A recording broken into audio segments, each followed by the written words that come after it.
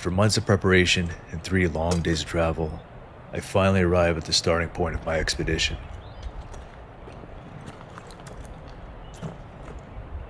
My long and difficult journey across Labrador begins tomorrow.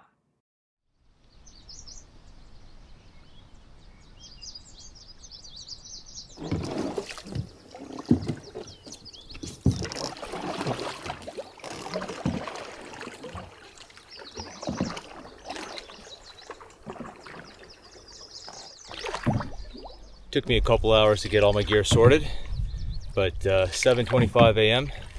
Here we go.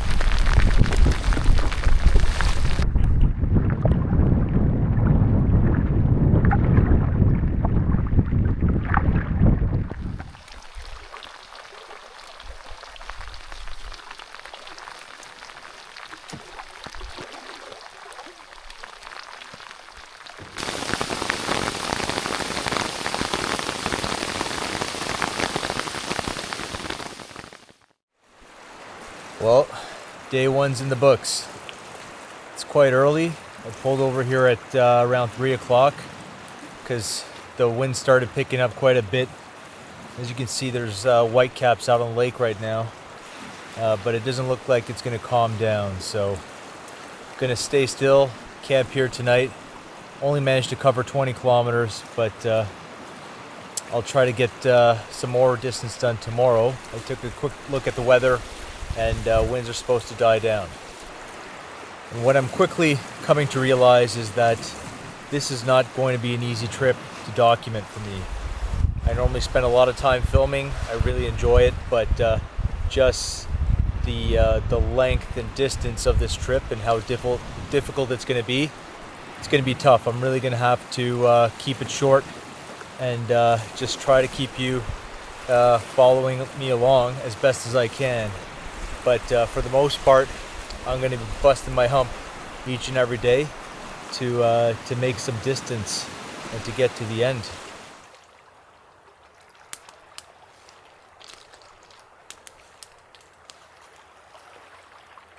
All right, well, it's starting to rain again, but I just want to give you a quick overview of my route for this expedition. So this is where I started, the northwestern end of Labrador, Menahik Hydro Dam. Took me 3 days to get here, including a 14-hour train ride. From here, I start moving north. The first leg involves navigating through a maze of lakes and islands, really big lakes, and I'm windbound right now because the winds have picked up and it's just white capping out on one of the big lakes that I'm on. But the goal for the first leg is to reach the height of land here, the border between Quebec and Labrador, and from there I'll begin a downhill whitewater run on a river for over 200 kilometers. Once I come to the end of that river, the confluence of the DePaul River with the George River, then I'm heading overland, a very long portage that'll probably take me several days into the barren lands, the tundra. And my final goal and the final leg of the expedition will be to reach this Kogaluk River here and then take it all the way to the North Atlantic Ocean and the Labrador Sea to the village of Nain, where I'm going to be flying it out.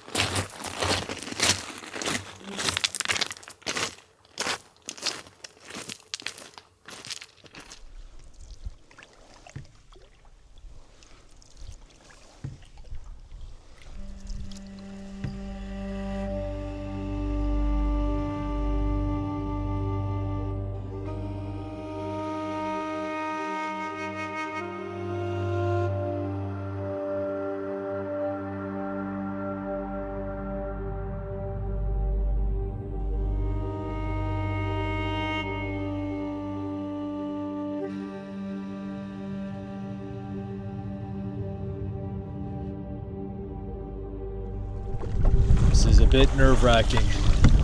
Big open stretch here. There are no other options really. I just have to cut across.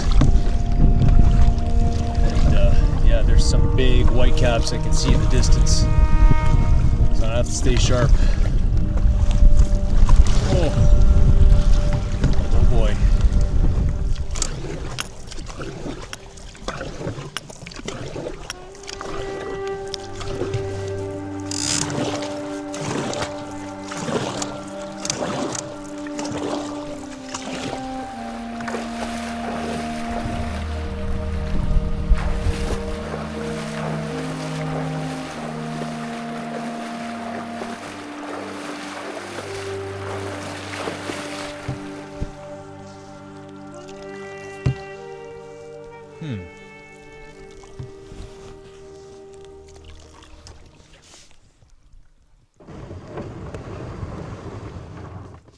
Well, I managed to crush 50 kilometers today, and this little spit of pebbles is looking mighty inviting right now.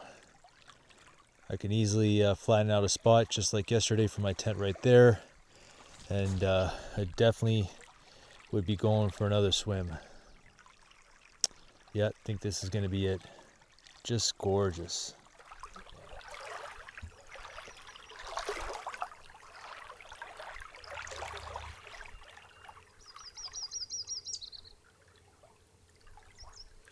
I'm very pleased with the distance I was able to cover today. 50 kilometers, a lot of headwinds, some big lakes. So this got me back on track to where I was hoping to be for today. Nice little camp here. Just gonna enjoy the evening, relax. The first night when I arrived, I was just so tired, I couldn't really think very much. And then last night as well, it takes a few days to kind of get in the rhythm of a trip. This is by far the most gear that I've ever had and taken with me on a trip. By far the most food, and by far the greatest distance. I've already managed to lose something. I lost my compass yesterday, one of my two compasses, and that compass had a mirror on it. The only mirror that I had or had brought with me for the entire trip. So for the next 45 days now, I won't have a mirror to take a look at myself. Oh well.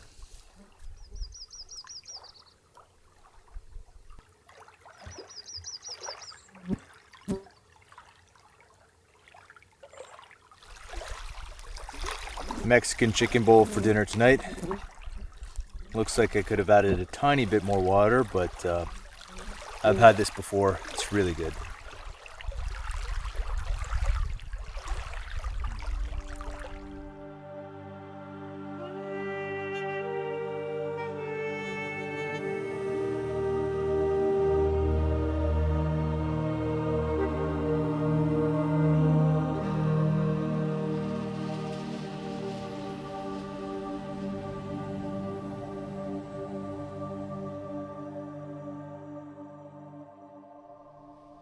The perfect book for this adventure. Really enjoying it so far. And what an awesome spot this is. Aside from the mosquitoes.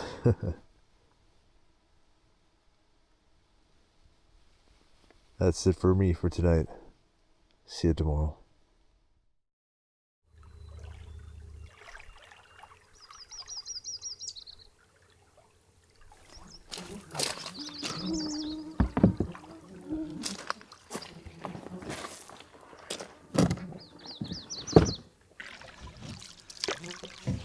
Slept incredibly well last night. 8 hours plus. The nights are very short here, far north, and the sun sets right around 10 p.m. and there's still light in the sky until well after that. And I would say there's only a couple of hours, if that, of true darkness. The rest is just twilight, so you can kind of see. Yeah, it's very cool. But I wanted to get on the water earlier than I am now. The sun's already, although it's just past 8 a.m., the sun's quite high in the sky already.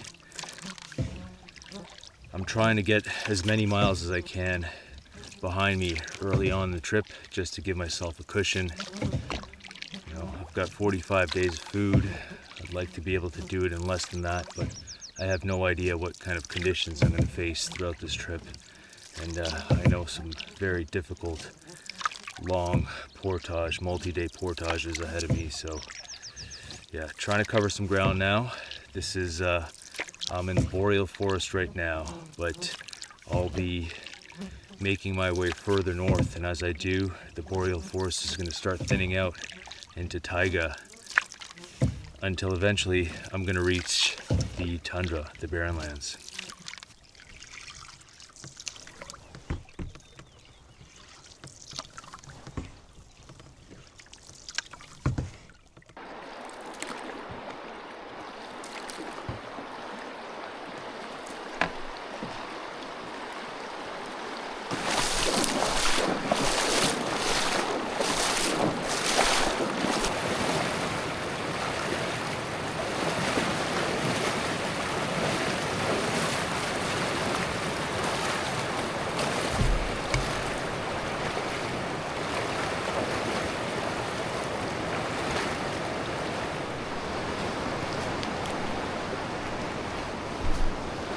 What a tangle. Got 1 kilometer to find through here. It's gonna be tough.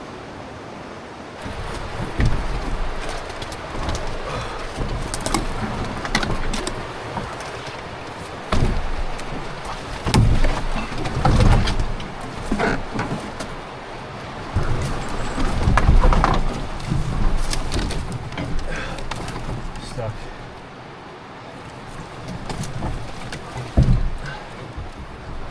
So difficult. As you can see, no way I can move forward there. Path there. My canoe's not going to fit around the bend. So I'm going to chop down some trees. Really tough.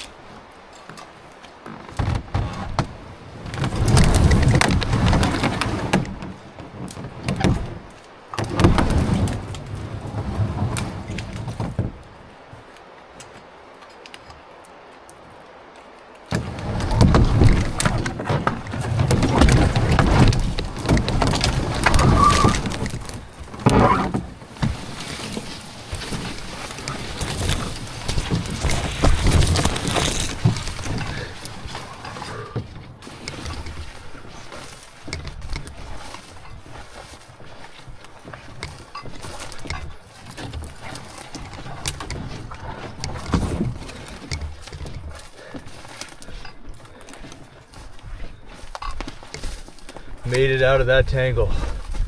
Oh, thank God. I'm only done about 10% of this portage.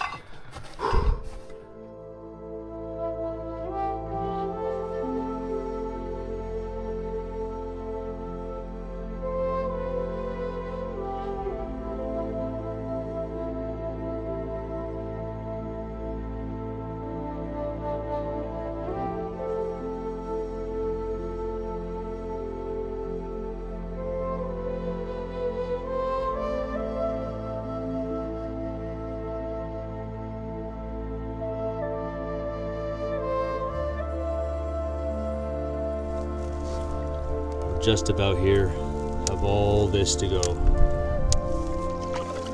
I can see the mountains all the way in the back. That's where I'm headed.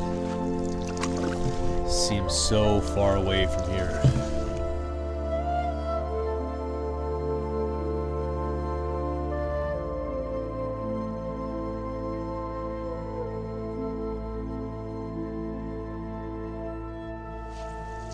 I should probably start looking for a place to camp. Over 30 kilometers so far today.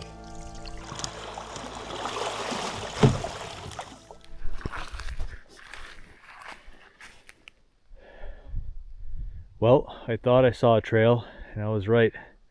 Looks like this little spot here on this point has been used as a campsite before, so it's perfect. It's very late. I'm exhausted. I'm going to set up here.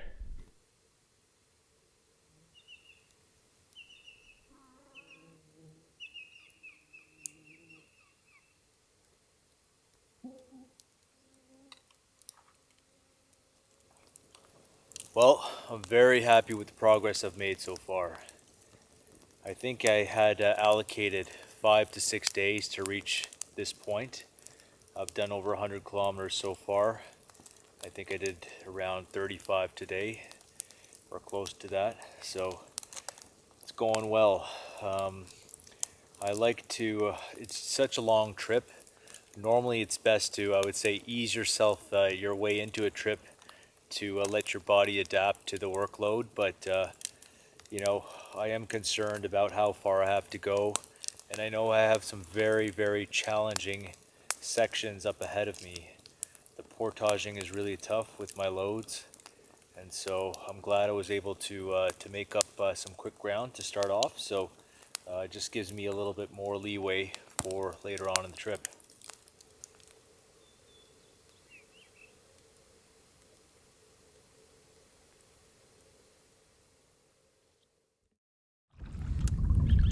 All right, late start today. It's past 9 a.m.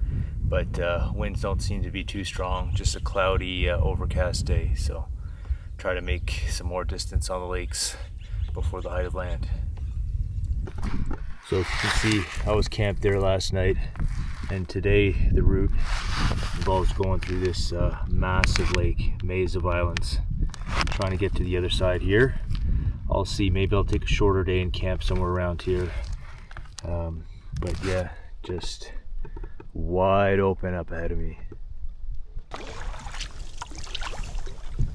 Well, I've come to the conclusion that my second compass is malfunctioning. It's just pointing in the opposite direction of north, and I'm sure of that fact. So it's a bit concerning. I lost my first one on the first day, and now this one's not functioning, so I don't have any more compasses. And I'm on day 4 of my expedition, 45 days. I do have a compass bearing. I can use my phone, my iPhone, for a compass bearing, as well as my Garmin InReach SOS device. So I obviously am going to make use of that if I need to, but I have to be even more careful now not to lose either of them, and to make sure that I keep at least one battery bank and solar panel functional, because if I'm out of power, then I'm out of compass bearings, and I'm out of communication as well, so that would be a very bad thing. So that's my number one priority, to make sure, and why I brought 2 battery banks and 2 solar panels, just in case I were to lose one. The other one's in a different bag, sealed up, my backup one, and I'm not using it. I'm just keeping it safe. It's a cold and dreary day. I'm doing another 4-kilometer open water crossing.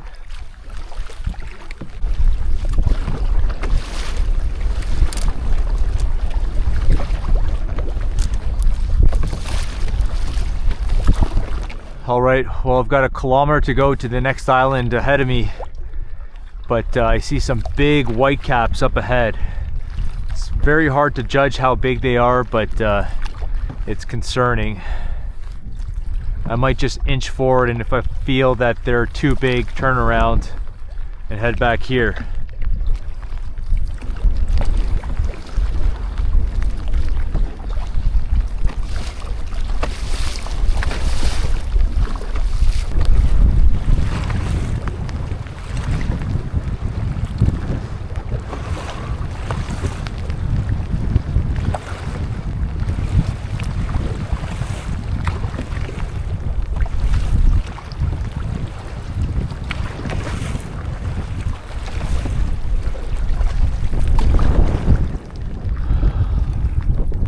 I'll see if I can find somewhere to camp on this island.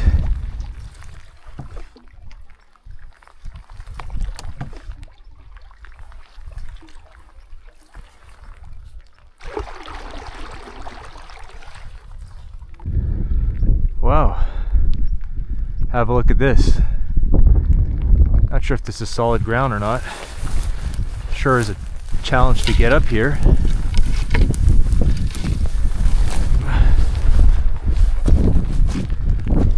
It's bog.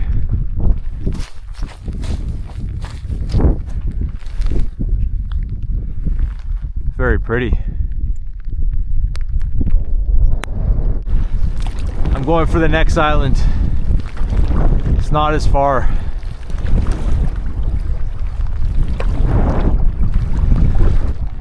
I made it. Hope there's somewhere where I can set up my tent here. A tangle, that's for sure. Let's see if there's a clearing. Hopefully not bog.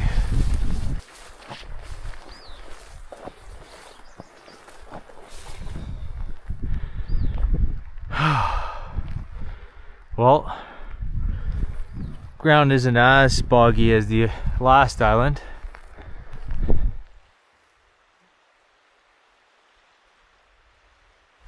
Well, I found a little fireplace here, which is great. Set up my tarp, and nice and sheltered from the wind that's coming from that direction.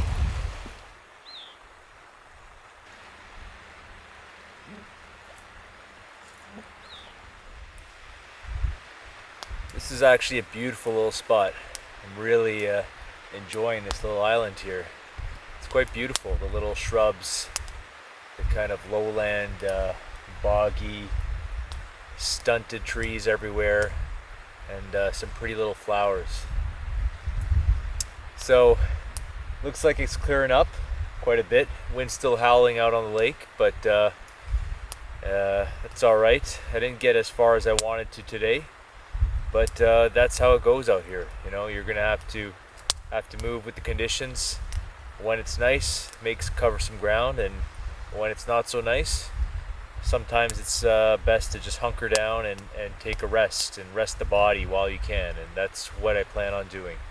No planned rest days, just nature is going to dictate when I take a rest. So today, after a couple long days, yesterday and the day before, feels nice to have made camp early. Got a nice little fire here, gonna enjoy some dinner, and yeah, rest my body for the days to come.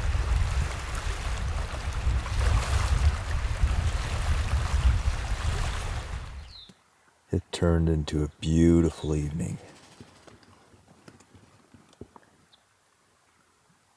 See you tomorrow.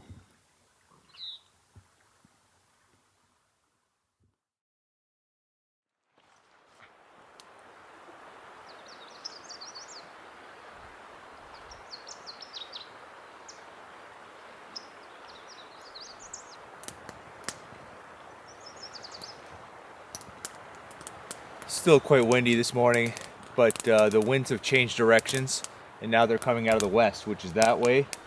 and I'm headed that way. So hopefully I'll get a nice little tailwind to help push me along. I see whitecaps out in the distance in that direction, but in front of my camp and where I have to go, I don't see any right now. So hopefully I'll be all set to go shortly. Quick breakfast, and then I'll be on the move. All right, another overcast day. Winds are going to be in my favor. It always takes time to have breakfast and break down camp in the morning, but I'm all set and ready to go now, 9 a.m. So I'm excited to make some more ground. Oh boy, there are actually some white caps hitting me from my left side, so I got to be careful.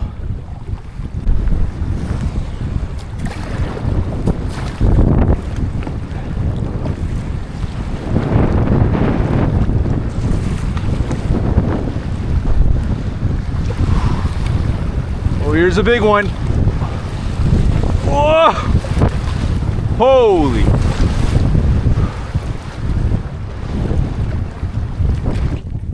Just rounded the bend. That's one hell of a way to start out the day. Those were by far the biggest waves I paddled through so far on this trip. Whew! Got some water at the bottom of the boat. It is a cold and windy day. The clouds are just whipping by up above.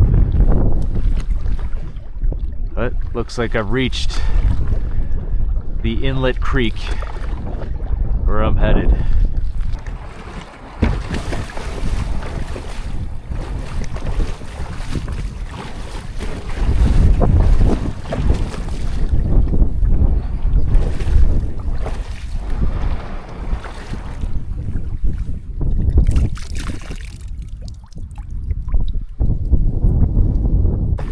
Headed into the headwater lakes now, but I see whitecaps on this lake.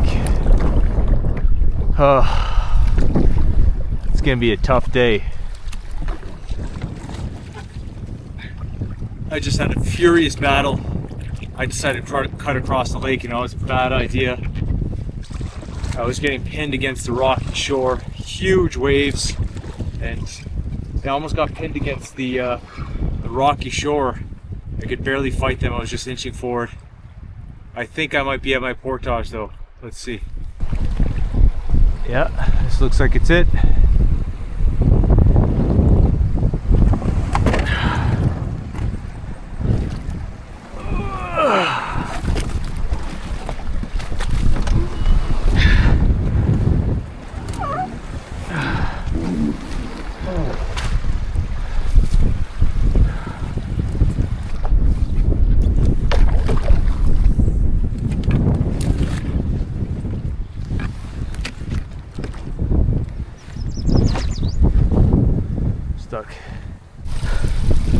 This is going to take me an hour just to do maybe 100 meters. Tough work.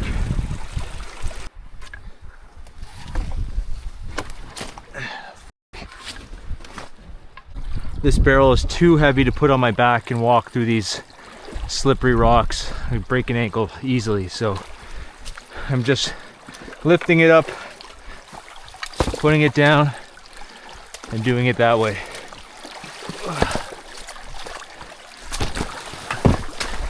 Hard work, but a lot safer.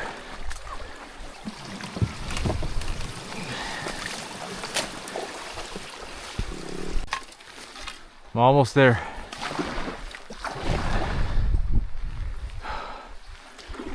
Oh, one more giant beaver dam. It's a pretty little height of land lake. Look at that black spruce forest. It's beautiful.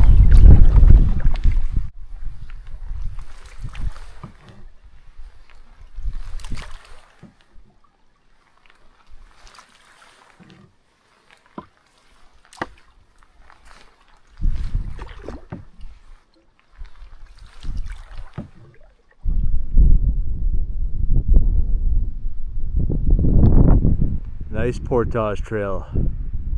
Beauty. Just finished portaging my canoe. That's my heaviest load, around 105 to 110 pounds, depending on how much water I have in my thermos. But my third load is my least favorite, that blue barrel and the surplus food barrel. So together 92 pounds to start the trip. The blue barrel is 75, and I just think that I hate the blue barrel because it's so awkward to carry. The load is further away from your back, and it's the heaviest single item I have. And yeah, I'm always cognizant to be careful when I pick it up, to not strain myself in any way, injure myself. So I'll be very happy once I finish my surplus food bag and then start eating into the blue barrel. That will be a good day. But for now, this was an easy portage, nice snowmobile trail. People access these lakes in the wintertime, usually by snowmobile. So I expect the next few height of land creeks, portages, I think I only have two. I think there's snowmobile trails there as well. So just boggy terrain, but easy overall. And the cold today, one benefit of it is that there are very few flies. So definitely appreciating that fact. Well, this is it. The last lake in Labrador before I reach the height of land and cross into Quebec for the next leg of my expedition. The weather here changes so quickly. It went from high wind and rain to nice and calm here in a matter of 5-10 minutes.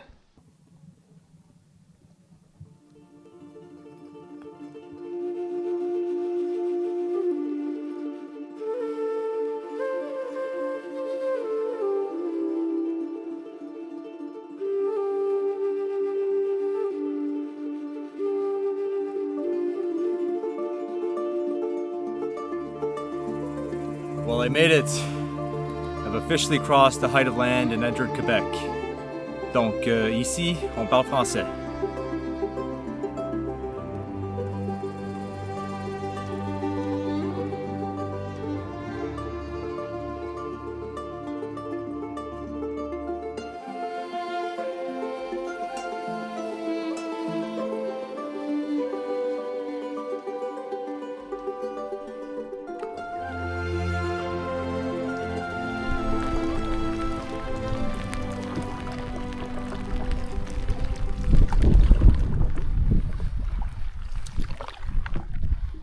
Okay, next obstacle. This section of the river, this is the very first stretch of the Depas River, is around, from my map, I guess, around 700 meters long. Looks very shallow to start. Might be a lot of work to get through this.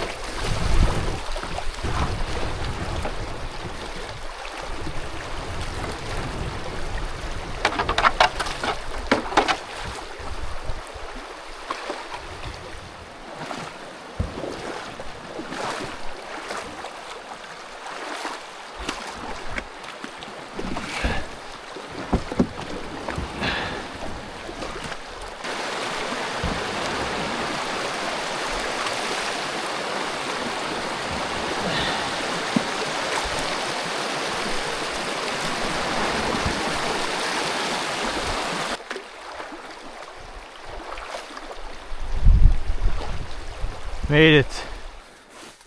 Saw a point here. Thought there might be a campsite, but there's just nowhere to camp. It's so thick. Trying to find a little clearing.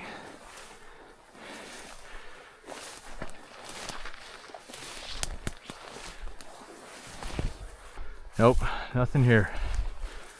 Gotta push on. I just had a major wipeout walking back to my canoe. My feet slipped out from under me like that. Boom! Right on my tailbone on a rock. But I think I'm okay. Not injured. I don't feel like I injured anything. Maybe my hand a little bit. Wasn't able to find anything in there. It's just a tangle. So I'm gonna push on. Let's see. I'll come across something. I'm sure of it.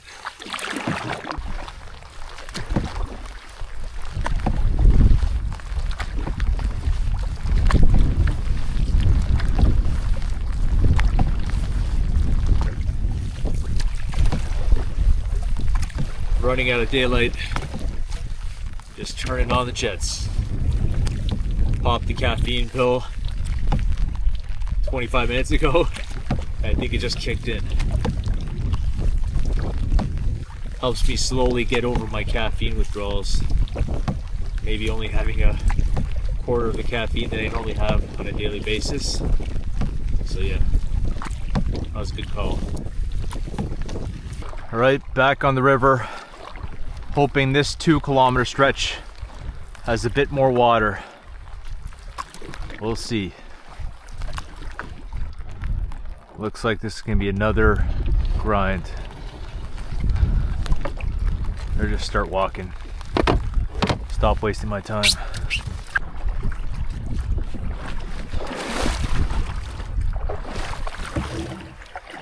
I think I finally got through the last stretch, the last obstacle. That was about a kilometer of mostly just pushing the canoe. Tedious work. And I'm surprised I'm not hypothermic by this point. The high today was only 9 degrees Celsius. It's colder than that now. It's rained on and off about 50 times throughout the day. I've been in and out of the canoe in the water well over 100 times by this point, and I opted against bringing dry pants or dry suit or wet suit on this trip. What I've been wearing, what I have on is a merino wool base layer, full leggings and t-shirt and a long sleeve as well, and wool socks, and so far I actually feel pretty good. Not sure if part of that is just the adrenaline. I know the sun's going to set in not too long, and I still haven't found a camp. And just based on the map, I think I'm going to have to push on for a few kilometers before I get a spot that can be up high and dry, hopefully. So we'll see. I'm going to keep my eyes peeled now. But this has been a long day.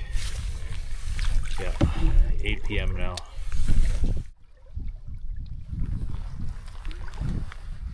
Just can't get over the scenery.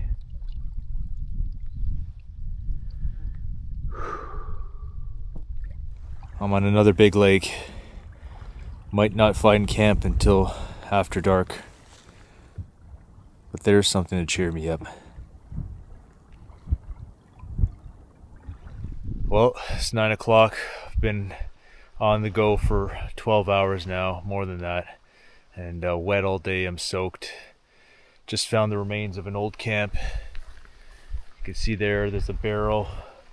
I just found a flat spot right here I can set up. So yeah, this is going to be home for tonight. It'll do.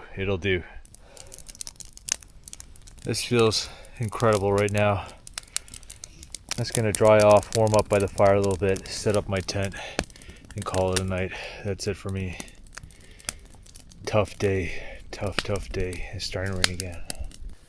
Finally all set up here. I'm filming on my GoPro. It's a lot darker than it appears on the camera right now. It's past 10 p.m. Gonna boil some water. Not even sure if I'm going to have a dehydrated dinner or not. But that was one hell of a tough day. Really tough. Spent all day wet, in and out of the water, dragging, pushing. I'm surprised my canoe is not destroyed by what I put it through just today. But took a look at the bottom, and yeah, she can take it. She can take the abuse. Amazing canoe. Still raining on and off. Every 2 minutes it starts and it stops. Gonna have something warm to drink, I think, and just head into my tent. I think I might sleep in tomorrow just to rest a bit. 150 kilometers done so far, end of day 5, so that's really good. That's really, really good. And downriver travel now for the next 200 kilometers, still almost 200 kilometers. So hopefully the water levels increase as I pass lakes and I get further downriver. It should increase, and I'll be able to run some rapids and do a lot less of what I did today. So I'll see you tomorrow.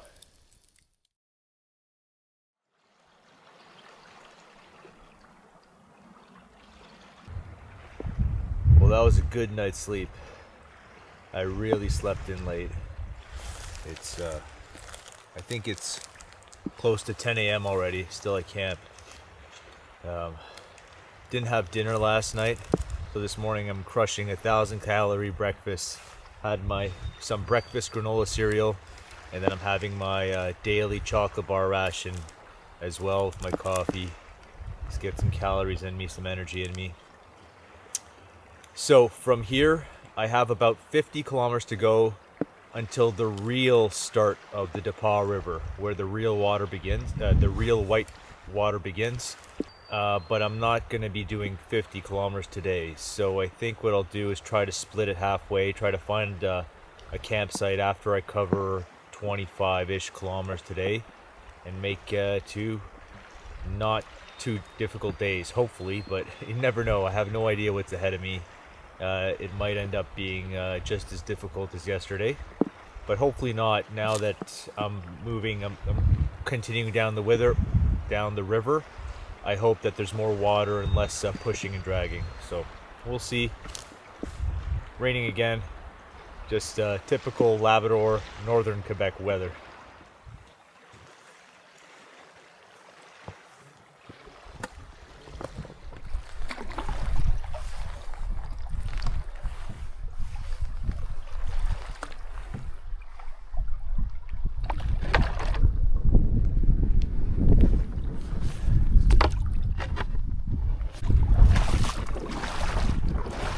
Looks like I'll be doing a lot more of this today.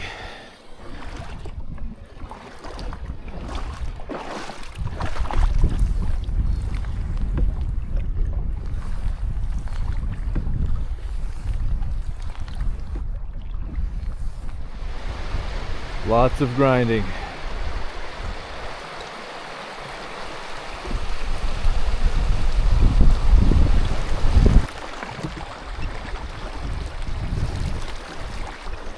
Finally, something runnable. Just barely. 2 bald eagles flying above me. They must have a nest around here.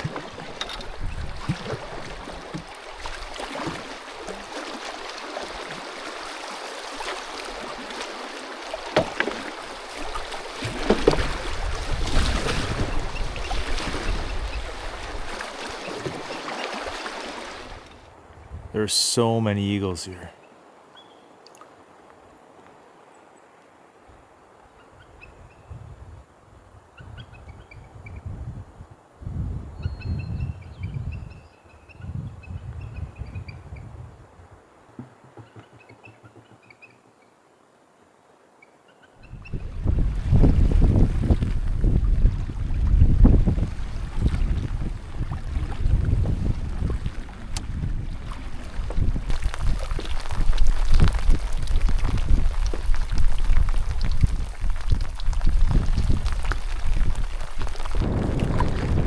Got a big crossing here. I can see white caps up ahead. Tough conditions. It's cold.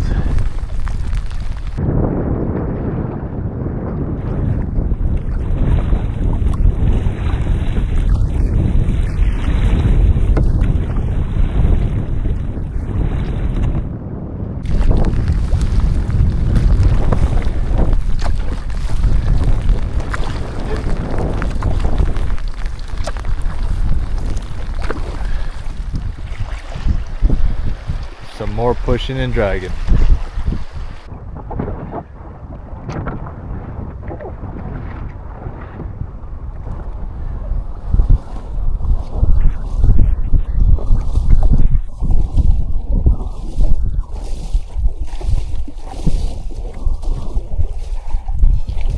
That's cold. It's another very cold day, 9 degrees Celsius again. And I'm already starting to feel like I'm in the movie The Never-Ending Story. Just never-ending shallow rapids that I can't run.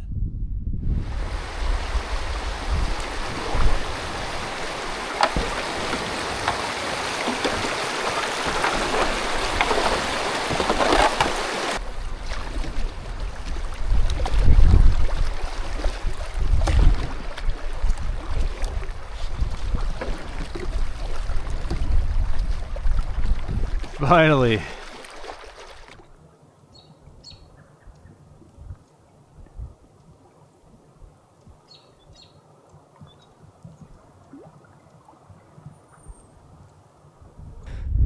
Well, I just wiped out, full soaker. My butt's completely wet, but it's okay, I didn't hurt myself. But take a look there at the shore. This region has a lot of iron, and you can see it. The rocks are rusted. Iron deposits are visible there. Very cool.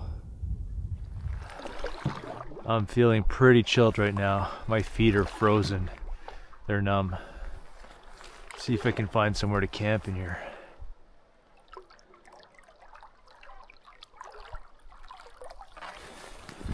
Oh, I see some caribou moss. That would be nice. Oh, it opens up.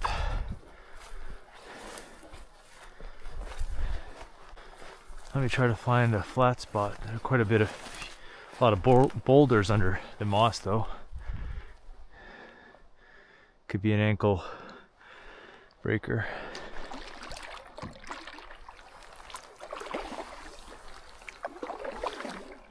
Let's see. Well, I think this is going to be it. Beaver's gone to town in this area here, so it's lots of open space. I see a tent spot right there. Whew, I'm chilled. Well, this is home for tonight. Day 6 in the books. I think I only covered around 22 kilometers today, but it was a tough day. This was the coldest day so far, and I was quite chilled when I was looking for camp. I looked at a spot just across, and I realized when I got out of my canoe that I couldn't feel my toes at all. My feet were completely frozen. So I think it was about time that I stopped. It was around 6 o'clock or maybe 6:30. It's 7 now. So I just set everything up, got my tent set up. Yeah, fires going. So immediately that made me feel a lot better. So a shorter day today, but given the conditions, it was needed, and I'm glad that I stopped when I did. And I think overall, it's a good idea for me to try to not to stop too close to sunset, because it can be tricky to find good spots sometimes. And the mosquitoes also come out in force later on. So when the black flies are out, I set a fire, and they disappear almost immediately. So I'll be able to relax now, have my dehydrated dinner that I skipped last night, and just rest and relax. And tomorrow the goal is going to be to get up to the start of the real river, the Depot River, where the big rapids start. So I want to stop right before that. That will be just under 30 kilometers. I think I can do it, and hopefully it will be a warmer day than today was, because today was freezing cold, rainy, windy. Yeah, it was a cold one. Anyways, glad to be here.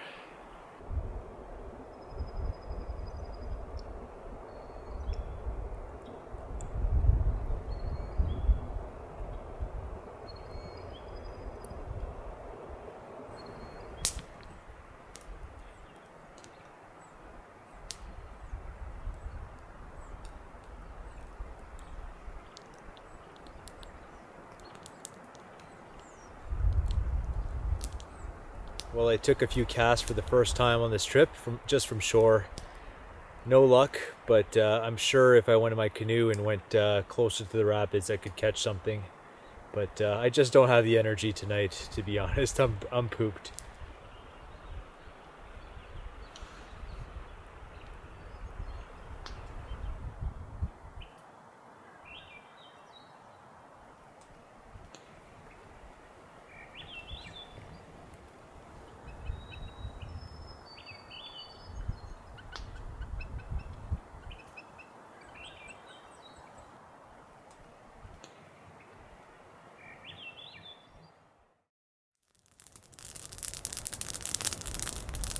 Very cold this morning. Feels like it might be the coldest morning yet. And I've come down with a bit of a cold. So I have two different pairs of long johns, merino wool long johns. I had a thinner one, 150, and now today I'm going to try on the thick winter pair, 260 weight merino wool long john. So I'll see if that keeps my legs any warmer in and out of the water.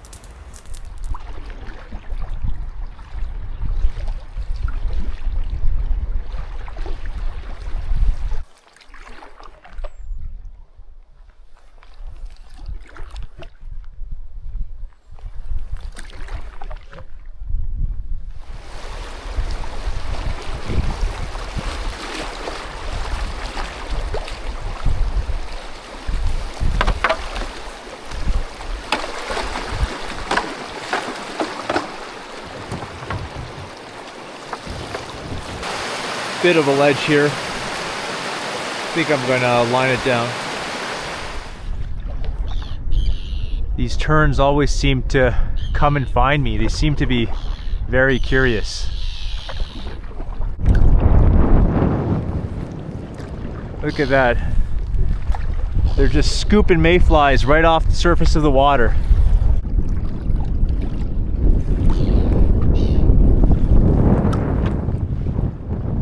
He missed.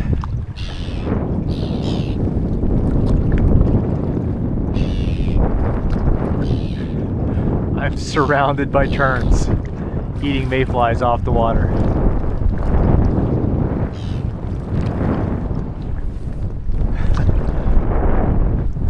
They're awesome to watch. Look how agile they are. He got it. I see it in its mouth. It's a bearhead.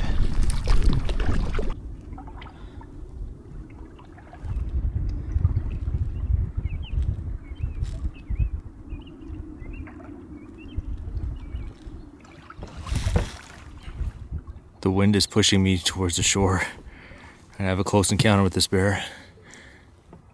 Very shallow here.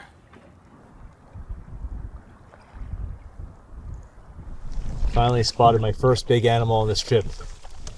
Very cool. I know this whole region, these forests are teeming with black bear, wolves, caribou, moose as well, but I mean, there's just, the forest is just so thick. For the most part, they're inside, but they're all around me. And just great to be able to catch a brief glimpse at one of them.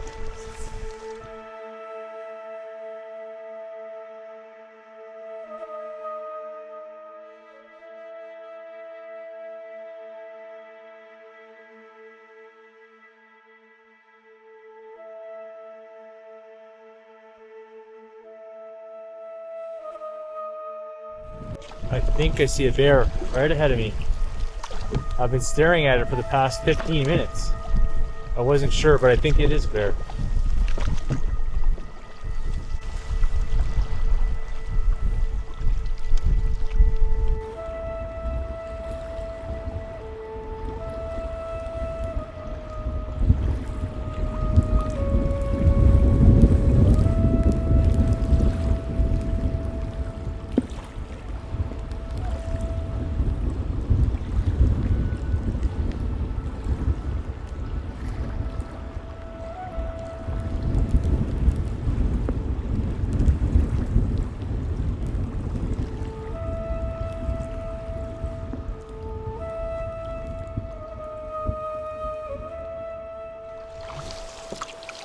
This country is even more beautiful when the sun pops out.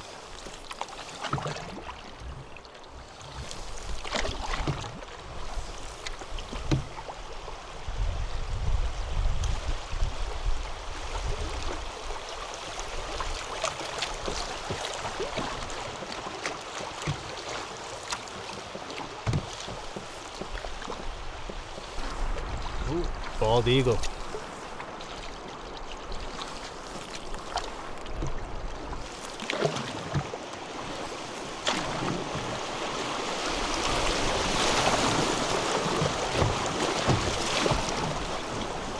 Woohoo! On the shore up ahead, another black bear.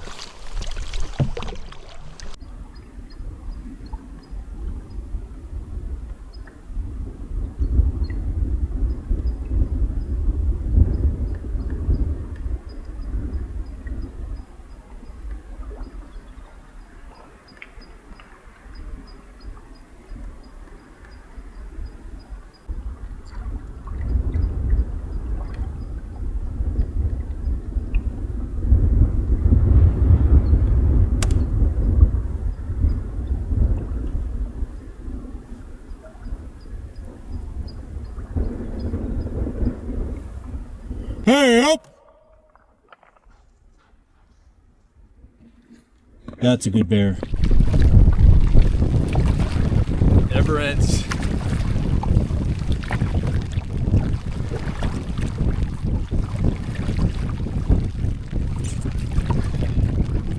All right, I think it's time for me to start looking for camp. That's very pretty.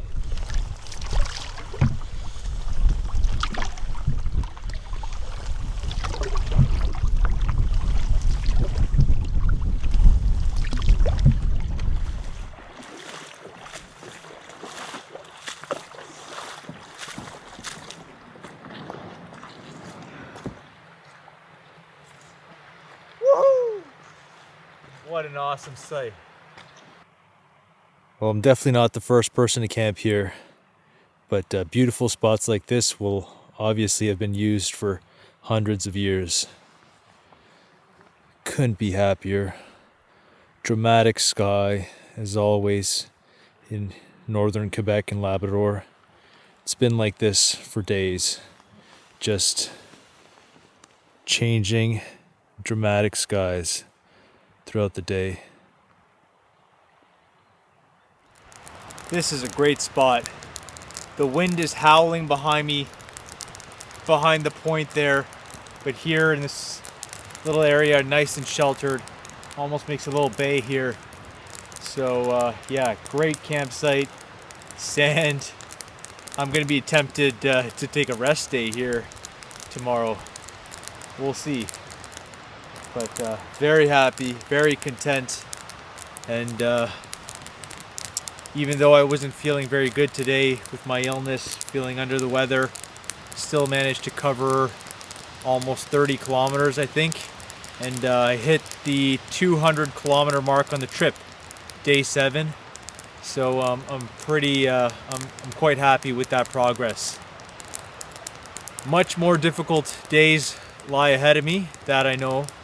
But I'm gonna take this as a small victory and great progress. And on top of that, you can't beat seeing 3 black bear in one day. That was awesome.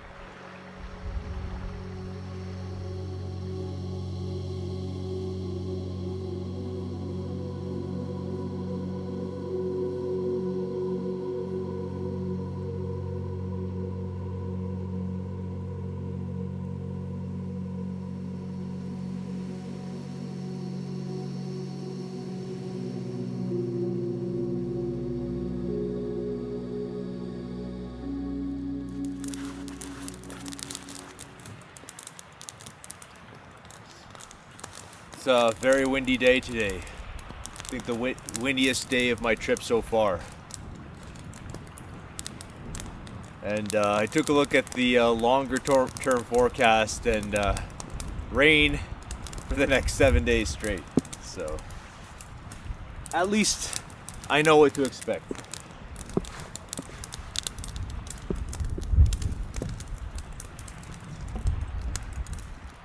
Well, it's craving bacon. So bacon and pancakes for breakfast this morning. Rain or shine. It's gonna be a little bit crispy, I think. All right, got my second serving of bacon here. One big pancake. It looks brown because it was a chocolate chip pancake, but I put hot boiling water in the mix, and then the chocolate just melted into the mix. So now it's just a big chocolate pancake. I don't have a plate with me, just want to bring the least amount of things necessary. So maple syrup straight in the pan. Oh yeah. It's gonna be good. Well, I just went to take a peek around the corner to see what I'm going to be dealing with as far as wind and waves, and it's pretty furious out there. Lots of white caps. It's a very windy day, so I'd have to paddle through that. I might take a rest day here instead. So I've decided to take a rest day here on this beautiful beach campsite. Can't tell here, but this is the windiest day of the trip. Around the point there, heading north, very strong headwind, white caps, and I'd be traveling north all day today. So I think this is the perfect time. I've made decent progress, 200 kilometers. So my body will probably feel very good and appreciate a rest day as well. So just in and out of the tent, I'm gonna go probably take a nap, relax, read my book, and I'll take the opportunity that I have today to just go over my gear, clean some things, and get the spray deck on my canoe, because I'm going to be needing it for the next week or so as I go down the River, some bigger rapids, and it's good additional element of safety to have on your canoe. So yeah, I think it's the right decision. I think my body's telling me that it wants a bit more, a little bit of rest, and the weather is also telling me that maybe I should stay put today. So I moved my tent actually over there out of the sand, because as much as I enjoy beach campsites, sand just gets absolutely everywhere. So I've got a nice little nook up there, and there's also a fire. I made myself a fire pit. People have had fires there before as well, so depending, I might have one here and one up there as well. So yeah, perfect. I'm looking forward to just relaxing today.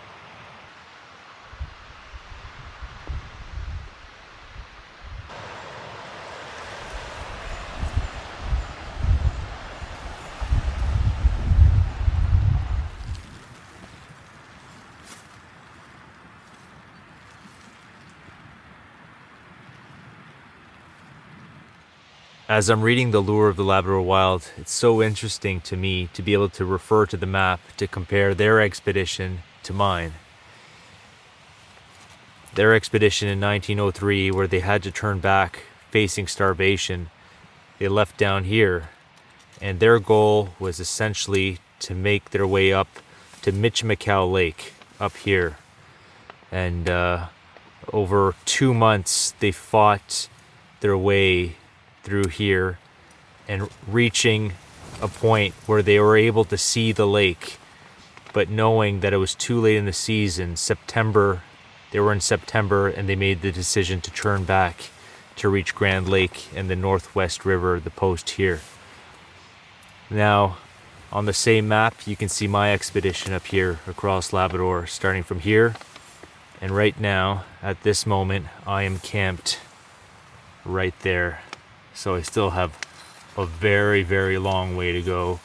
I'm going to be traveling much further north over the next week or so to reach my big portage, which will be right here, leaving the river.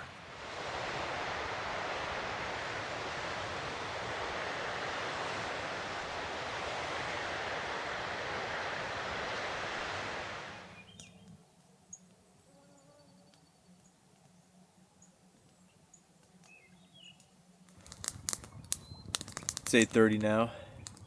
Several showers came and passed throughout the day, but the sky's finally cleared up now. The winds have completely died down. Sun is out. Beautiful. This is the most beautiful weather I've had this entire trip so far. So it would be great if it lasts until tomorrow. Not holding my breath though. But yeah, just gonna rest up now. Enjoy a nice little fire before I go to bed. My shoulder, my right shoulder especially, is very sore and stiff. Just any little motion, so that's a bit concerning. I'm gonna take some. I took some ibuprofen this morning for it, and it made it feel a lot better. But as soon as it wore off, right now it's just, yeah. I can't make it. It doesn't want to go any further back than this. So even just like getting my hand in a shirt, putting on a shirt, something like that is quite painful. So I have a feeling I'm going to be relying on Advil for some time now. Hopefully it doesn't get any worse. But in any event, I'm going to enjoy a beautiful evening now. The landscape is spectacular with the setting sun, and yeah, just really enjoying the atmosphere here and the scene.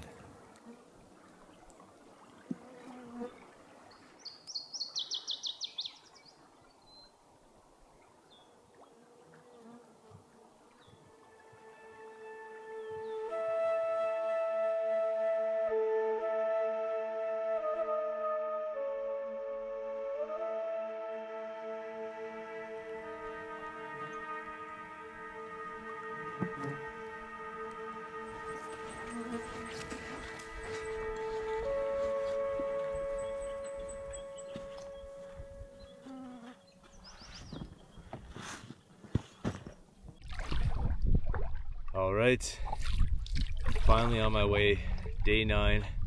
Nice rest day yesterday. Feel a bit better now, and today's a much warmer day, by far the warmest day of the trip. Might be 17 degrees Celsius, 18 by midday, so that's good news. And now, time for me to hit some whitewater.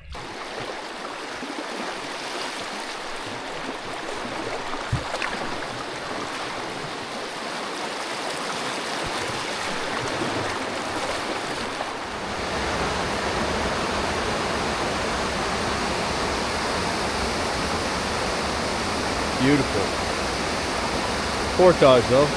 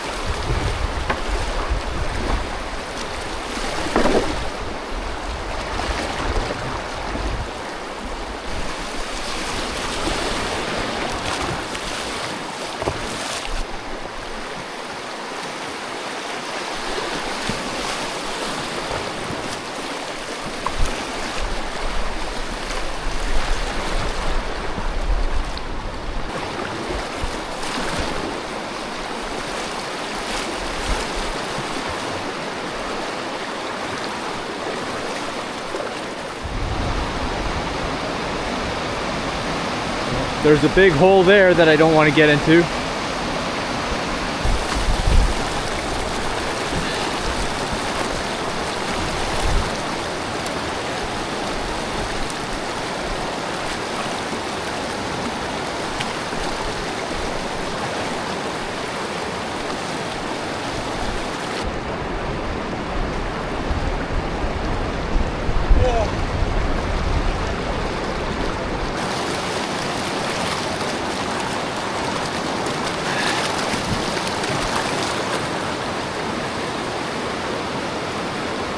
Don't like dragging the canoe fully loaded, but in some situations it's warranted.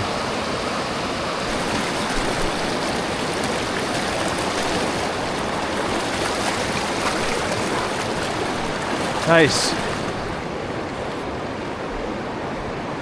Well, I lost quite a bit of paint there, but I did it.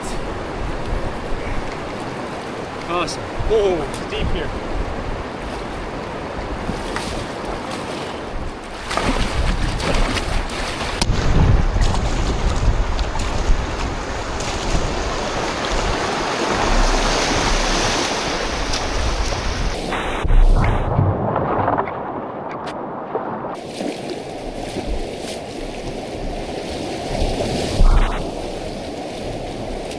Shoot the gun. Woo! Okay.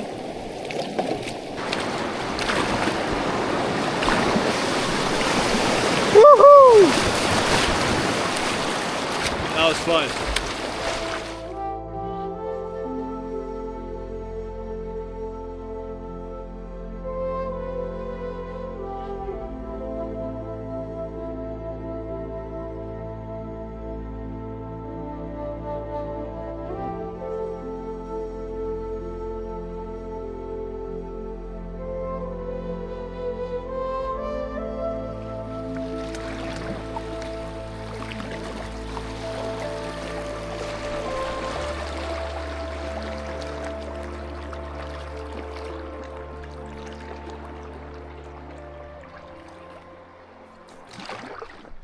Wow. Oh, there you go. Fire pit. Wow. Have a look at this view.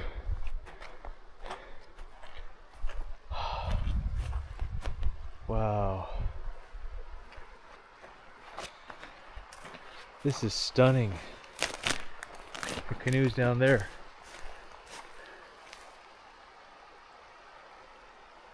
Landscape is incredible. I am sold. This is the nicest campsite of the trip so far. Beautiful sight, but the bugs are horrendous.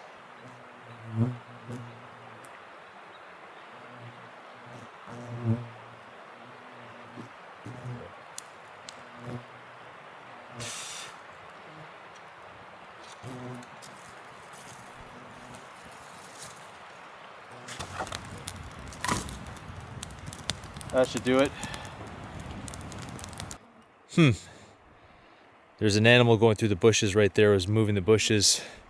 Not a small animal. Not sure if it's a bear though. But definitely a medium-sized animal.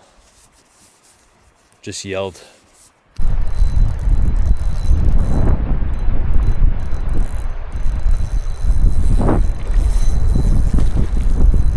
Oh yeah, baby.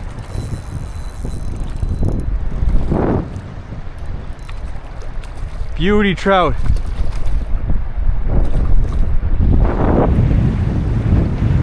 Oh no!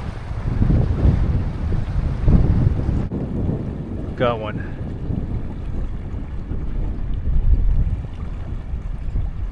Come on, baby.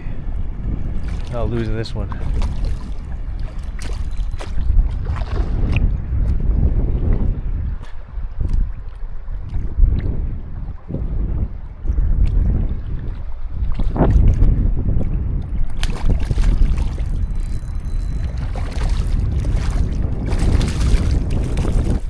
Holy sh!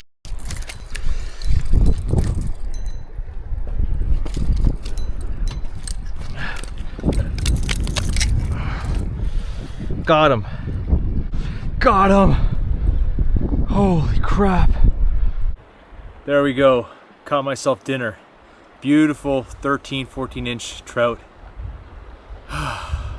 All I need is one. Alright, it's been a mad dash ever since I caught the trout to clean it, get the fire started, get my pot boiling. So what I'm gonna do for the trout is I'm gonna make the Kevin special. So something I coined, basically boiled trout, seasoned with Old Bay seasoning and salt, and then you make instant mashed potatoes, and then you combine the two afterwards. Just put the flesh of the trout in the mashed potatoes, and it's delicious, delicious meal. So I love it, and it's quick and easy to make as well. Just need to boil the trout, don't need to fillet anything or anything like that. So just want to make sure my pot doesn't fall in the fire. That's my number one concern. My trout's in there, and I gotta stoke it.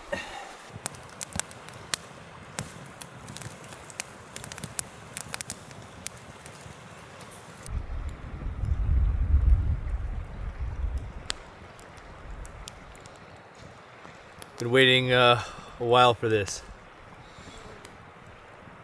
Oh, that is so good. So good.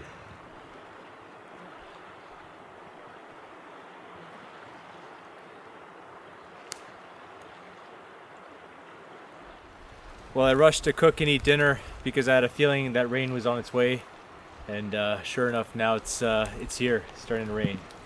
But all in all, this was a great day. Made some good progress, over 30 kilometers, I believe, and ran numerous sets of rapids, a few fun ones in there, even though the water level is a bit low. But now just going to retreat to my tent. My tent is set up on a bed of caribou moss. I'm going to sleep like a baby tonight. Belly's full with that trout, mashed potatoes. So I'll see you in the morning.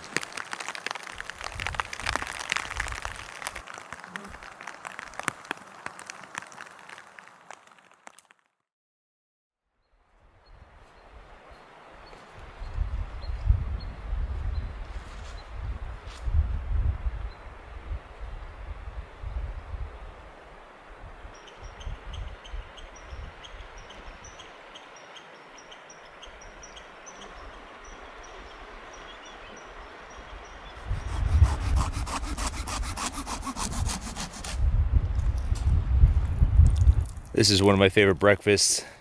Just granola cereal, powdered milk, and freeze-dried berries. Quick and easy. Get some good nutrition from it as well. I'm in no rush to leave this camp. It's so beautiful. I just want to enjoy every moment I have here. It's a nice and breezy day. It's actually quite a windy day today, but it's keeping the bugs off me right now. So yeah, loving the beautiful morning.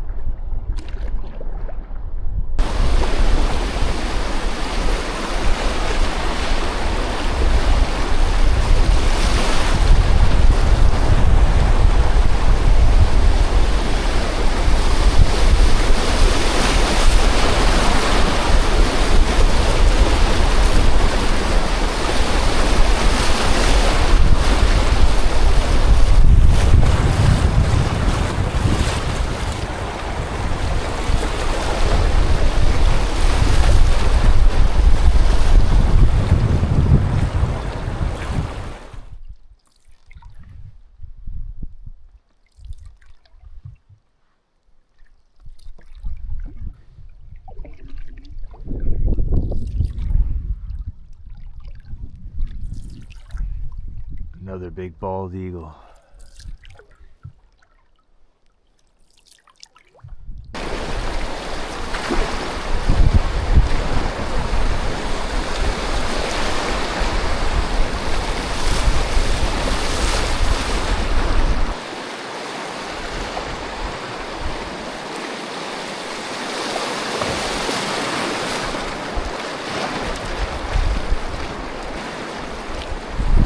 it's hard not to get distracted by the beauty of it all.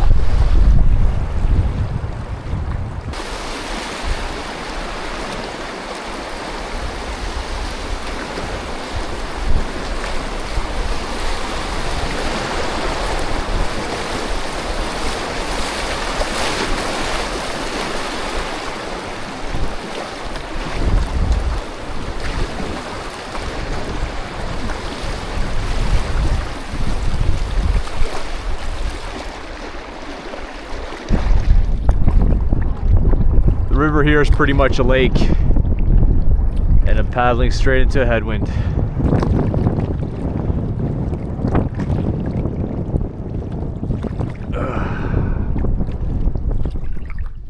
Beautiful valley here.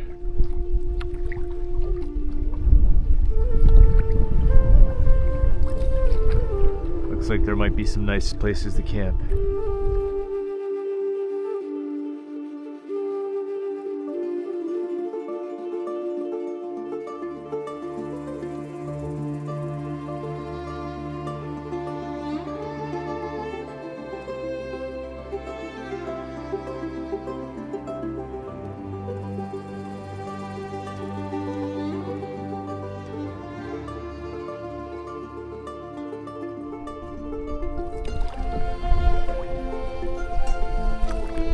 I think I see a fire pit there.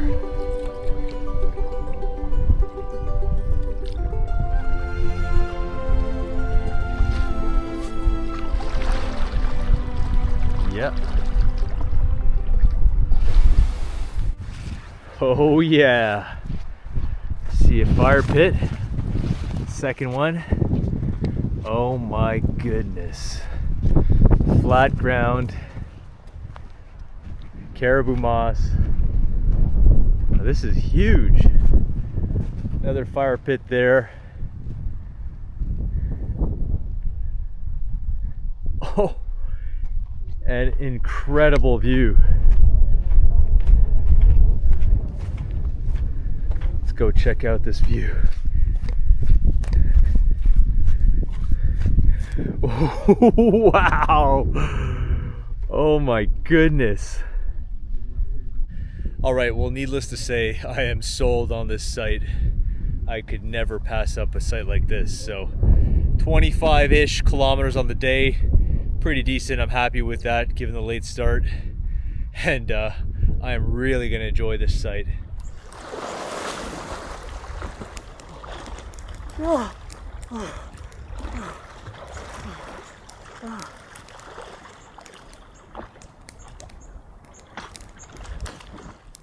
So based on all the accounts that I've read, the first person to ever paddle down the Kogaluk River in Labrador, which is the river I'm headed to, that's going to bring me all the way to the sea, was a man named Herb Pohl, and he did it along with one other guy, I forgot his name, and they did that in 1982.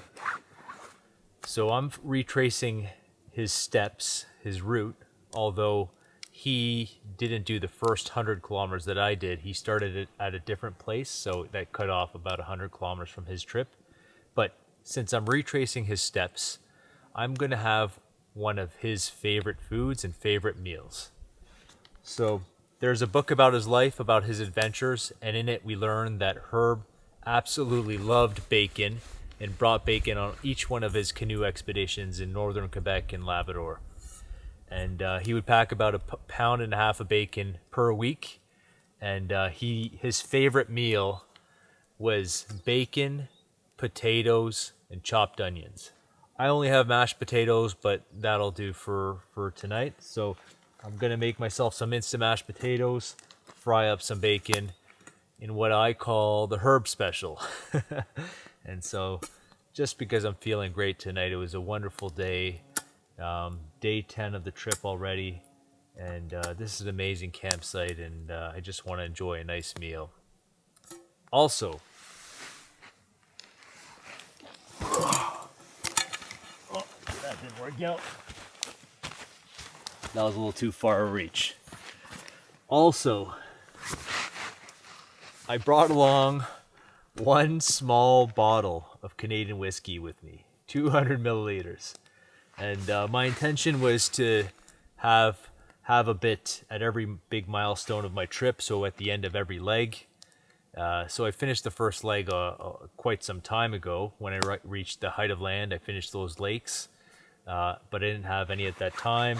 So I didn't reach a milestone tonight. This is not a milestone day, but all in all, I think this is a appropriate night for me to enjoy a little bit of the whiskey. And I want to save some, of course, for other bigger milestones that I'm going to reach later on in the trip.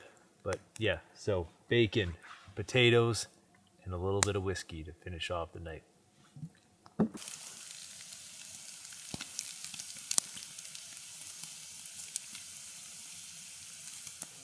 All right, there we go. Got my bacon, some mashed potatoes. I think I'm just gonna take a few pieces and put them in the mashed potatoes. Mix them in like I did my trout. There we go. This one's for you, Herb.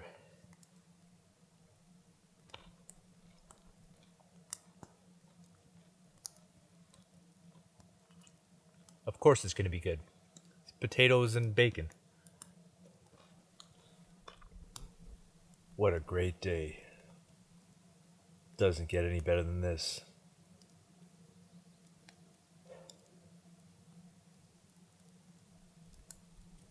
I feel really at peace today at this site. Yeah.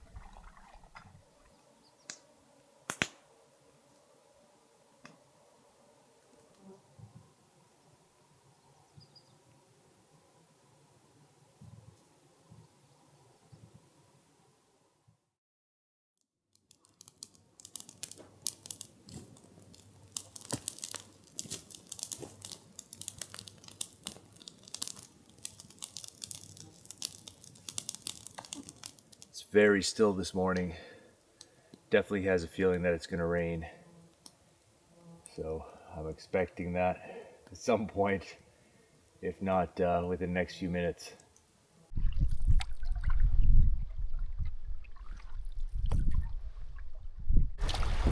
Some ragged, dark looking clouds.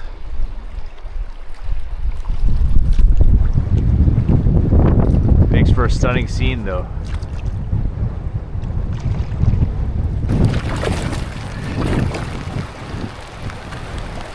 Now it's raining.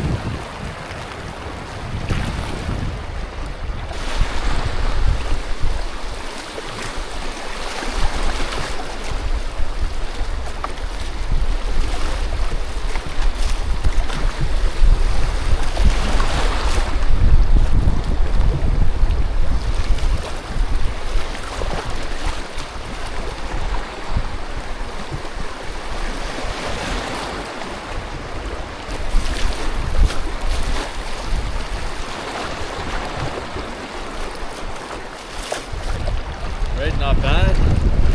3 kilometer set. I only hit 1 boulder.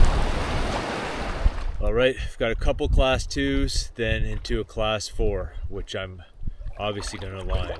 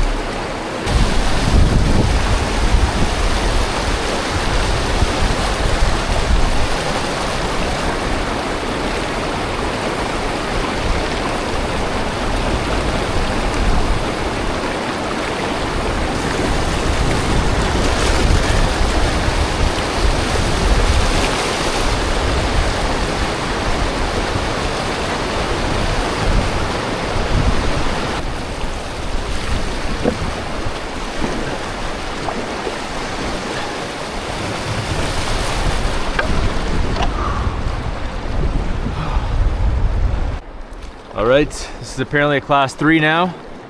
I took a look from the back. Looks okay, but I couldn't see the last part.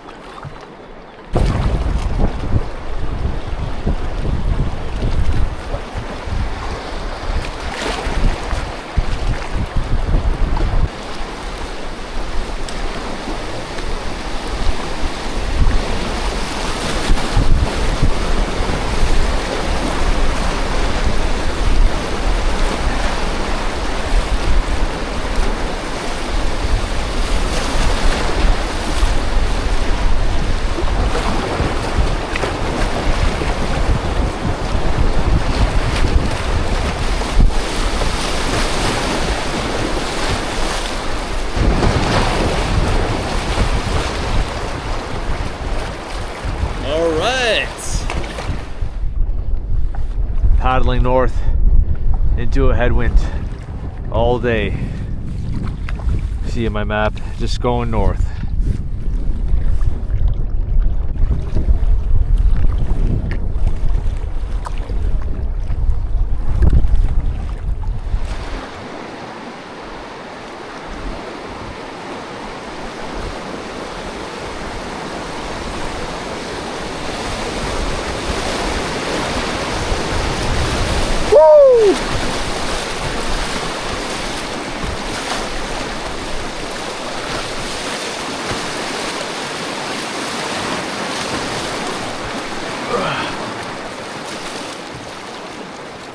Oh yeah, that was awesome. The hell is this? It's a squirrel. No way. No way. Look how fast he swims. Oh, I feel bad for stressing him out, but wow. He's gonna climb my canoe. Oh, get out of here. No, no, no, no, no, no, no. Oh shit. I'm sorry. I didn't mean to do that. I did not mean to do that, buddy. Wow.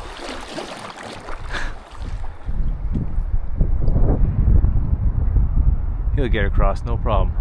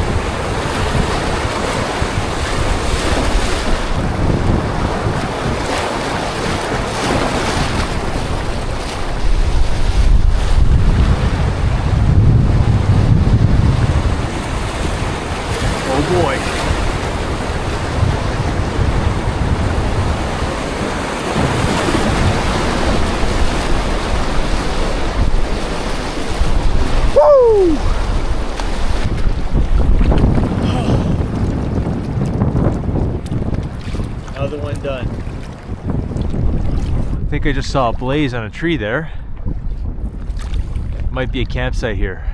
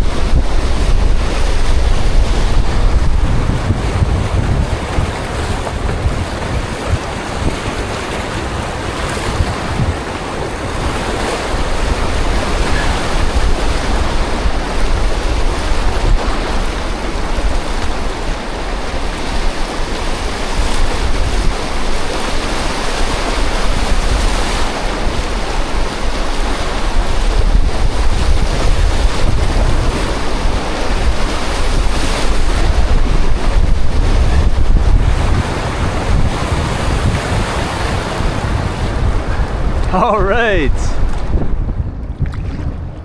The north wind is back.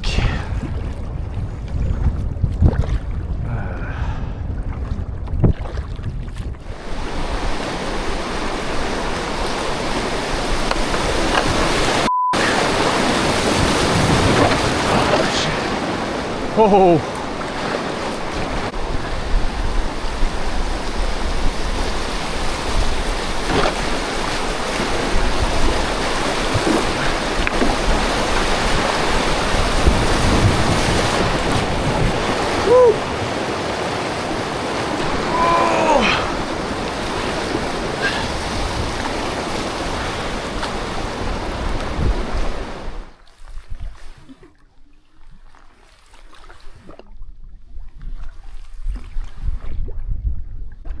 Wow, I see an eagle attacking something in the water.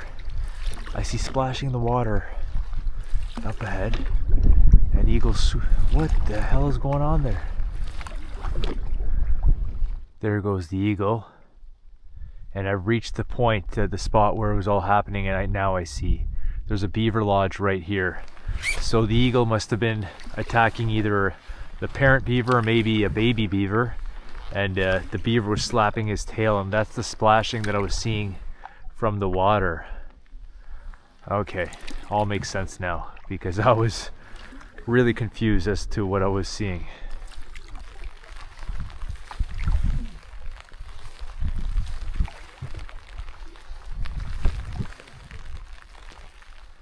All right, up ahead, there's a long class 3 with a class 4 ledge in there somewhere, so gotta be careful. I have to scout. Gonna pull over here. These rapids are really long, so I'm gonna see what I can see with the drone. Take off. Home point updated.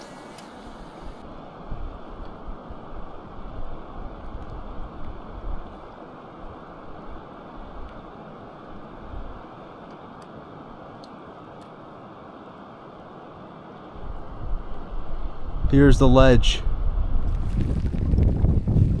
It's tough to see. So many boulders everywhere.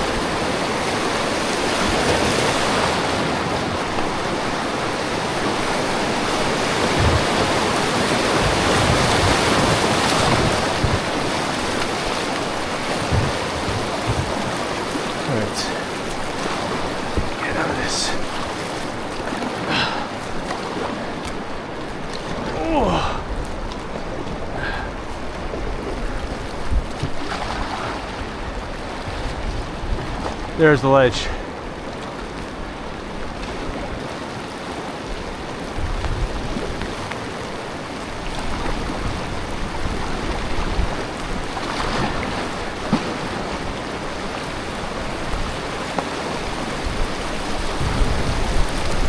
Perfect.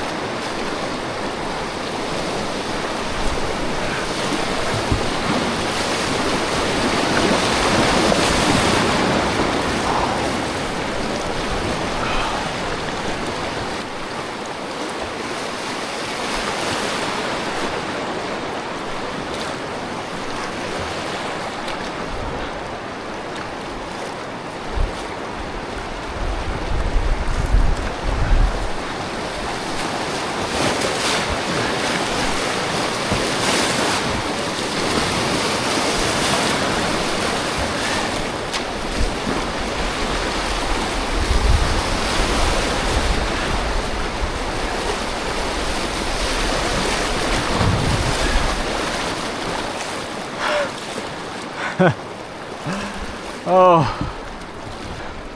not done yet.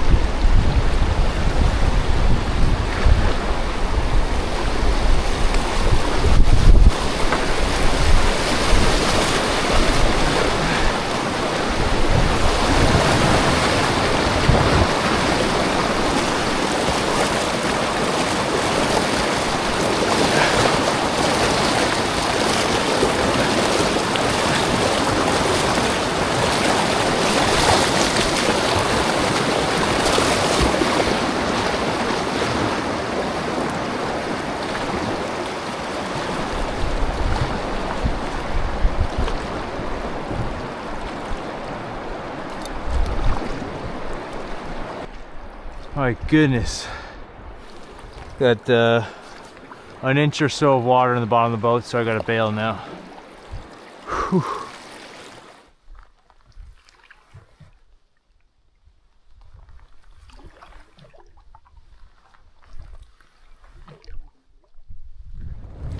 Two more class 3s ahead.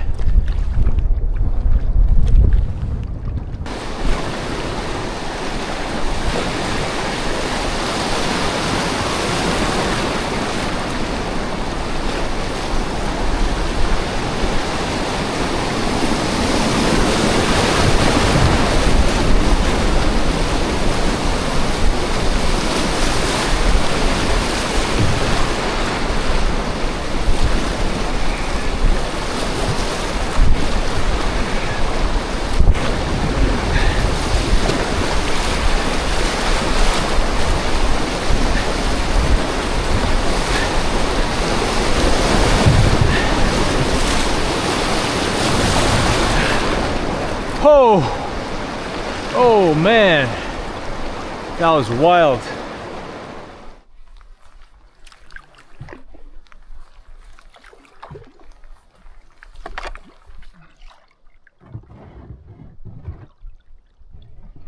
This is so cool.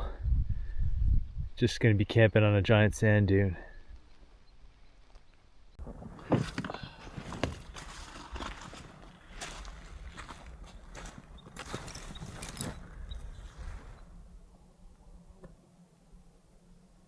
Well, I passed the 300-kilometer mark today, which is great. This is a very cool spot, nice sandy point, but obviously there aren't any trees here, so I don't have wood to make a fire. But that's fine. I can go one night without making a fire.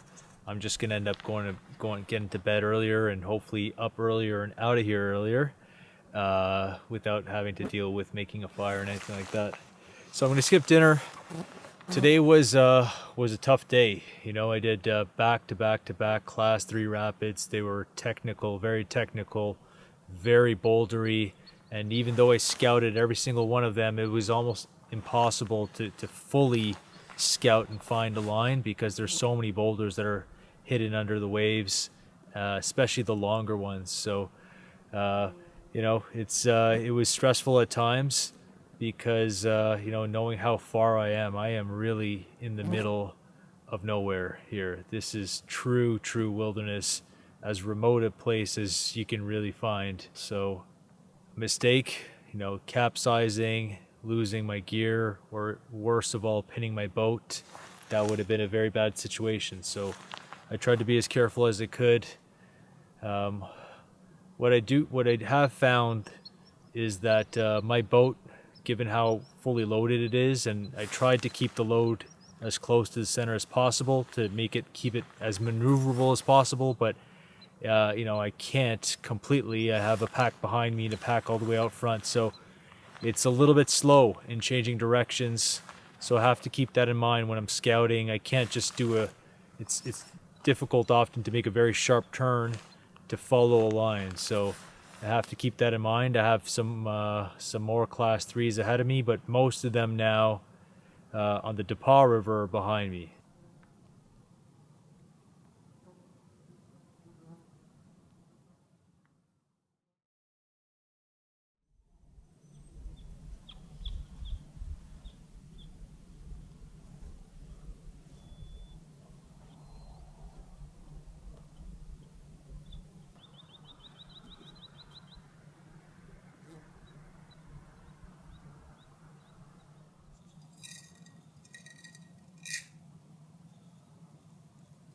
Make it strong. Oh, finished my first bottle of coffee. I've been pretty good with rationing my coffee so far. I've got 4 more of these, so I can start to drink a bit more, I think. And as far as my stove fuel, right before I left, I had 3. I was going to bring 3, and then I cut it down to 2. So one of these has to last me 3 weeks. But I haven't used it very much so far. I want to save as much as I can for once I enter the barren lands, because there it might be quite difficult, I imagine, to find wood to burn to make a fire. So trying to save my stove fuel for the barren lands. I've got quite a bit left in this canister, so I'm hoping I'll be okay.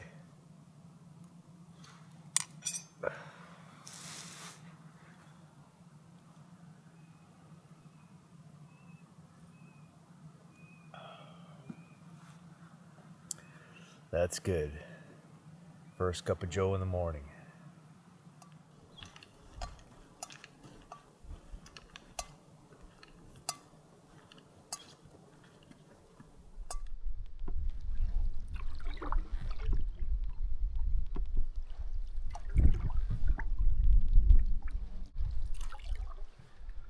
All right, the class 4 rapid is just ahead. I need to look for the portage now.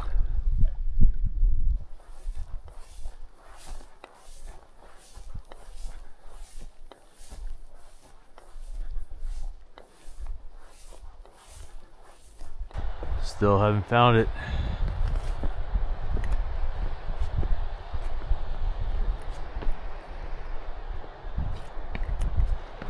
I think I see one tree with some cut off branches, so I'm gonna go check that out. Might be it. This is it. This is what I've seen. It's gotta be this. Saw cuts. Let's see.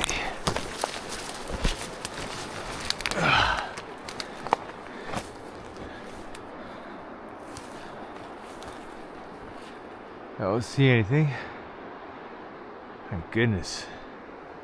So I wandered all over the place. This is a trail marker. Okay, good. What an adventure.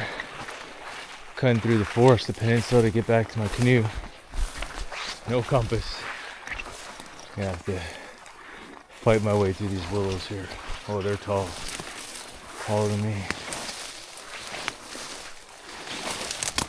Oh boy.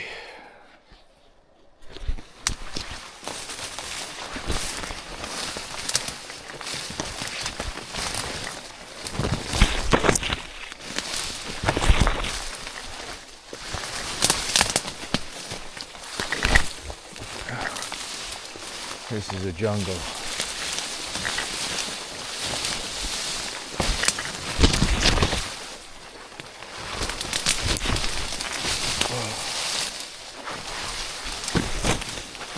Deep here. Oh my goodness. You get trapped in here. Just a hole.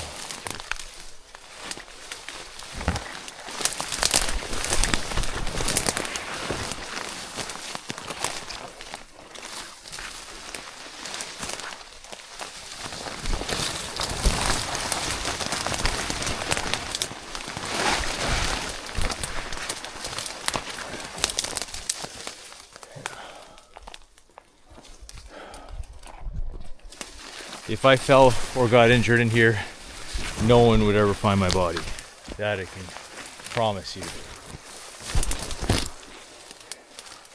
This is what I'm fighting through. I thought it was finding myself a shortcut. Nope.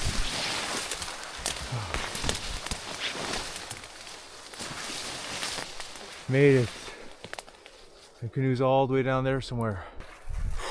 That is as thick as any jungle anywhere on earth. Wow. Just the fight from the tree line there to here. All right.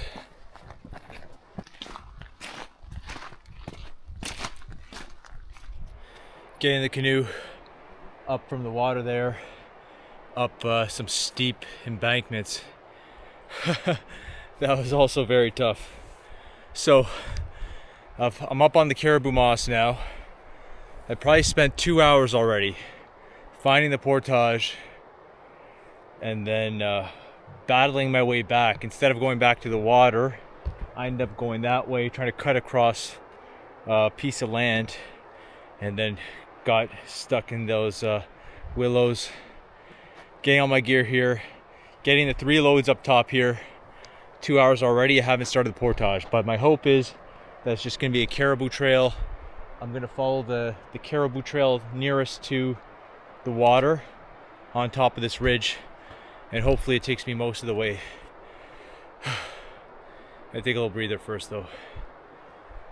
Bugs are also pretty bad here.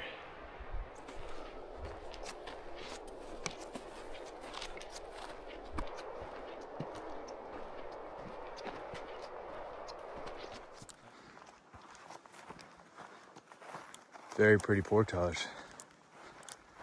All caribou moss. Don't know if you'll be able to see the bugs, but anytime you stop at all, it just gets swarmed by thousands, tens of thousands. Now you can see the water. Yes.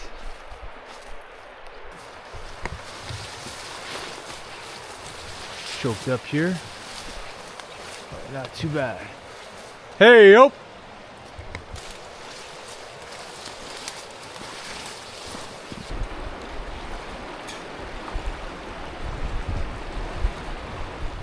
Finally done. It's 1 o'clock now. That took me hours to get around one set of rapids, a 900-meter portage from my notes. Wow. All right, onwards. All right, this is a long class 2-3 rapid. Looks okay from here. The first section looks fine.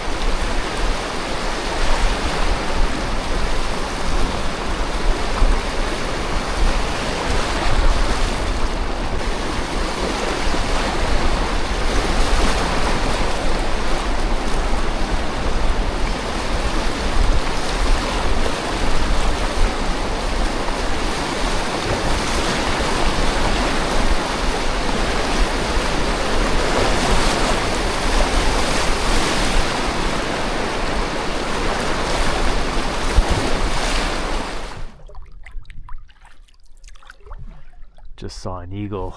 Seemed like it was attacking another bird. The bird landed in the water. The eagle's perched up on a tree above one of these sand banks here ahead of me.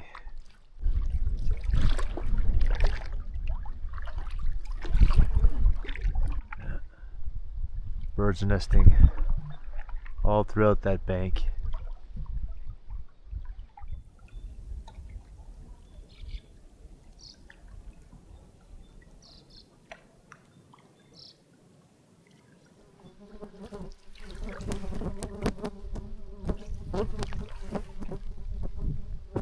The bugs today are horrendous.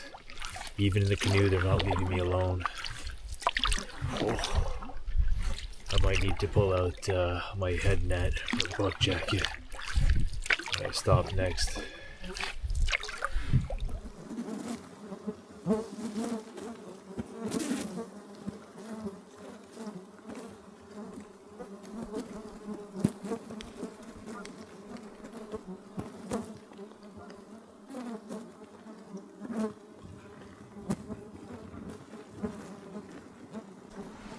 Wow. I missed that. Bald eagle versus Canada goose. That Canada goose was under the bald eagle, it seemed like. So strange. Scared the eagle away. Alright, this is the last set of rapids on the Depaul River.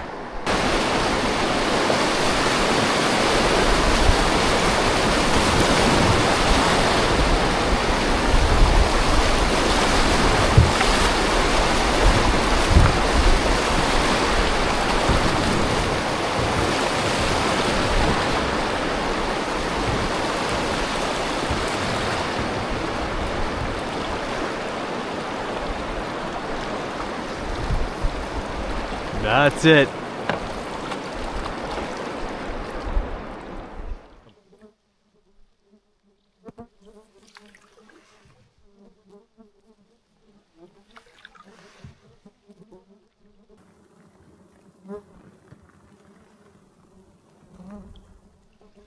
This looks like it could be promising.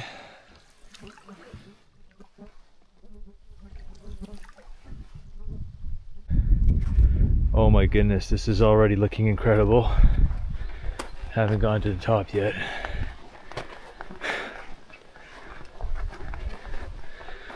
Wow, that view's incredible. Oh yes, flat spot.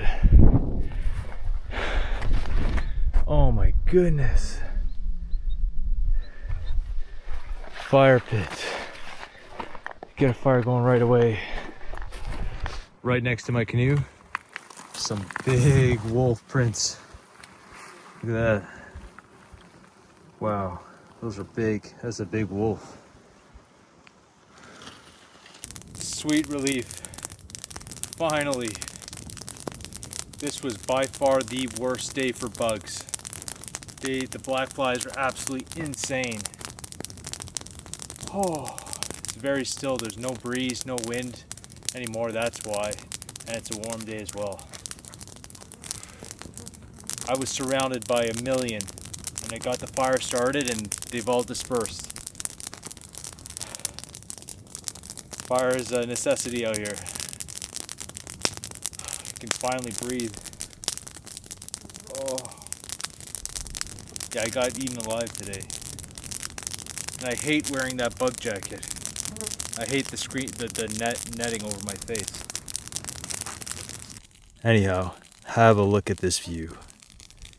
Absolutely incredible. I came from up there.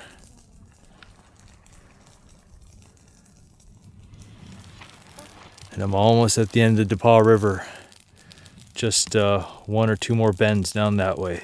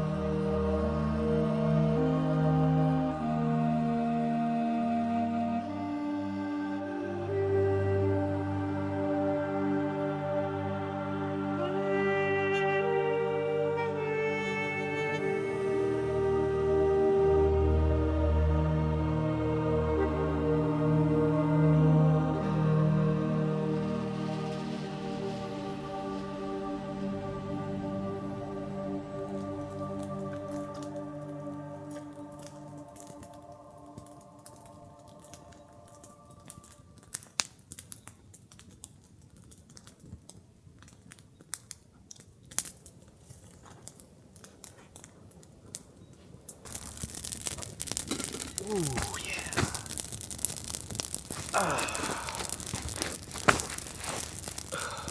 So on the menu tonight, got myself some beef stroganoff. This I love.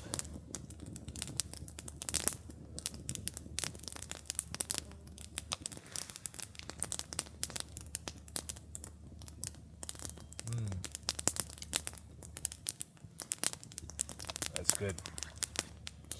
Real good.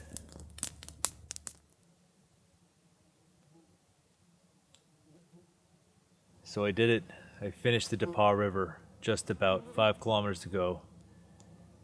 So that's another major leg of my trip completed.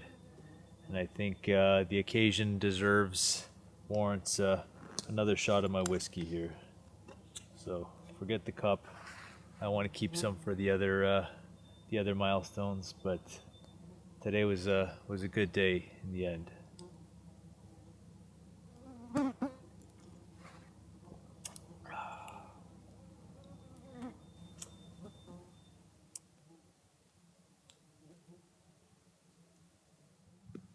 Not a bad view to fall asleep to. See you in the morning.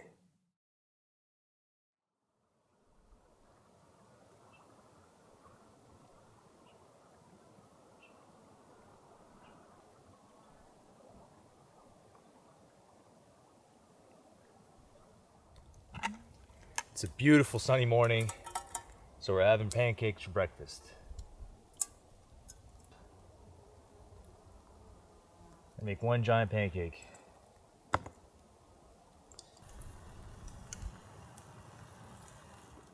Oh, so crispy. This is gonna be super crispy.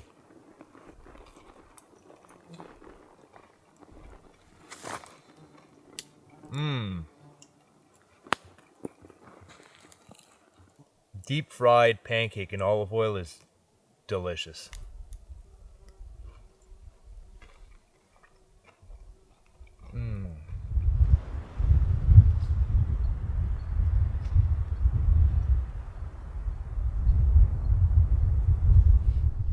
See, I was camped here last night.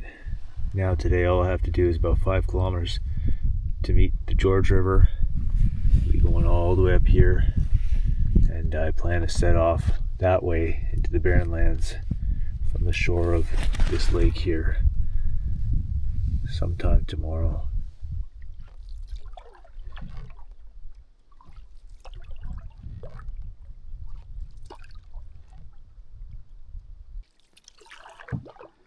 This is the last few 100 meters of the Labrador River. And up ahead, I can see the George River. Awesome.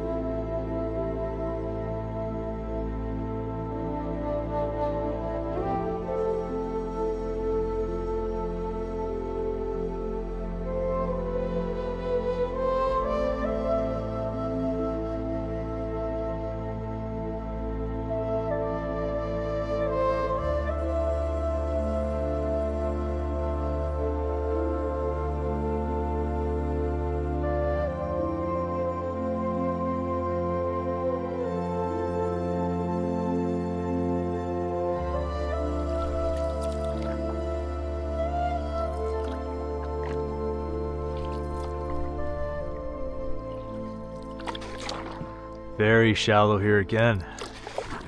Look at that, only a few inches of water. Beautiful sand bottom.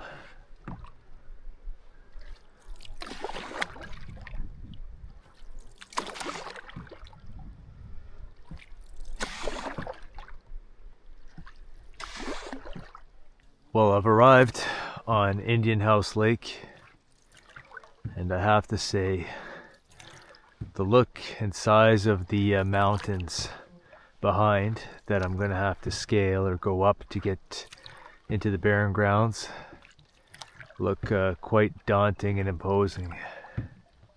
Oh.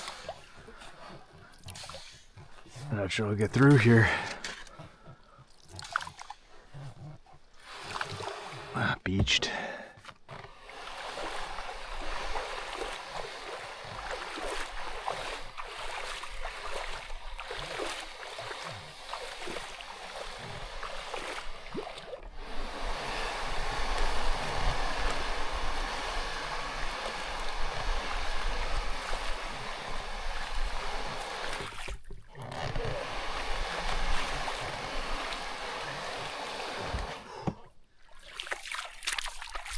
Well, I inadvertently beached myself here, trying to cut through the middle of this lake. There are lots of sandbars. It's difficult. It's a maze to get through. But the water's nice and warm. And I'm just trying to get to the other side there, where I'll be starting my portage tomorrow. If I were to continue down the George River, it would take me north all the way to Ungava Bay and the Arctic Ocean. But that's not my path for this adventure. I'm headed up and into the Barrens, then eastward all the way to the North Atlantic Ocean, the Labrador Sea.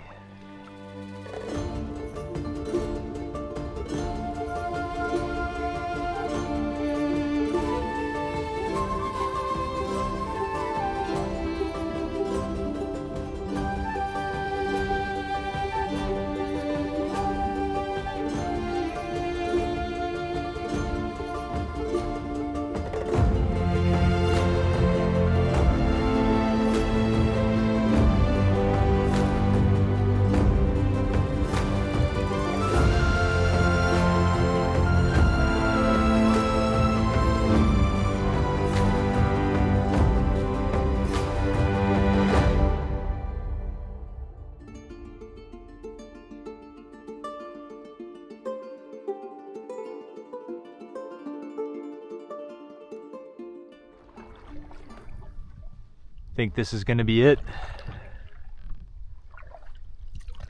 The start of my long portage.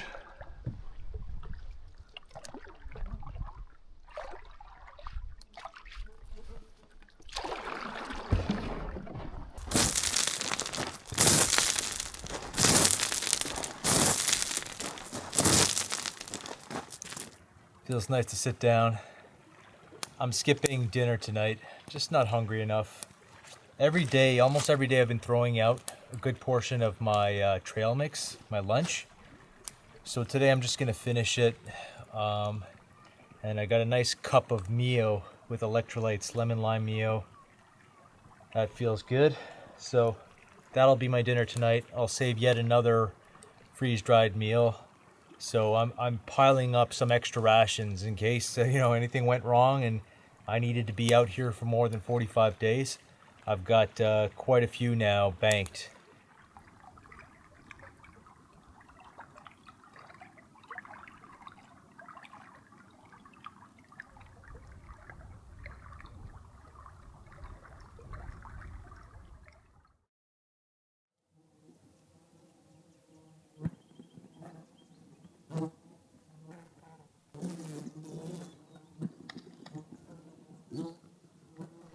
All right, well, this is the part of the expedition that I was very much not looking forward to. I've been dreading, but got all my gear here ready at the staging area.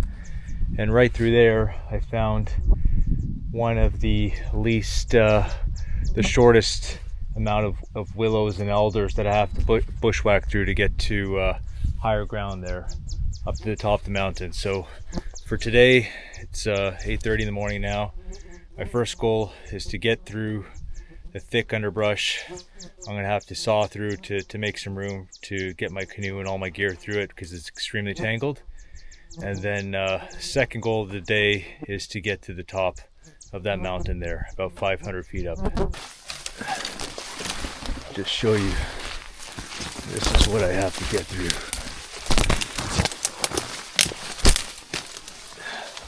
This was the clearest path.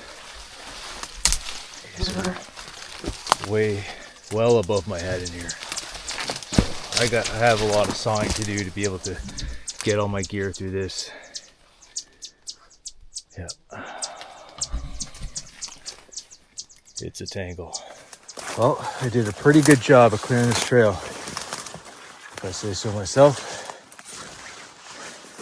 Would have been completely impossible to pass through here without clearing this.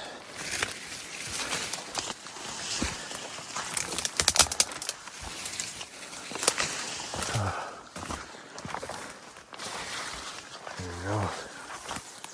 Back to the water.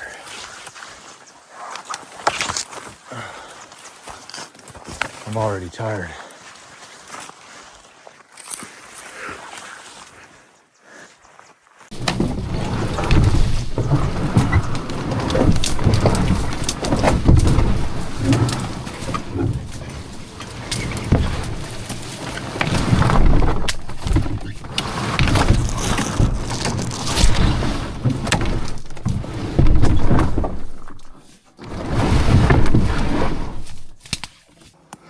Well, made it up this far with my canoe.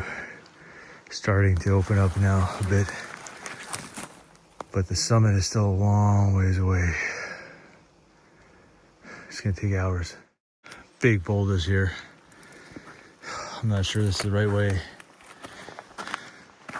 That pack's there. I think I need to just go on foot alone with no packs and scout out a trail that's feasible. I'm just rock climbing in here. You can still see the water. I'm not even that far up. This is already the most difficult portage I've ever done. There's a big pile of bear shit. Well, I'm back at the water now, filling up my Nalgene to add another liter of water. I'm getting very concerned that it's going to take a lot longer than I anticipated. I had to backtrack 2 loads after going some ways because I was stopped by big boulders and crevasses that I couldn't, crevasses in between them that I couldn't get past. So now I need to scout another route. There's still some thick vegetation, bushes that cover where I can't see where I'm putting my feet. So it's quite dangerous actually to fall, and there are a lot of holes in between the rocks. So I'm thinking this portage, this 9 kilometers, which is going to end up being much, much longer than 9 kilometers, might take me 4 or 5 days to complete. So yeah, rough. It's just a boulder field in here. Just, you can't see them, but lots of boulders in here. Hopefully it gets easier once I reach that point right there. Huge crevices under the canoe. This is absolutely insane.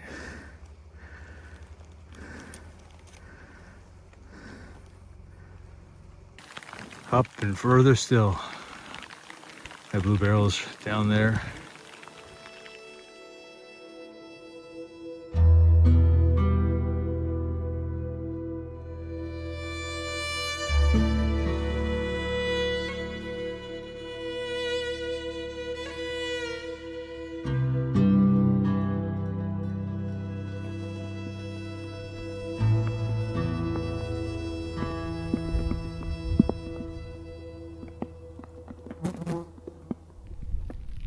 I'm up on the side of the mountain here.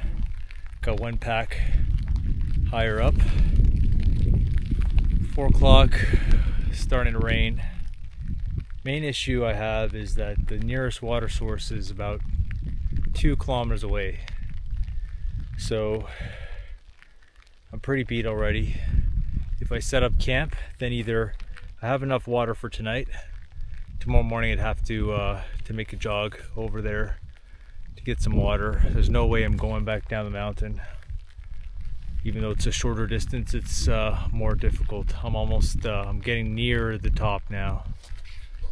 Got one pack, you probably can't see it, right up there. Let's see.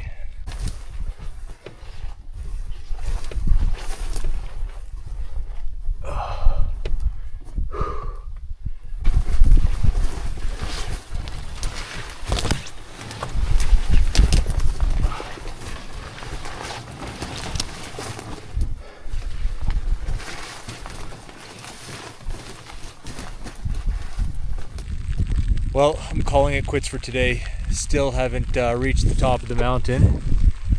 Tomorrow morning, the first mission will be for me to do a 2-kilometer hike, reconnaissance mission number 1, and find some water. I've got some pots here set up to capture water. It's raining right now, and my canoe's going to capture a lot of water as well. There's going to be lots of flies in there, but I can filter it, so that can help me. And here's my tent, here's my setup. That's it. It's quite early. What time is it? 5 o'clock. I'm beat, I'm cold, I'm freezing now. I just need to rest. That was one of the most difficult days of my life. I'm not kidding. Climbing up the mountain. It's not just the climbing, but pushing through all that thick undergrowth. Boulders, hidden boulders everywhere. I couldn't see my feet half the time.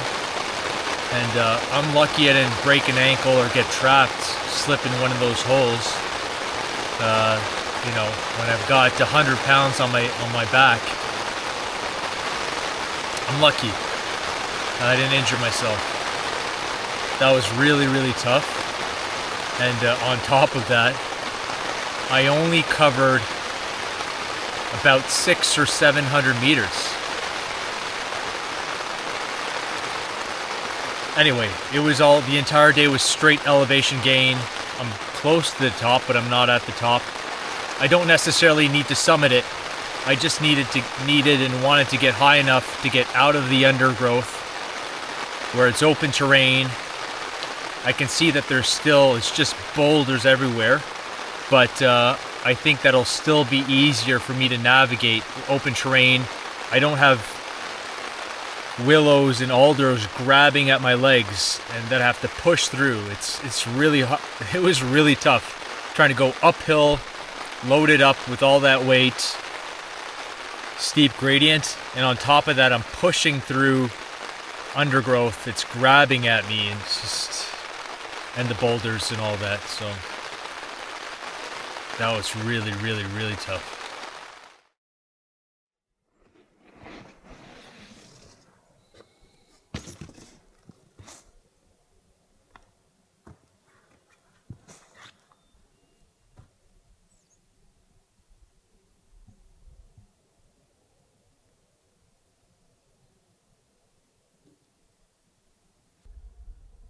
Well, the scenery certainly is spectacular this morning. Can really appreciate how high I've come. But the work continues, so still have to go up a bit more elevation, I think. Then I'll try to go around the summit. Hopefully it's clear, there's a path, and then make my way to the nearest water hole. I do have quite a bit of water in my canoe. Going to scoop that up with my water filter. Try to avoid all the dead bugs in the bottom. I'm already finding little plants and berries unique to the tundra. These are tiny little crowberries. It's like an Arctic blueberry.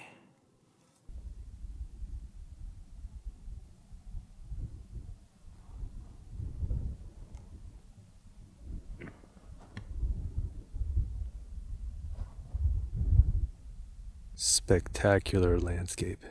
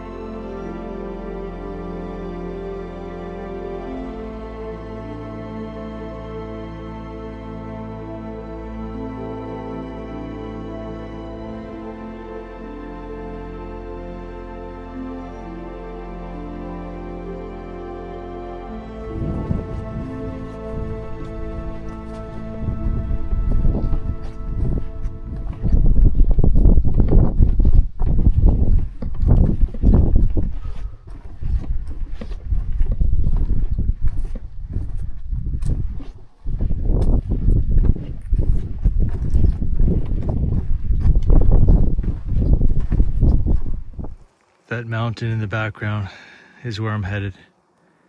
That's only the halfway point of my portage. I decided to take the higher ground. I got to bring this pack up higher. It's a bit easier to walk through there.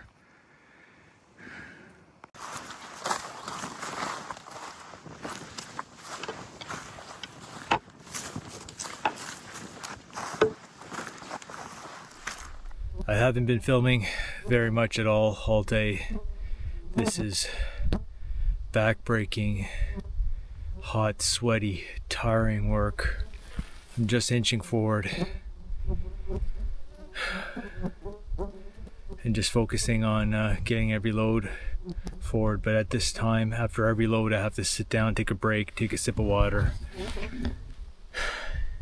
It's quite warm again, and I'm just dehydrated constantly. I have to manage my water, although I do see some water sources within less than a kilometer from where I am right now that I can run over to if I want to. But I'm trying to preserve my energy and not do anything wasteful. Well, it's only 4 o'clock. Look, the blood on my wrist just got demolished by the black flies. It's only 4 o'clock, but I just started hearing thunder in the distance. As you can see, the clouds are looking quite dark. Lots of activity going on over there. So I found a spot. There's a huge rock here, glacier erratic. All set up, my tent set up anyways. There's most importantly, there's this tiny pond right next to, just down 50 meters from where I am right now. So I was able to refill on some water, and that just removes a lot of the anxiety I had about running short on water. It's been 2 very hot days. I've been sweating profusely throughout the day. I think yesterday, my severe cramping continued into the night, just moving my leg in one direction, quad cramp, and I bend it, then my hamstring would cramp, both legs. Every major muscle in my body was cramping. So I'm guessing it's because I was severely dehydrated. I was trying to manage my water, going around the mountain, knowing that there weren't any water sources. But I would have liked to make more progress today. I'm not sure how far I made. I'll have to check my map, but at least one small victory for me is that I conquered the mountain, and the mountain now in the distance is behind me. So it's very, I'm looking forward. It's still kind of mountainous. The terrain is up and down and lots of boulders strewn about everywhere. And then there are veins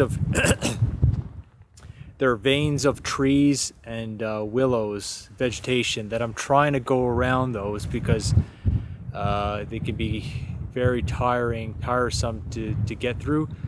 Not to mention the fact that I'm by myself. I need to keep track of my 3 loads at all times, and it can be very tricky. That's what keeps things slow as well. I have to do short trips because I don't want to get too far away from one of my loads. Oftentimes I'm coming back and then I'm looking for my load. I try to leave them in visible spots, higher ground, but yeah, so that's why I want to stay out of the vegetation as well. So I think now, reassessing, I need to just give myself more time, even more time to finish this portage, and just not completely run myself down to exhaustion. I can make up time once I'm on the water, once I'm back on the big lakes.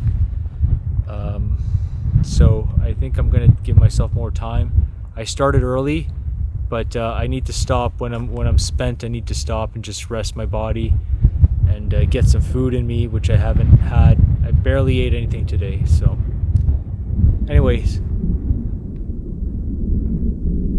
yep, that's thunder right there. So I'm going to get the rest of my things in my tent. Looks like it's going to rain real quick.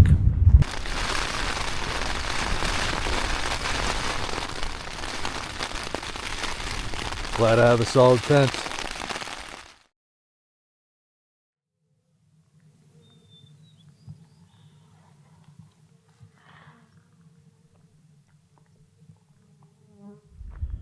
It rained through the night and this morning as well. So I stayed in bed until the rain stopped. It's cool and windy right now, which is keeping the bugs down, which is wonderful. So the first real breakfast I've had in 3 days, and I managed to go to, do my morning business for the first time in 3 days as well. I just didn't have the urge. I don't know, I think I was just been in survival mode for the past 2 days. So having a real breakfast right now, my cereal, I have water sources now, so we'll see how far I can get today.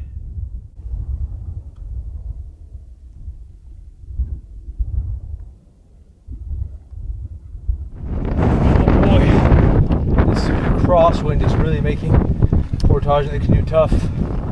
Oh my goodness. It's like a giant sail above my head.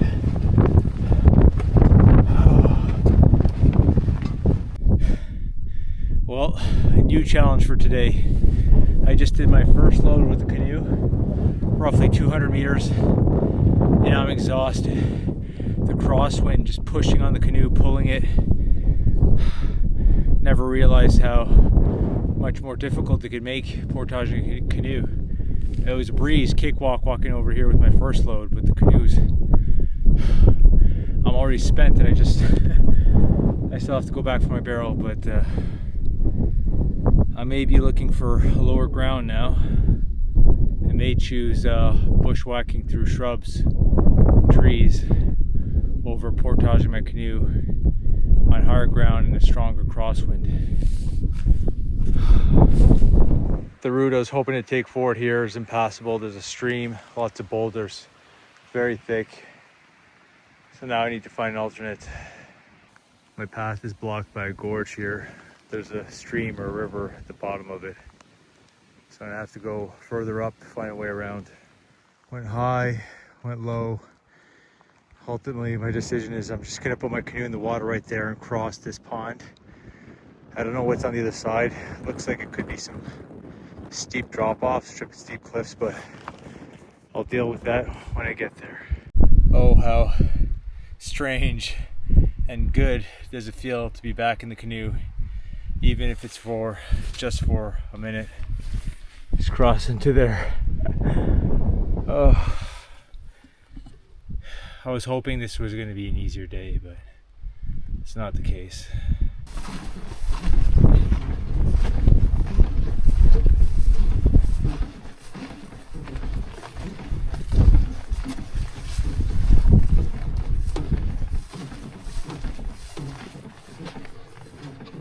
The wind just ripped the canoe off my head, slammed down. I'm glad it doesn't seem to be damaged. Slammed down on some rocks. Just navigating all these boulders here.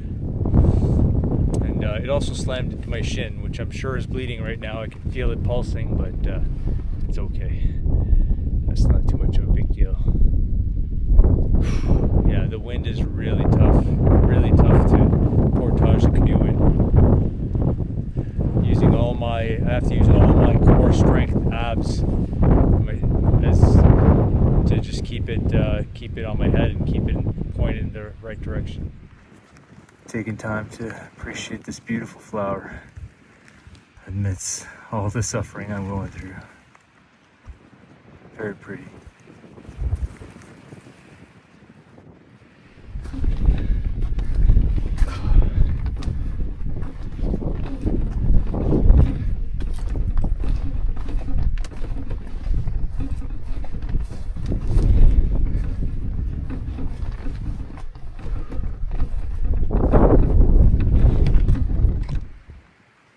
A lot more boggy now.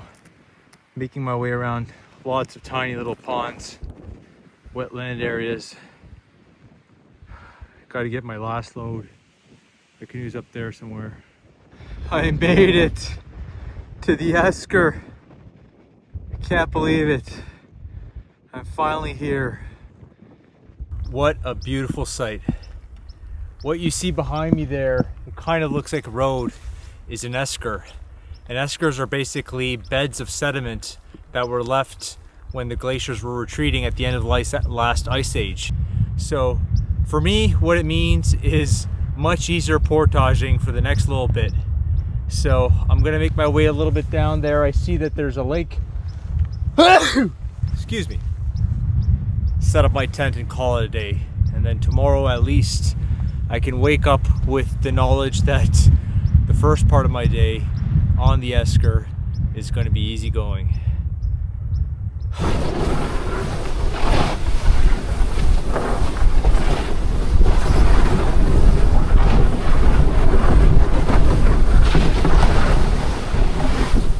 Almost there. This is my last load. I am completely exhausted.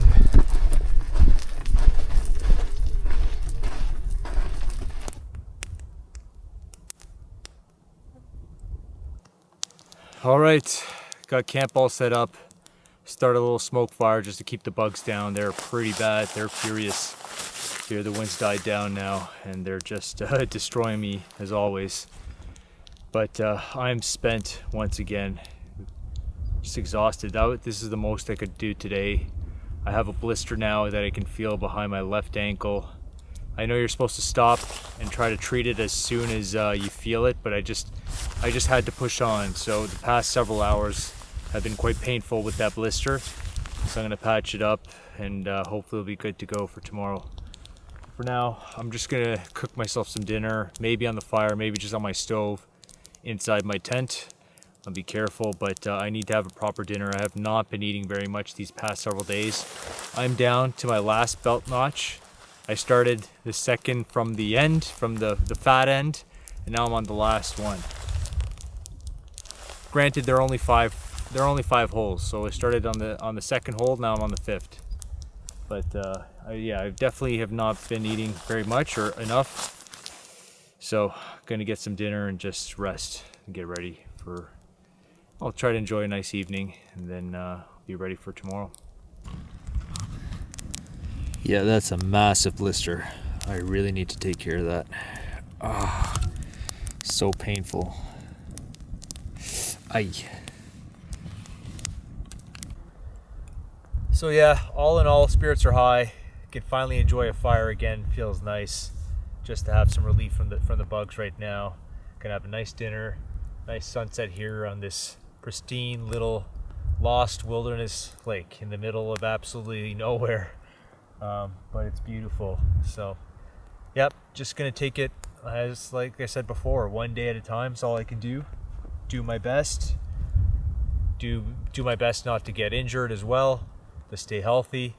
And then I'm very thankful that I brought 45 days of food with me, knowing that I have quite a bit in reserve. So I'm really sick of eating the trail mix, the nuts. I might just, but I stopped finally throwing them away, because what I was doing is if I didn't finish it, I would just toss it away just to lighten my load for, I knew this portage was coming, but I'm going to stop doing that now. If I don't finish my nuts, I'm going to put it, maybe I'll only have half a bag a day, and that will build up a reserve. But I want to eat more of these dinners here, because this is, it's different. You know, I got carbs, there's a bit of meat in there, I can have some olive oil. It's just, I can't just run my body purely on peanuts every day. It's just disgusting after a while, to be honest. I'm really sick of eating peanuts. So I'll never bring that much trail mix ever again on a trip. But I'll start using that as emergency reserve. I think even with the fact that this is going to take 7 days instead of 3 days for me to get through, an extra 4 days, I'll still be fine.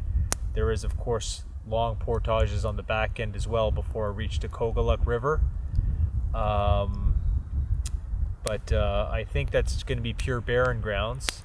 So I doubt, and fingers crossed, I doubt it's going to be as challenging as this, although it is essentially the same distance, possibly more. So who knows? Who knows? One day at a time. I'm going to enjoy this evening. Oh my goodness. A freeze-dried dinner has never tasted so good. Mexican chicken, beans, and rice. Tastes amazing right now. Oh.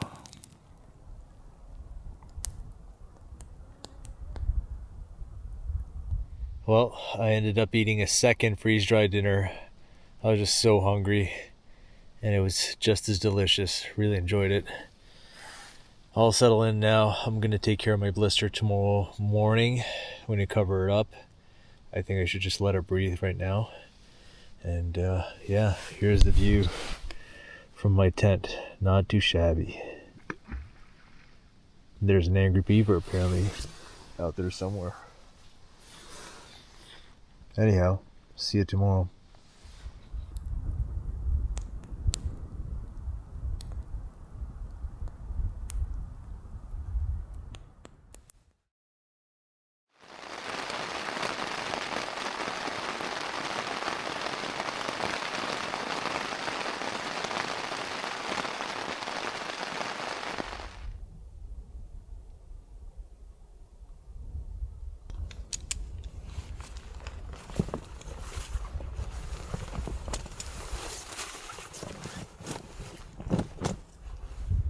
Another cool, gloomy looking morning. Some dark clouds, but that is par for the course here. So I looked at it more closely. I think the esker, I have about 1.6 kilometers on the esker, so that should go quite well. The only issue is my that big blister on the back of my left heel. I put some Leuco tape on it. I tried it out, it was still painful. I took my sock off, took everything off, put a strip of duct tape on top of that, and it seems to feel better now. So hopefully it doesn't give me too much issue. The only other thing that I anticipate being a problem, even on the esker, is the wind. There are some strong gusts, and it just catches the canoe. So I'm not sure. Dragging the canoe takes more effort than portaging the canoe when there's no wind. But then if it's a contest between portaging the canoe and a high wind, that's very tiresome, very tiring on the, I have to use so much more core muscles to keep it stabilized, and I'm just fighting it the entire time. Then at that point, just dragging it behind me, especially on the smooth kind of gravel here on the esker, that might be less difficult overall. So I'll see, I'll try both. But I'm definitely finishing the esker today, and we'll see once I get to the point where I'm trying to cut across the land. I'm very curious to see kind of what kind of terrain I'm going to be dealing with for the final 3 kilometers of this portage. Well, I hadn't anticipated having to deal with this 5 minutes into my portage. It's straight down here, hands and knees to climb up, to go down. I did it with my light pack. That was very tough. Now I gotta do it with the other 2 loads. Once again, I'm in a willow and alder jungle in over my head. This is the bottom here, dry creek bed.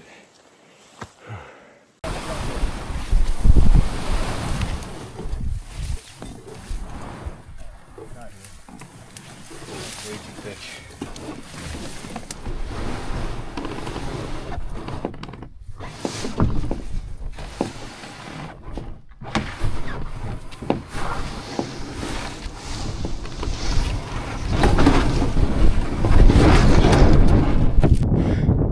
Started my day. Already huffing and puffing. Okay, one more load. Blue barrel. Gonna get that. The landscape sure is beautiful up here. So unique. Especially this massive esker with quite steep embankments. It's remarkable. All right, back for the last load. There are lots of caribou prints now. Definitely caribou.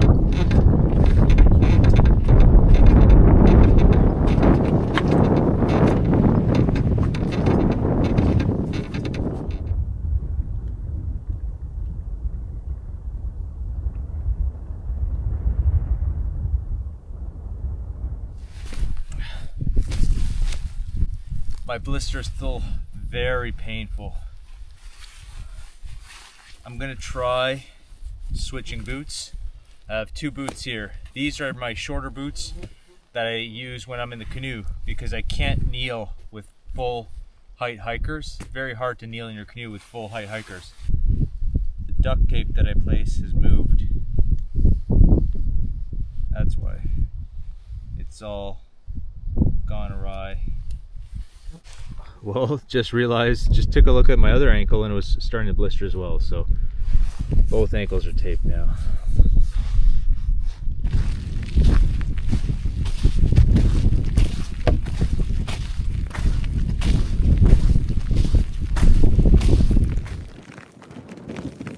Big system passing through. Ooh, that's cold. That is cold. Ooh. A little bit of hail in here. Wow. Oh, heavy rainstorm. Hail.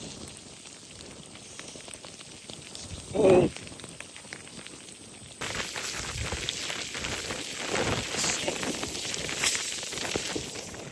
Well, far too soon. It's time for me to leave the esker.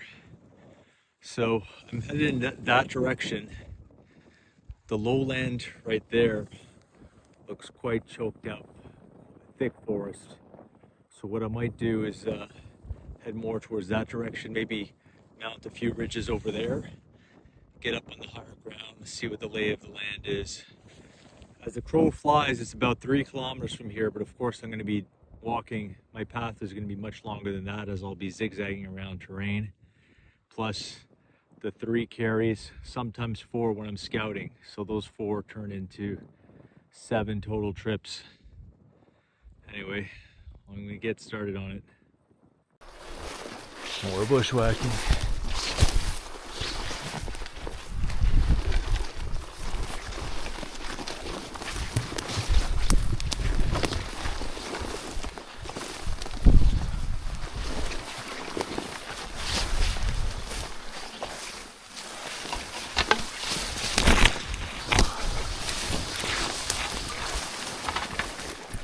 Back up the mountain. Back up another mountain. Halfway. Then around it. Hopefully, it works out. Well, once again, I'm mountain climbing, and it looks like another big rainstorm's on its way. I can see it right there. Sheets of rain falling. Just hunkering down behind this rock here. I can see a big sheet of rain coming. I'm sure it'll pass after 5-10 minutes, but there's no sense in me getting soaked, more soaked than I need to. So then I'll continue. Raindrops in the screen. 10 minutes later, it's sunny again, and I'm continuing my mountain climb. Wow, look at this. A saw cut in the middle of this pass, mountain pass. I think I see 2 more poles over here.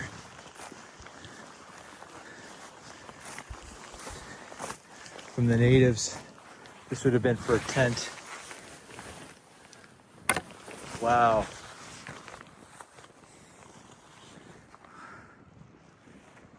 Just came from back there. It's a flatter ground here. I'm just following the side of this mountain.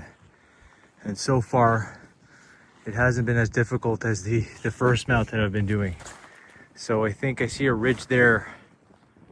I still have not gotten a glimpse of the lake. I'm still quite far. I think I'm 2.5 kilometers away from it.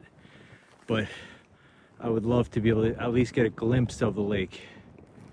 Finally see it. We'll see. I gotta go for my other loads. I'm gonna be leaving the esker now for good. It's my last load, but what a scene. Look at this.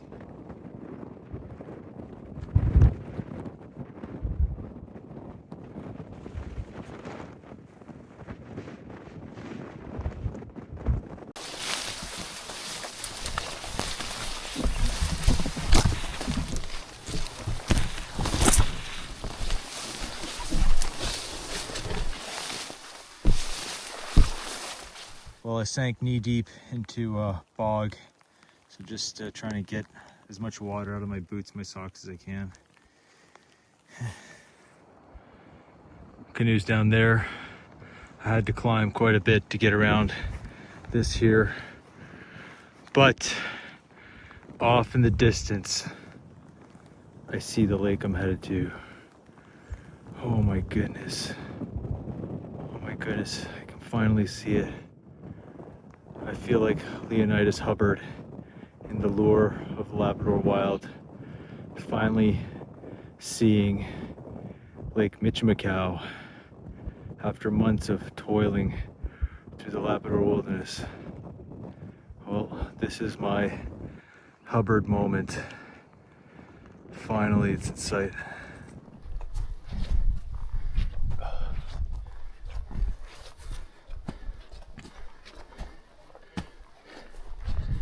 Ooh. Shoot. Well, there it is in all its glory. And look at that, a rainbow, right when I finally really set my eyes on it. That's amazing. My gear is quite far behind, a kilometer, more than a kilometer, maybe a kilometer and a half. I just had to scout forward to see if there was a path forward, and yeah, if the clearest path is on the top of the mountain ridge. Well, I'm doing some alpine camping tonight. So after doing that reconnaissance mission about, I don't know, maybe a kilometer or so forward, I can see the path forward is up. Got to get to the top of the mountain completely, then it's kind of a clear path down quite a ways, at least 1 kilometer clear. So that's very encouraging. Makes me feel a lot better. I can see the site. I'm not sure if you can see it, but the lake is behind me there in the distance. So I'm almost there. I think tomorrow I'm gonna get tantalizingly close. It's about 2 kilometers to the water. And you know, you might be thinking 2 kilometers, of course you should be able to do that in one day. I'm telling you, I've done some crazy days. I've done 160 kilometers and 20 kilometers of portaging in 42 hours few years ago, but this is totally different. I was single carrying on that trip, but you know, I still must have at least 250 pounds of gear going up these mountain ridges and bushwhacking, and it's difficult to navigate, and I have to do short trips. I've been having to do short trips just to keep my gear in view, because it can be quite easy, like I said, to lose track of your gear, and then I'm walking all over the place and wasting more energy to try to find my gear. So anyways, I'm almost there. I'm gonna get in my tent here. I'm confident that this tent is solid, even if the wind were to pick up overnight. Given how high I am, it's not going anywhere. My canoe I'm gonna leave like this, right side up. Maybe it'll collect some water if it rains again, that I can drink, that it can filter tomorrow morning. But nothing else. You know, I was able to get a liter of water out of that sketchy little puddle there. I'm not boiling water tonight for dinner. No dehydrated meals. Just gonna go back and have some more bacon. And I have my Cliff Bars and a mini coffee crisp chocolate bar in here for a snack tonight, and breakfast tomorrow.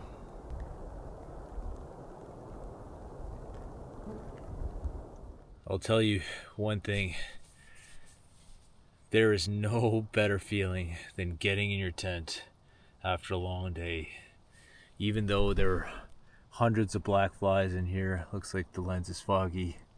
Inside my tent, they don't bother me, just the mosquitoes. So I kill all the mosquitoes, let the black flies be.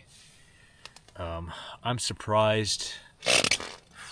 I will show you my ankles or my heels. The duct tape completely moved. I just took off my socks for the first time. It wasn't doing anything. They were up much higher around my ankles.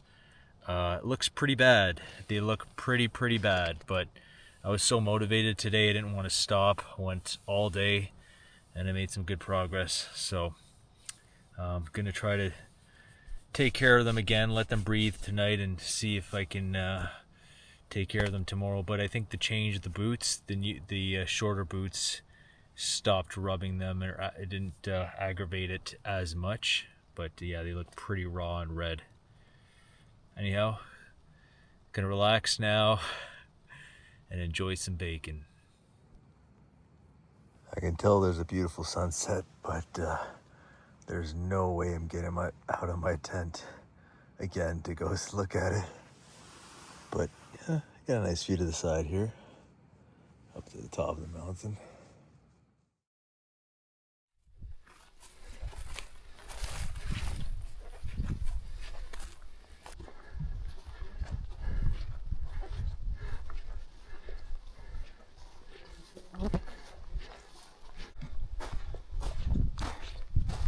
More open terrain here. It's helpful.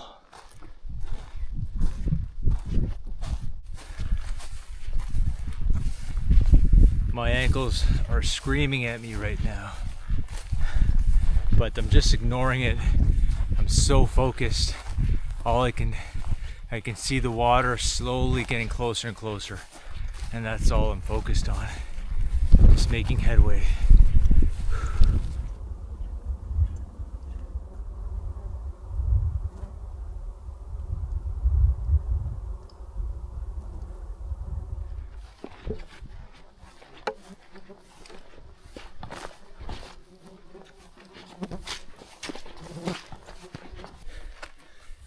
Got a boggy section here to negotiate, but I am so close.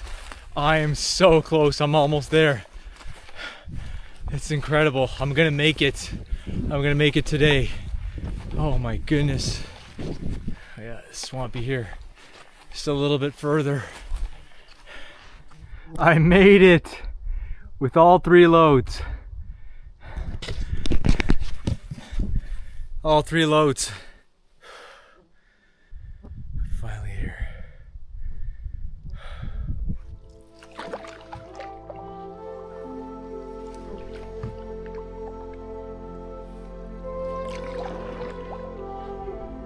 It feels so good to be paddling right now. Hard to describe.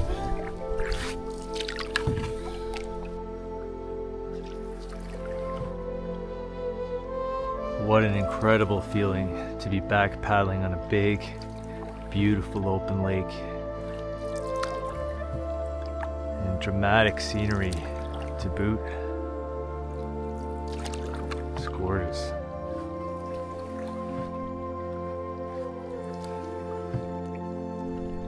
Maybe you can find a nice spot to camp on this little island here. I'd like to stop early, go for a swim, and just rest my body.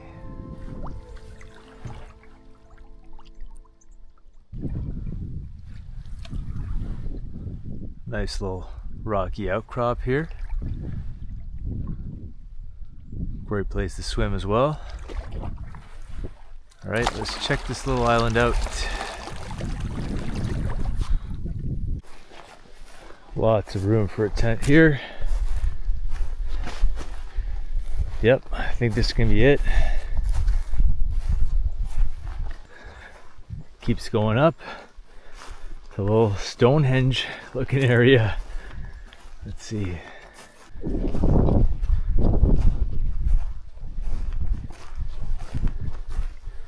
Wow. Amazing views. Wow.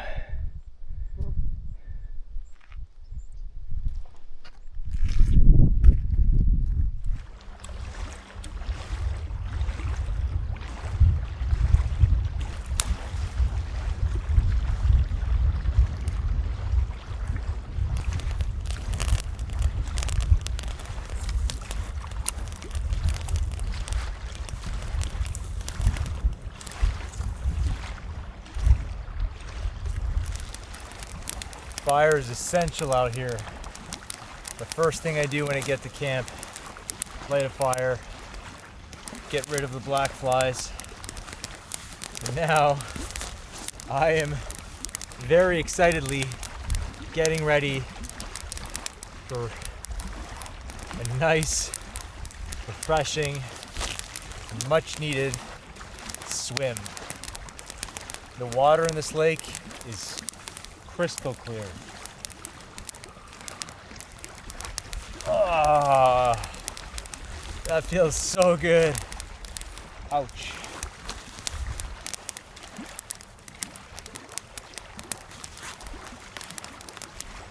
Ah, yes.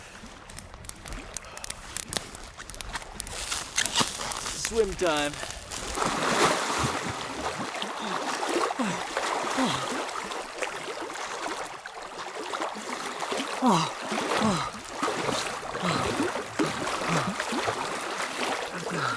Oh, it's so cold.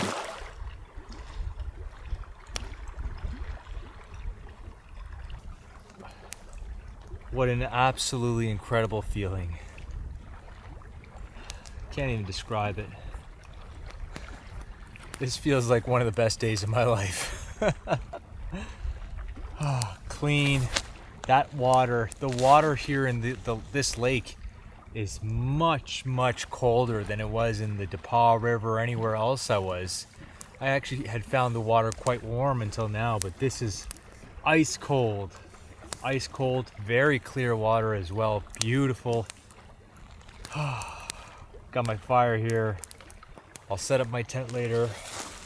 Gonna have a nice dinner tonight. Dehydrated meal. Be able to get back into making myself coffee in the morning and all of that good stuff. So really looking forward to the next week or so. At least I'll be on these big lakes. Gonna get my fishing rod out now and try to catch some fish. If not, I might give it a shot tonight just from shore here, but tomorrow when I go through a rapid, probably try there, and hopefully I can hook into some trout and have a nice fish meal again. So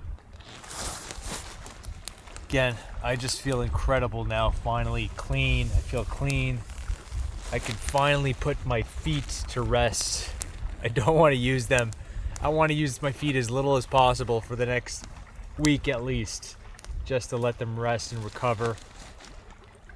Can't even count how many times I lifted up my pack and flipped my canoe over my head.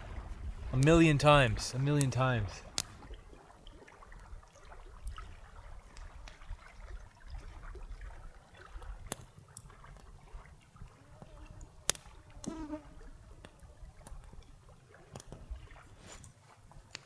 All right. Chicken Alfredo for dinner tonight. It's gonna be delicious. Ooh, yeah. But I certainly think that today is a day warranting or deserving of a shot of whiskey. Reached a new milestone in my expedition. So happy to be here. Stunning landscape. It's really changed. Incredible rock formation just on the other side across from me. And stunted trees, not many trees aside from along the lake, it seems. And so really incredible to be here, the true far north. So, cheers.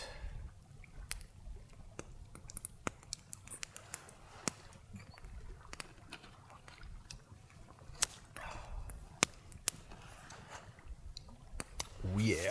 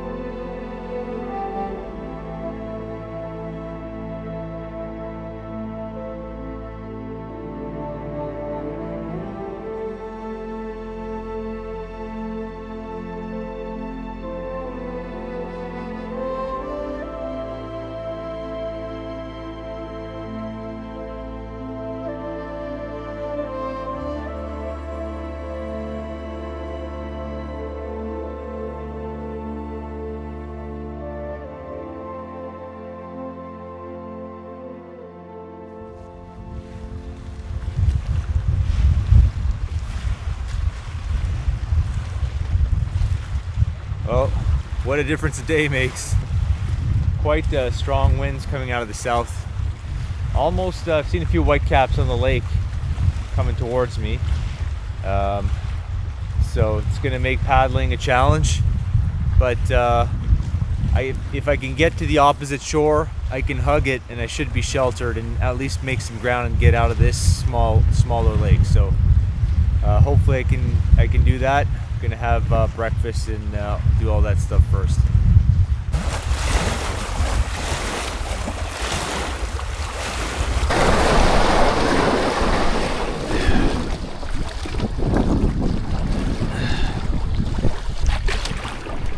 And I'm off. I waited probably 2.5 hours. Finally got a little break in the rain. Forecast is for rain all day. But tomorrow the winds are going to be extremely high. 40 km/h steady winds it's calling for, which is very, very high. So I'm most likely going to be windbound tomorrow. So I really want to make some progress today. At least get into the next lake.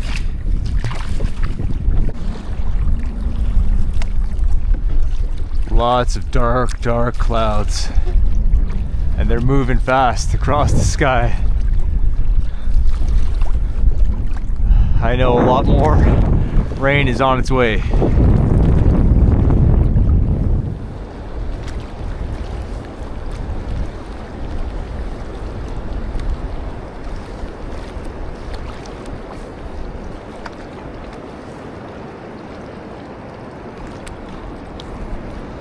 Nice little landing here.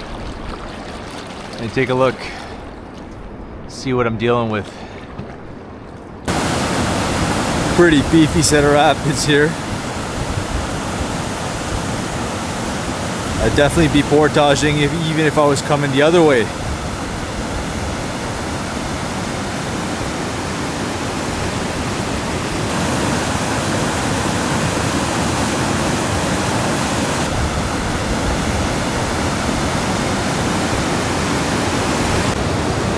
Got my gear up there, portage and line up the side. There are a few more sets, a couple more I think up there. Shouldn't be too much of a problem.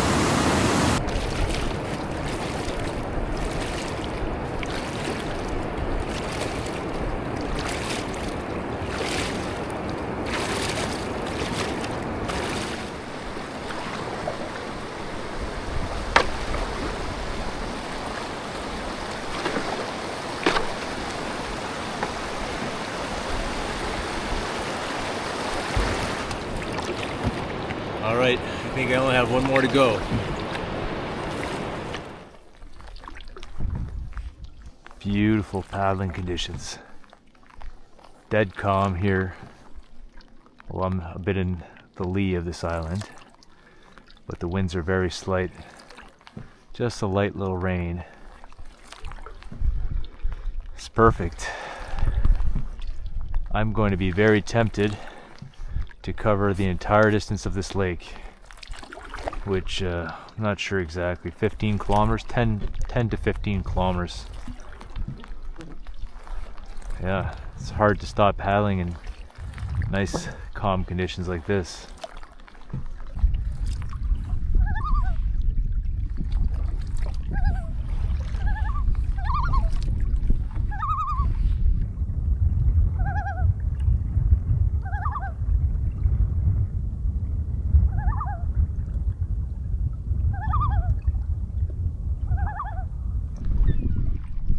Just a maze of islands here. Tricky to find my way through. Lots of great places to camp though.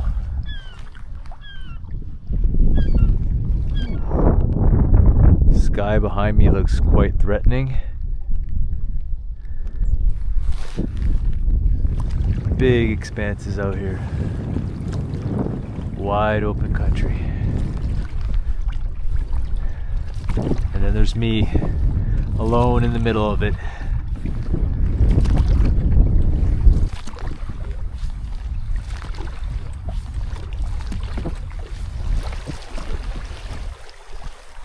can see rain, sheets of rain falling right there.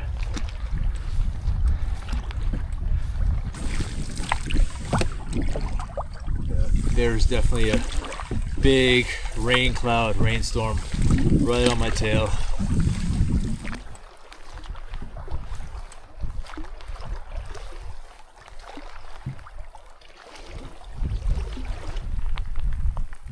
Well, it's a pretty cool spot, but it's all willows along the water there that I'd have to walk through every time I wanted to get some water. It's really exposed. But I'm in the middle of a rainstorm here, so I'm gonna have to wait for this to pass before I continue. Oh, it's gonna be a big one. I'm gonna hunker down. This rain is cold and I'm on this exposed peninsula. Very few trees. My canoe is fully loaded and I don't want to camp here, so I'm just gonna wait out the storm in this thick little spruce bush, bunch of stunted spruce trees. It's actually keeping me much drier. I'm gonna be quite cold by the end of this though. I'm already starting to shiver. Oh, I'm shivering.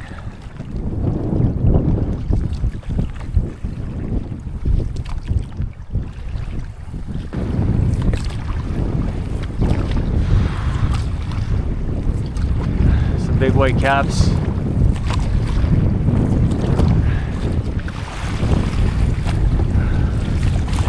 Oh boy. Some big ones.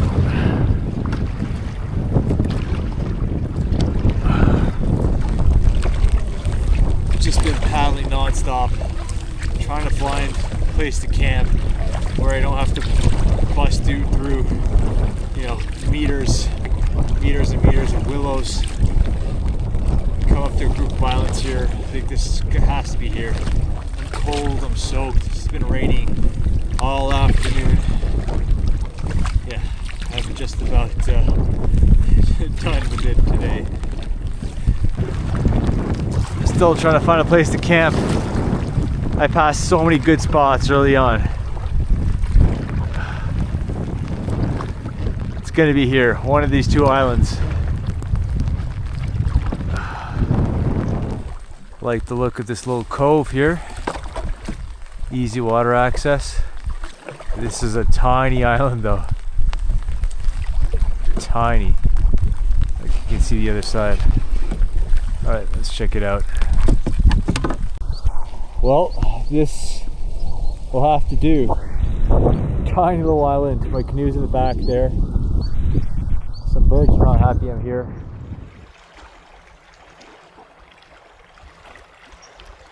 Well, a few minutes have gone by. I've calmed down a little bit. I was just so cold. I pushed around a massive section of the lake initially when the first storm hit to take shelter, and I got off at that one spot, and then the peninsula, I didn't like it at all. Then it was pouring on me and I was shivering. I had to huddle under a bunch of spruce trees, and then from that time it's just been cold and the wind's been high and I was fighting a lot of waves, just trying to find a decent place to camp. I hate having to punch through willows and alders to get to and from the water, so I was really looking for somewhere with some rock and a nice flat spot. And it's funny enough, you know, I passed dozens and dozens of good campsites earlier on in the day. And you know, always thinking that they're gonna continue to be many good spots, and then sure enough, when I started wanting to find a place to camp, I couldn't find anything. But I'm glad I finally looped around. I zigzagged up around this lake, several kilometers for sure, but found this really cute, tiny little island. It's quite fun to camp on. Everything is very soft, but I'll be fine in my tent. The bottom of the tent is very waterproof, so even if there's moisture underneath, I know it's not going to seep through. My dinner is rehydrating as we speak. I hadn't had the chance to eat my chocolate bar for today, so I got a Snickers on top of that to eat later. Easy water access. If I had to ride out a storm, here tomorrow, I wouldn't hate it, honestly. It's a cool little island, so we'll see what happens tomorrow. But I know the next challenge moving forward is along several series of rapids that I have to go up for about 3 kilometers, I think, and then there's a pause and then another big set of rapids I have to go up. So that's going to be a lot of work. I may decide to take a day off tomorrow. This is day 20. Day 20, I believe, if I'm not wrong. 20 days out here. Have not seen a single soul since I left Menahik Dam, since day 1. Not seen a single person, not even in the distance. I haven't seen a boat. I haven't heard a voice. No signs of human life activity. For all I know, it's a zombie apocalypse and everyone's dead and I'm the last person on Earth. Except for the planes. I do hear planes flying overhead, so I know planes are still going, but yeah, kind of a strange feeling. Cool feeling to know how far remote I am. I'm certain that I will not encounter another person until I reach the Atlantic Ocean, the Labrador Sea. I think my chances are higher of being struck by lightning than to come across a person for my entire journey up to the ocean. So yeah, cool feeling. I do miss my family, my friends. I think about them, but you know, that's fine. And it's just I think time away makes you appreciate people and things a lot more, and I'm definitely starting to sense that, not only in my dreams and just how I'm feeling on a daily basis. When I think about them and how happy I'll be to see them all when I finally do finish this trip. But I'm enjoying the adventure. It's hard work, but I'm getting to see incredible places that I never thought I'd be able to see. The far north in Canada, a place I've always dreamt to explore, and it's really cool that I'm actually here now. So, gonna get in my tent, enjoy my dinner, dry out because I'm soaked. I just want to get out of these clothes, dry out. I'm gonna feel wonderful, and just have a nice peaceful evening on this really cool campsite. Dinner's ready. Perfect. This bird keeps coming back. He's not shy. Look at him.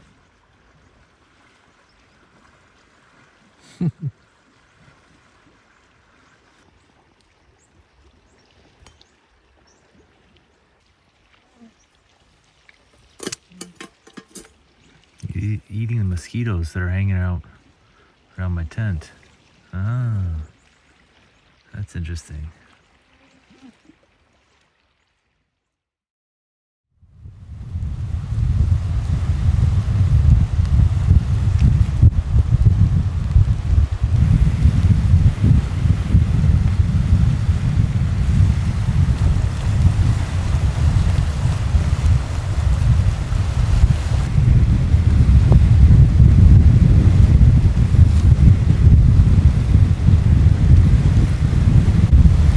So this wind is really putting a lot of pressure on this side of my tent, which is kind of the broad side of my tent. So to shore things up, I put all the guy lines attached, and I placed my blue barrel here in a pack just to cut the wind a bit, and it's actually made a difference. The tent is folding in less, and I got some more guy lines set up on that. So the only trouble I've been having here is this, the guy lines, the pegs are going into soft moss, so it's not as strong, but this seems to be helping quite a bit.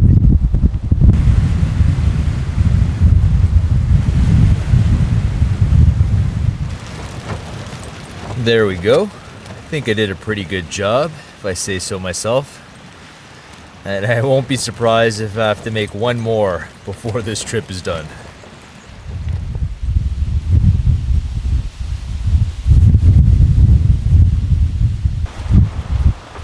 decided to get out of my tent for a little while. Stopped raining, wind is blowing, but right behind my tent here, I've got a nice little bubble of calmer air. Picked myself a few baked apples, cloudberries, or baked apples as they're known. So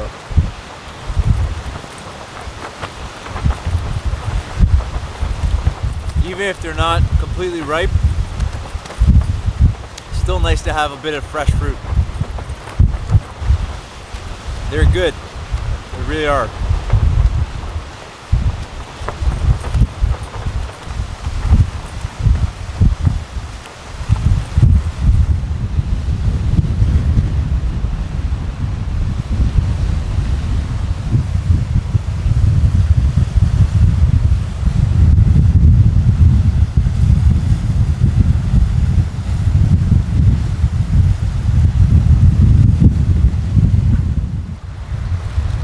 Well, it's another day in the books.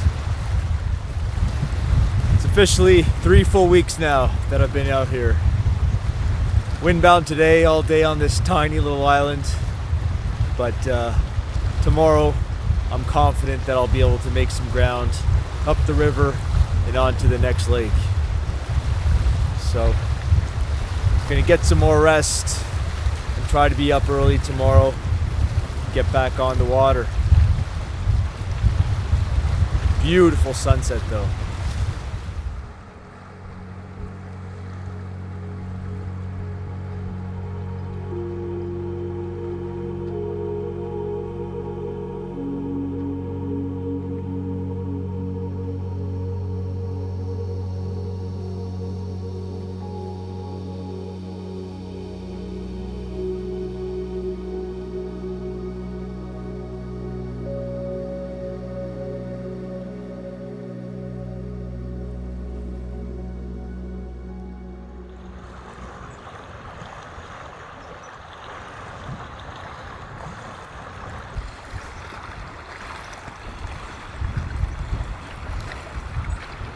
Okay, day 22.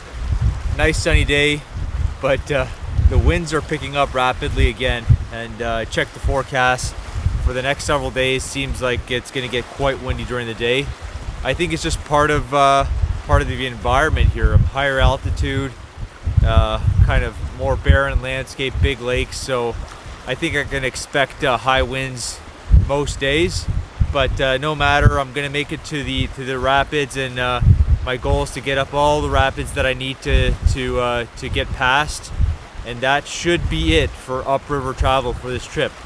So, gonna get on the water shortly and get to it.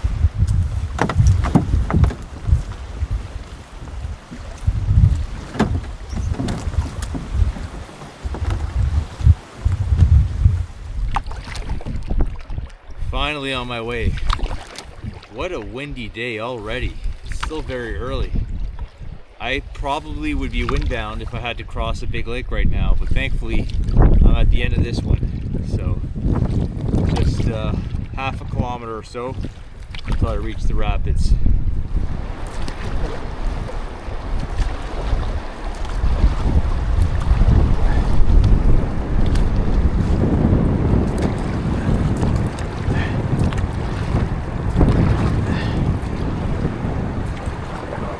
Here.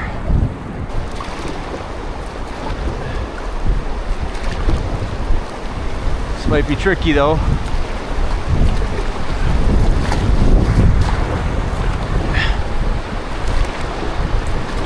Right in here.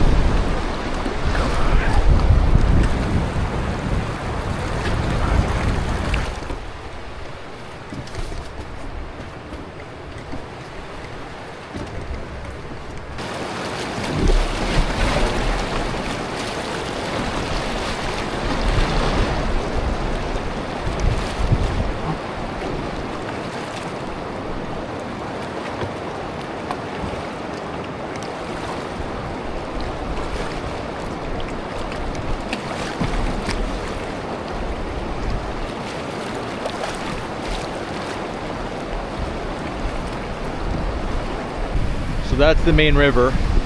This is an island, and the river detours around it I would have to go up 3 different sets of rapids, but kind of looks like a pain in the butt. I think I'm just going to portage across this island to the other side, and that might be the best way to go about it. I can't line up the side there, the current's too strong.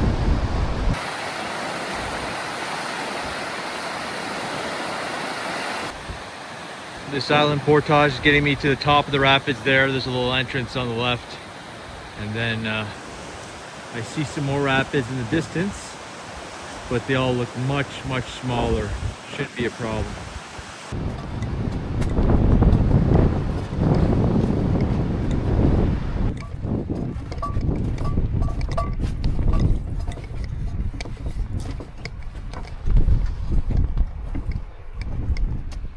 Well, that just happened. Darn it. It's gonna get stuck in that eddy there. I can just cross right there.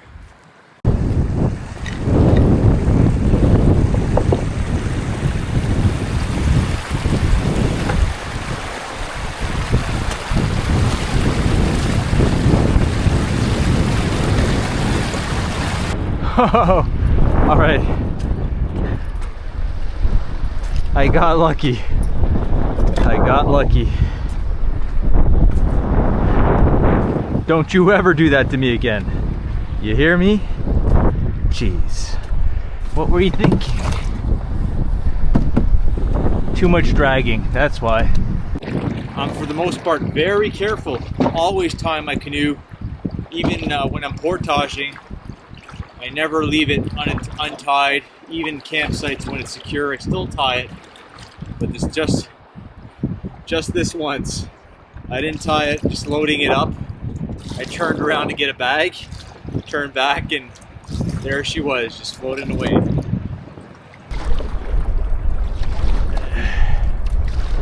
Okay, crisis averted.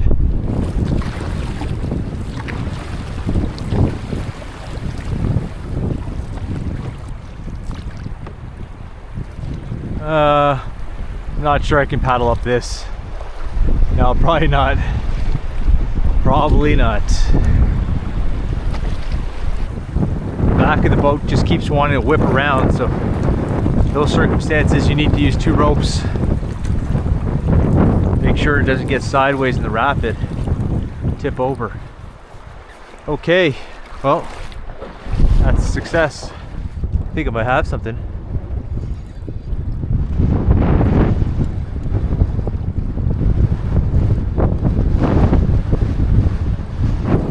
And the wind is blowing. Oh man, that's pretty big. Woo! Look at that jump. Oh man. Oh buddy. Oh buddy, oh boy. Come on.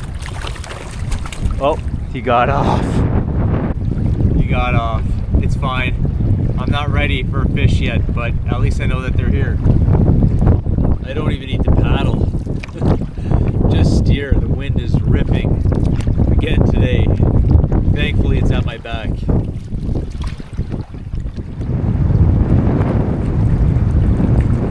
Whoa, that is a big fish. Wow, look at the size of that trout.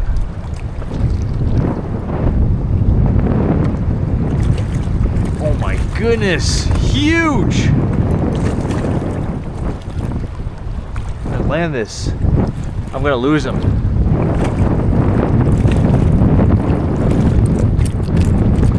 Wow, he's off, but I got him. First cast. What? My goodness.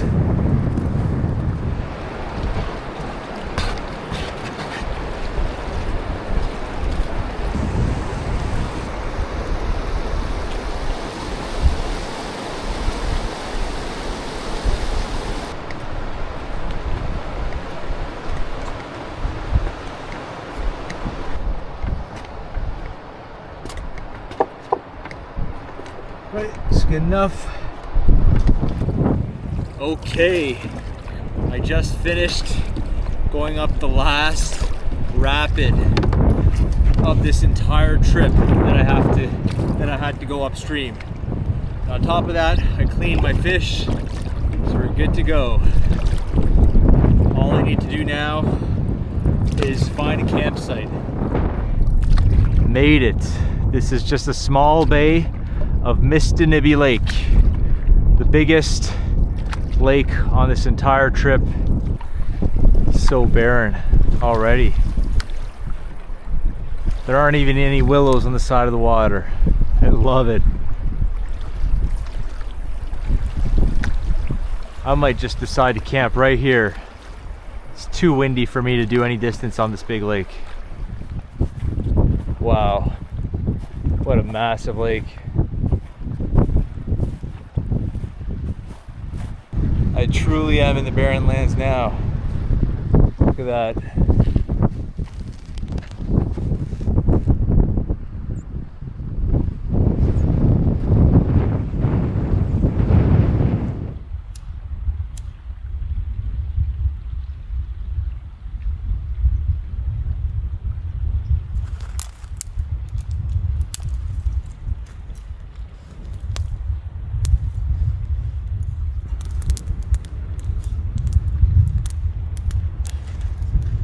All right, there were my 3 huge pieces of fish. These are meaty, meaty chunks.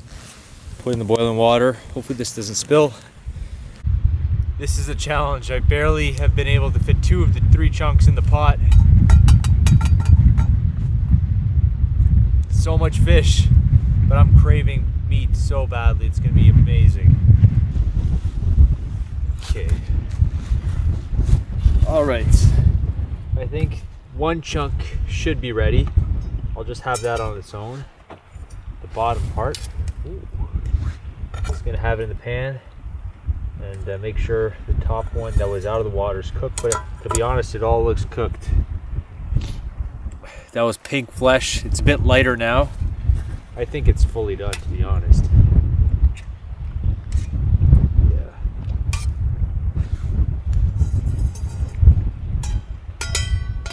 I'll put this back on for another minute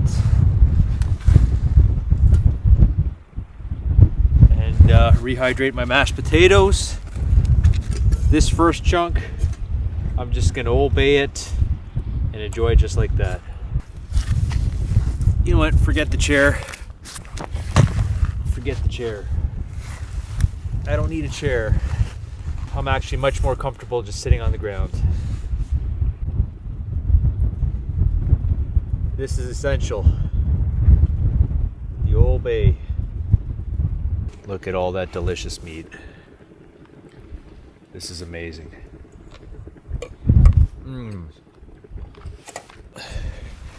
All right, I just took the rest off. Don't know if you can see that in the water. All the bubbles, the fat broth. Use that to rehydrate my mashed potatoes.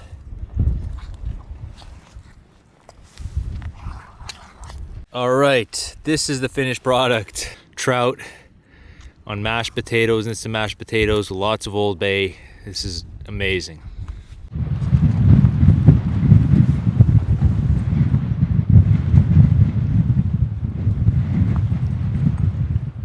That's so good.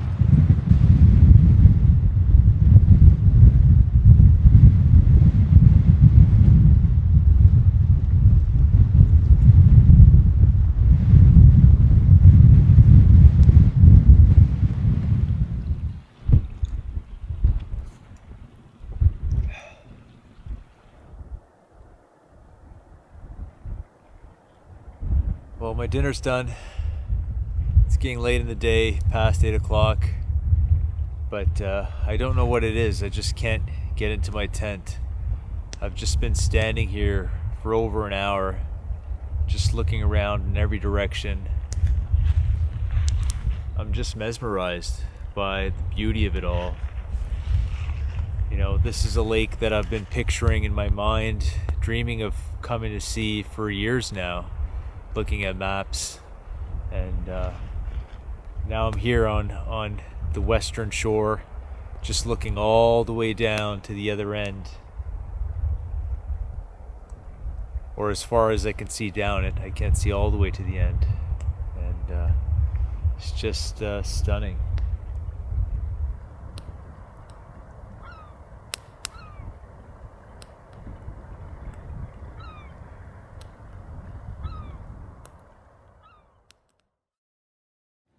It's just past 5 a.m. Got everything packed from inside the tent. Just got to put my boots on, finish my coffee, and got a beautiful little sunrise starting. I'll be on the water shortly.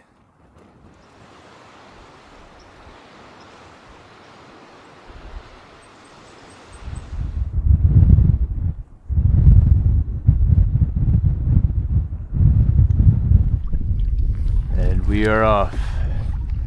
6 a.m. Wind's already blowing.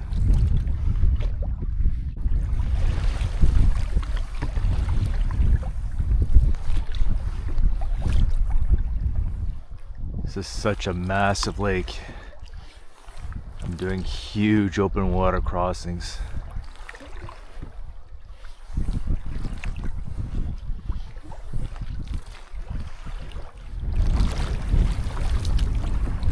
The wind isn't very strong right now, but even so, there have been some pretty large waves, some breakers. So I'm actually on my knees here because I'm really right in the middle. I'm kilometers from shore on all sides. But I'll be fine, but I still want to be cautious.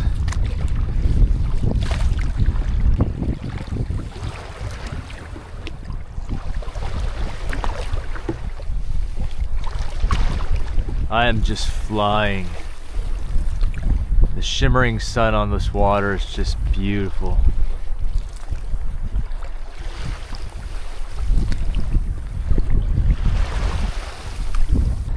Wow, so dark behind me.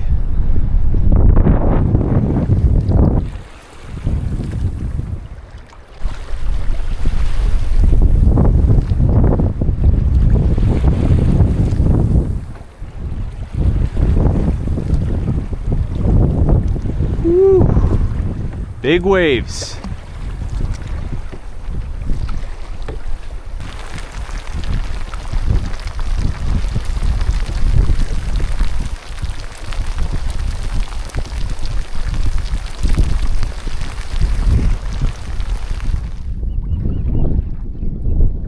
A peregrine falcon calling out. Must have its nest up on this cliff here somewhere.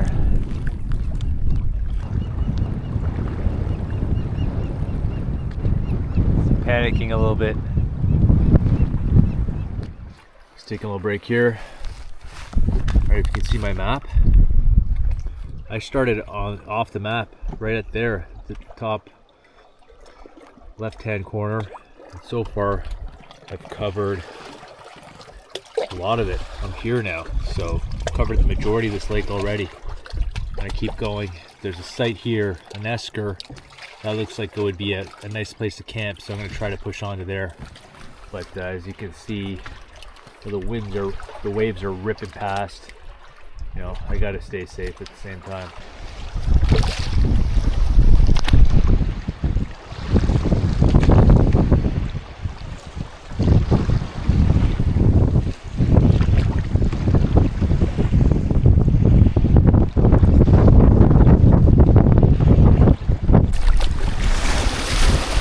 Oh boy.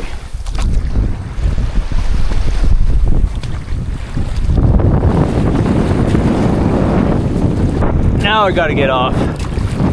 Now I need to get off. Oh my goodness. Alright, it's too dangerous in the open now.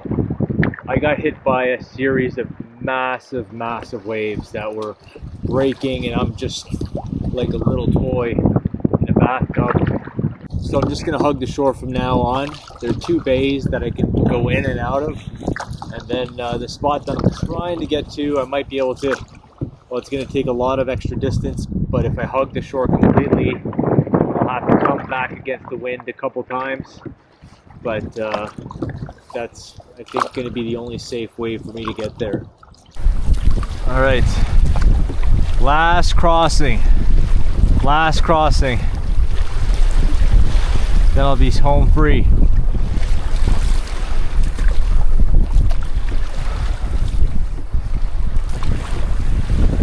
These are some rough seas.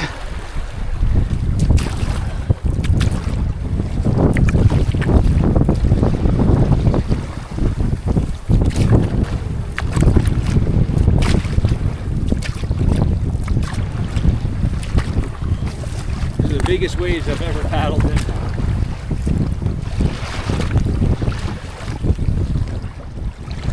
Almost there, half a kilometer.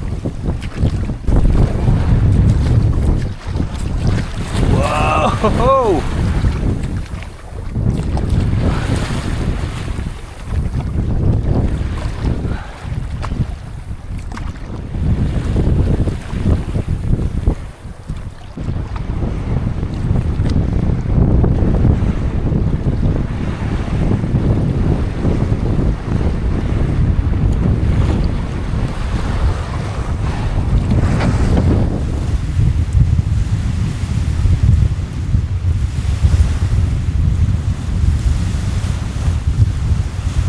Well, look what I found here.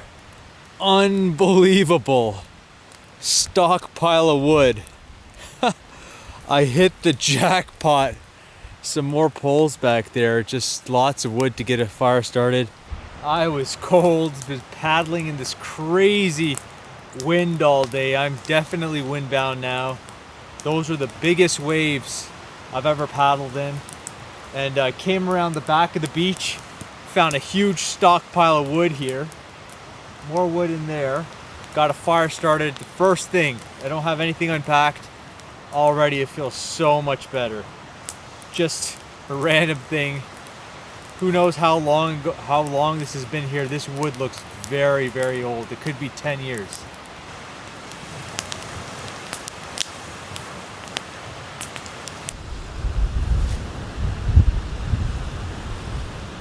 Lots of prints here right around my camp. These are caribou prints.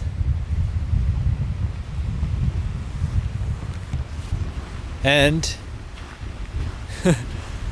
closely, you got some bear prints there. More bear prints right next to my camp. All over the beach. I got really lucky finding this site. That sky looks dark. I'm sure some more rain's on its way. So glad I can warm up now with the fire. Just relax. What a horrible day weather-wise. Just cold and extremely windy. Oh. Labrador, northern Quebec. It's no joke up here. This is August, early August and July, and you've seen the way I've dressed almost this entire trip. Always lots of layers. I'm dressing warmly like it's the fall. It would be the fall in Ontario, in southern Canada. Yeah, it's cold. It's cold up here. Okay, I think it's time for a little flip. Oh, look at that. That looks amazing. It's gonna be so good. All right, well, here it is. Look at that, nice and golden. This is a deep fried bannock. All right, got myself a seat with a view right in the windbreak. So I'm out of the wind, but I can see down the lake. Wonderful. I'm gonna wait for this. So here's my bannock, deep fried, as you can see. So it's kind of a mix between a pancake and bannock. But I have some jam, some raspberry jam, my favorite, to have with it as a topping, but I want to try it plain first.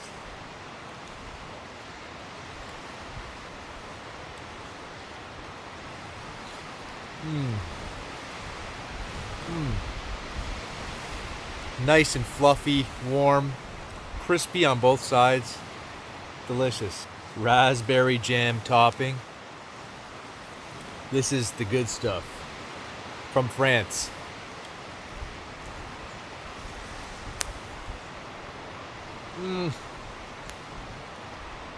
Oh my God. I still feel like I'm in the waves.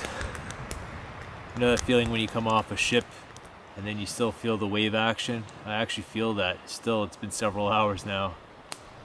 Those waves were pretty big. But things are calming down now. The wind's died down quite a bit, so I'm going to finish this coffee. And then I was waiting for a break in the clouds, but I don't think it's going to happen. But I want to explore. I just want to walk up to the top of the esker that's on the side of this little cove or bay that I'm in, and see what I can see from up there.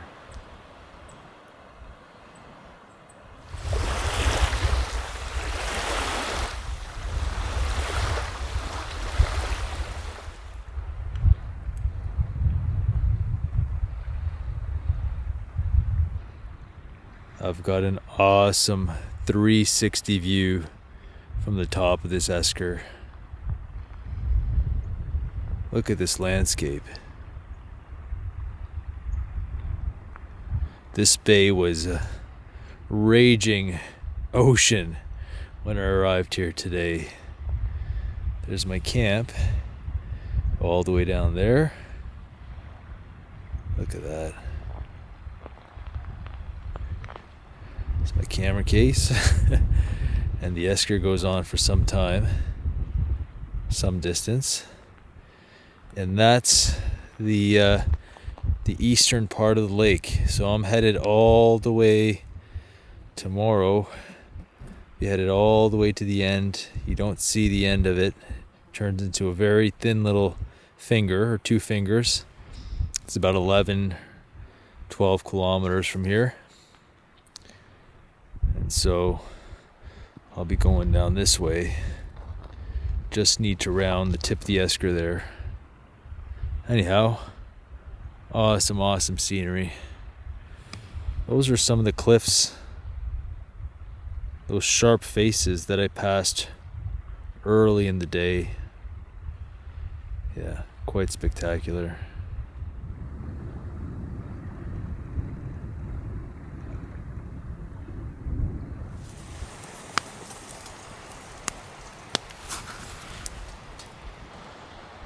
This really is the perfect campsite. I got a beautiful view of the lake here, sheltered by the trees. My fire smoke is keeping the bugs off. Just the perfect little combination, little nook. But anyways, I think today is another day deserving of a shot of whiskey.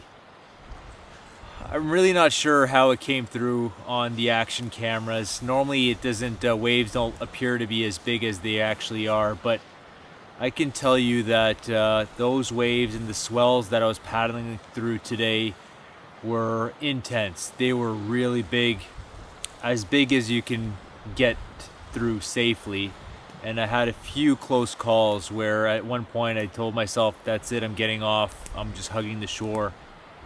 They were spaced out really. I mean, I remember bobbing up high and down, and then a breaking wave would come, and if you get sideways in a wave like that, it's game over. One wave would have swamped me, and that would have been a really serious situation. So it was nerve-wracking at times, but I made really excellent progress. I covered more than 3/4 of this massive lake.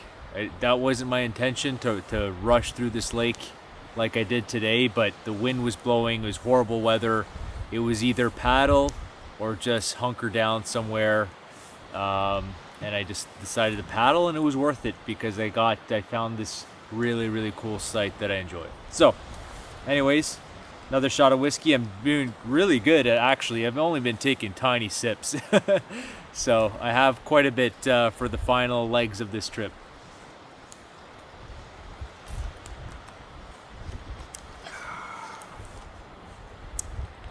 It's good stuff.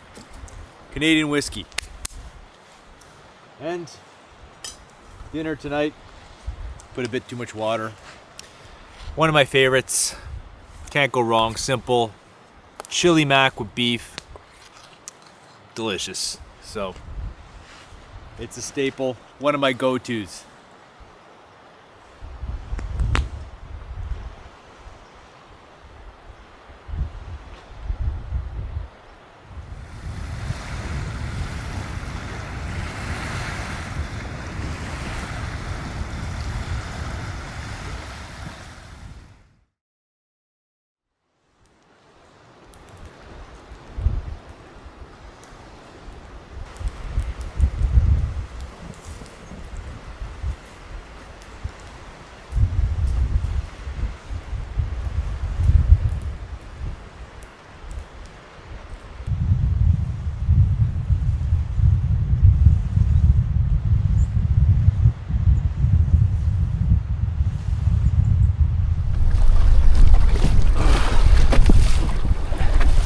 Big waves just getting out of this bay.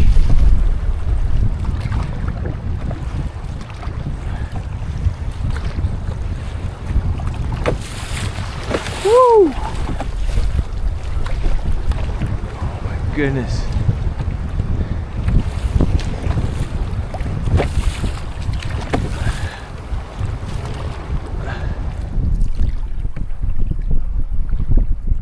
I barely have to paddle.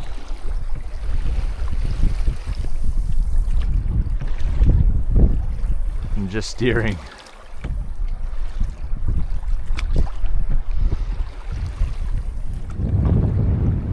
This is the esker that I was camping on. It's just covered in moss.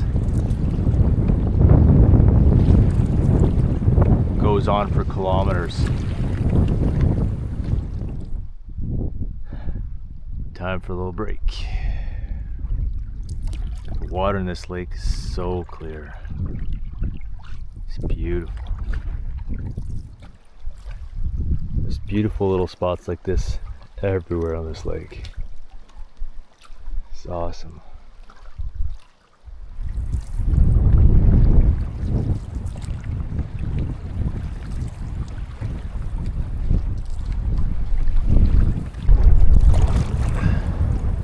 Another windy day. Glad I'm going in this direction. Kind of hazy sky as well. There must be some forest fire smoke from a long ways away. This looks like such a beautiful spot. Oh my goodness.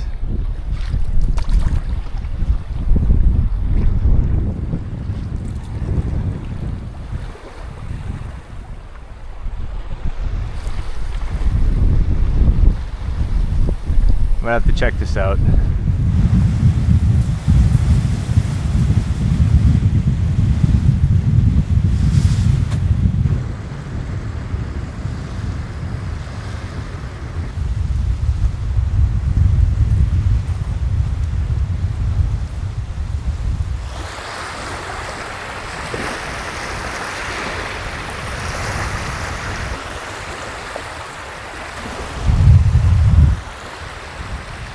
So I've been at this site for several hours now, since this morning.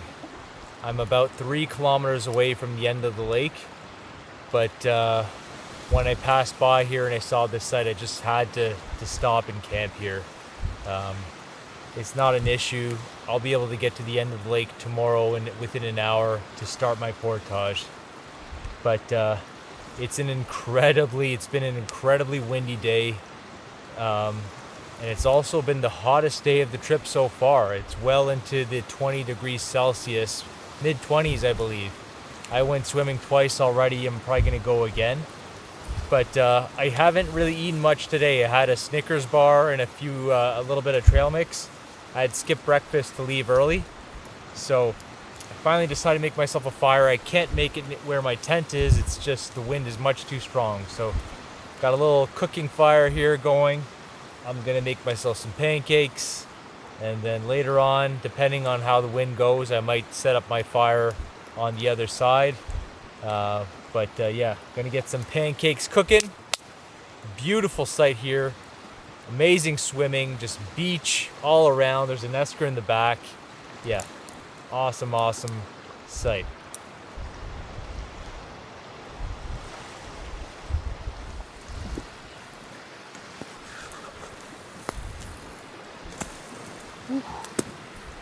Almost burnt. But yeah, that'll be good.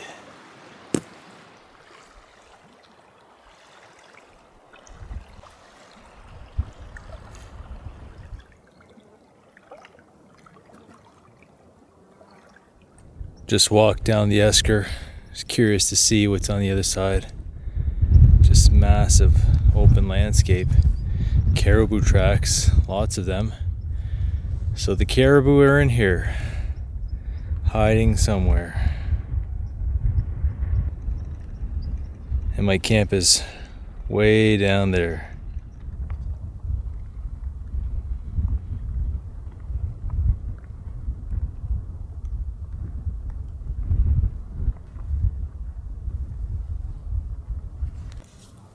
Finally, the wind dies down and I catch a break.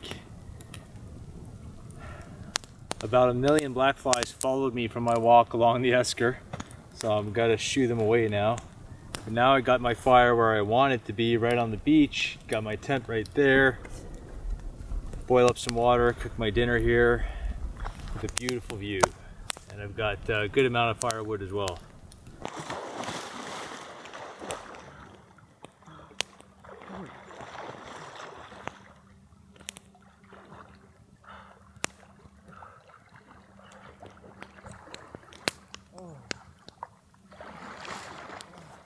That swim felt incredible.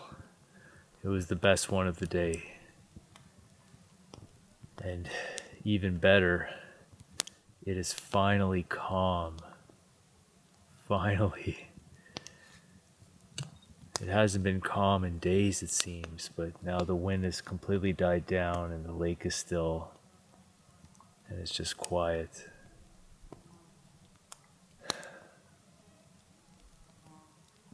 I love it.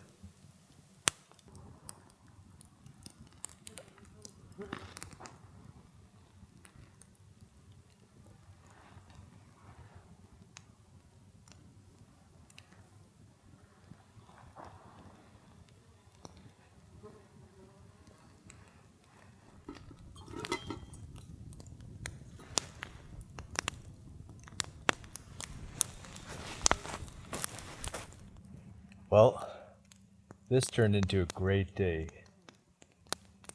Finally got the evening that I wanted to on this big lake up here in the Barren Lands. It's beautiful, perfect evening. Stunning, spectacular scenery. And yeah, that's it for the big Barren Land lakes. I mean, I have a few more that I'm going to cross on my way to the Kogaluk River. But this is the last big one. This is the last big one. So, you know, the portaging and hard work starts again tomorrow. So, you know, why not celebrate? I think this is another good evening to have a small shot of whiskey. After all, I'm trying to lighten my load, so there we go.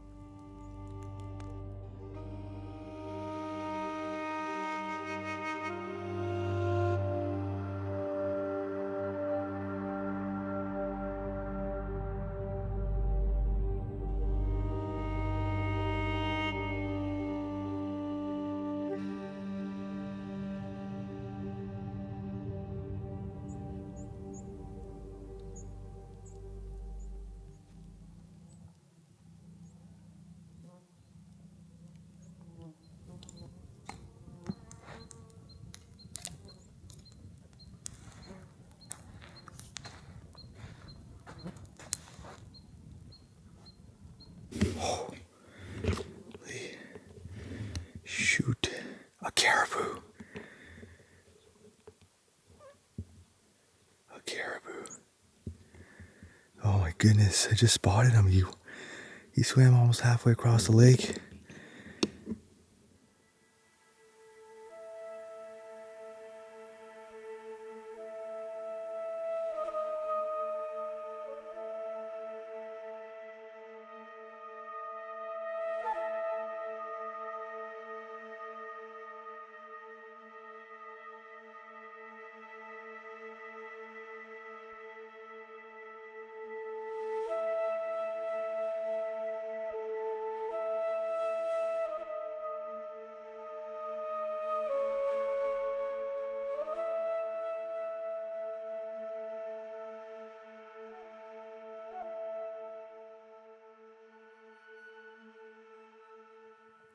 I saw one. I finally saw one. My goodness, they're quiet and stealthy. I was just making my coffee, packing up my things. Next thing I know, I turned around and I saw he was halfway across the lake right here, pretty close to my camp. And then I just mad dashed to grab the camera, and he obviously heard that, so he started to beeline to a further shore. But yeah, really cool. They're very, very strong swimmers. They have big hooves on them. Caribou for good for standing, walking in snow, and for swimming as well. And up here, they don't. Well, actually, they do sometimes stay in bigger herds, but as you can see, that was just a solitary one. And well, fish are jumping everywhere as well. Yeah, that was really cool. And yeah, he covered that distance really quickly with such ease.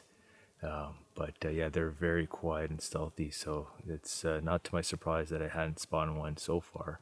I could probably be looking at some sometimes and not even notice them. They just blend in when they're not moving. So really cool, really cool. I was hoping to see a caribou before during this trip, and I finally got to see one from this awesome, amazing campsite. So glad I stopped here.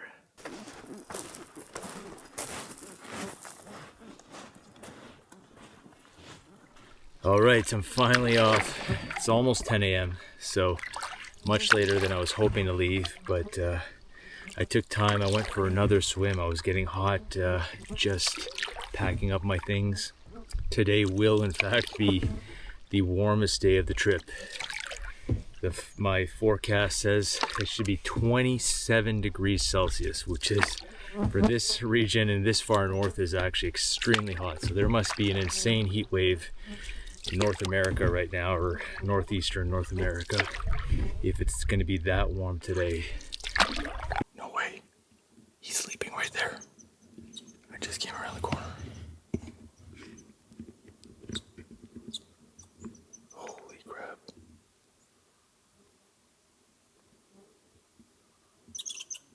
Must be the same caribou.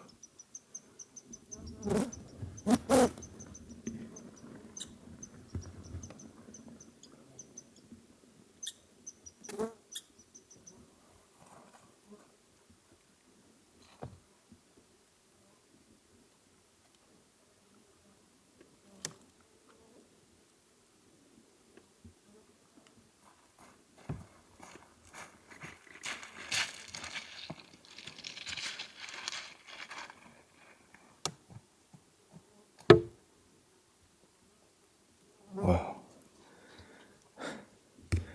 I'm just drifting. I couldn't stop myself. I just picked up the camera.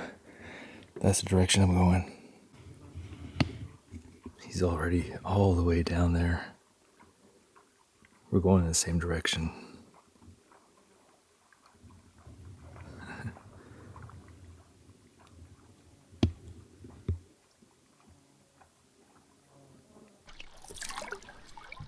Just trying to stay as far away from him as I can. Poor guy, he had a nice little resting spot there. When I came around the corner and surprised him. There he is, resting peacefully.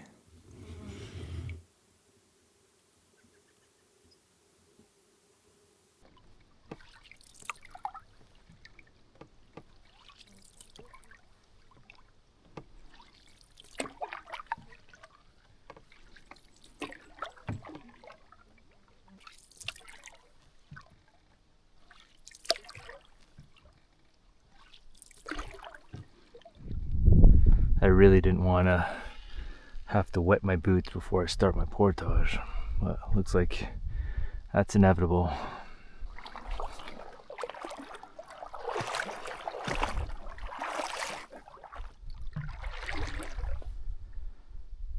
Well, looks like this is the end of the road.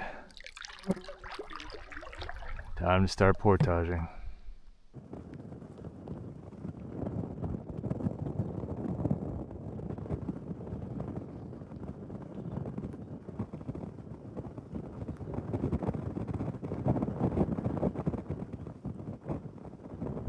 Look at them all. So many little trout. Water's crystal clear, you can see them all. Well, this is the high ground. Just got up here. And the path forward, I just crossed this little stream here and go right down the middle. So it looks pretty wide open. We'll see how it is later. But pretty cool scenery here. Especially like this rock cliff here, this cliff.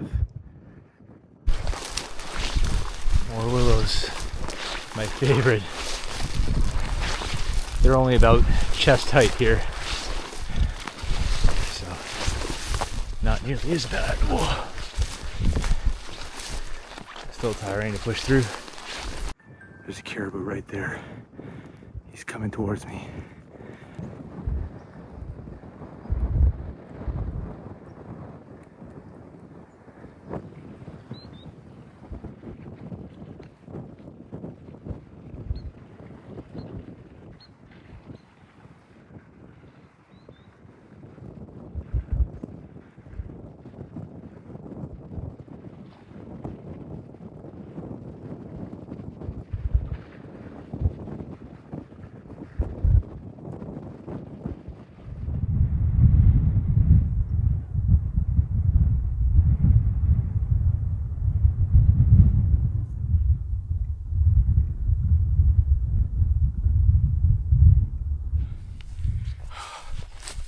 So hot, tiring.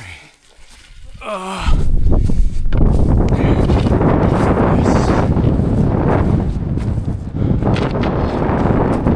little bit more to go.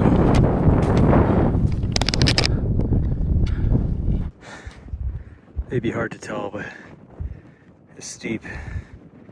Hard work getting up here. But awesome views. Easier walking, hopefully, moving forward.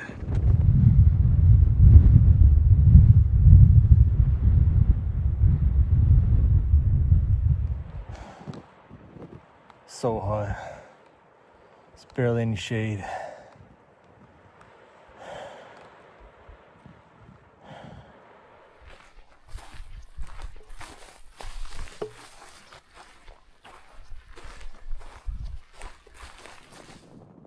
Well, I can see it, that lake in the distance.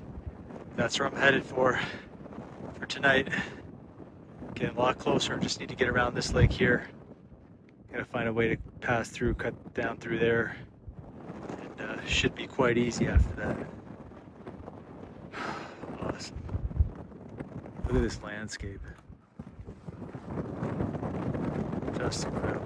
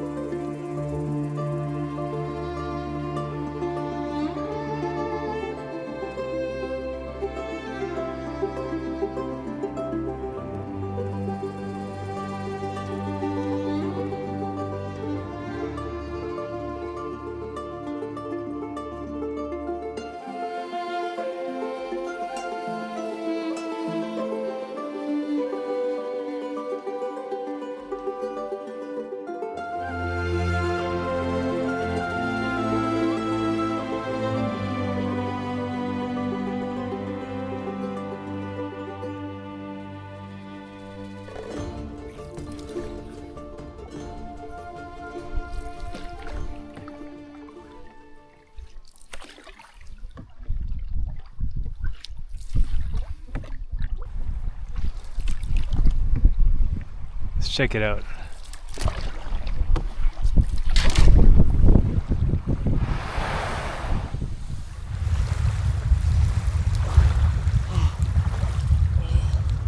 Now that the winds have calmed down, let me show you this awesome little site.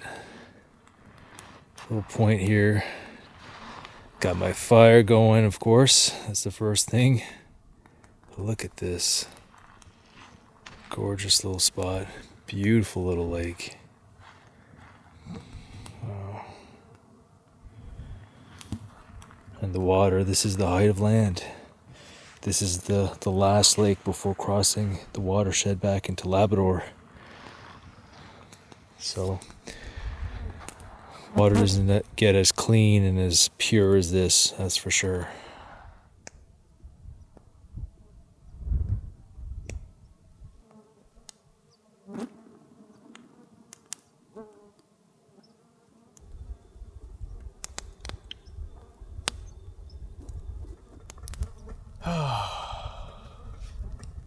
Feels great to be back at camp.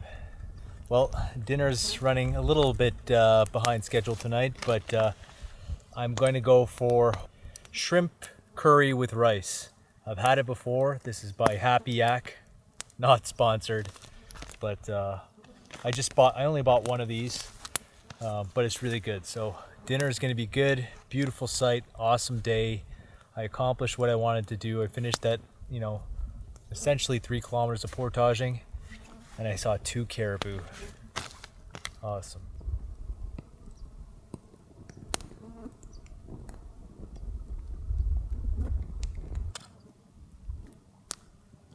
Shrimp curry with rice. I think this might actually be my favorite dehydrated dinner out of all of them, even beating the pad thai with chicken. It's so good.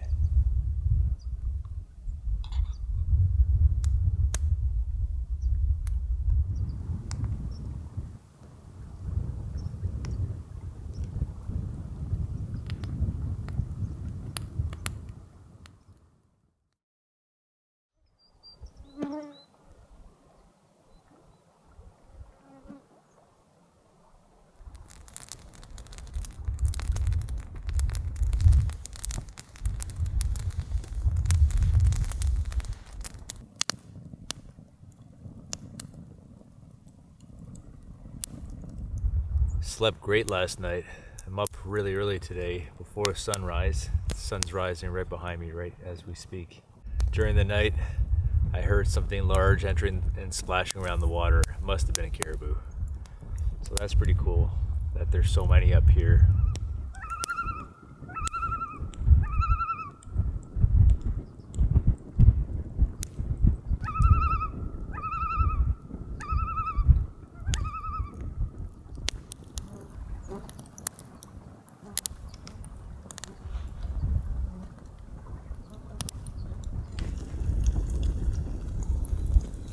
Got to stay right in the smoke here for maximum bug protection.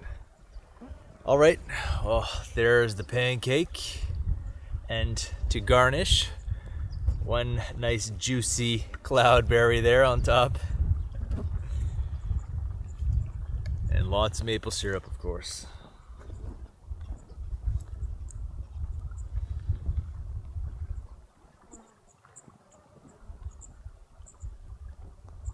Oh yeah.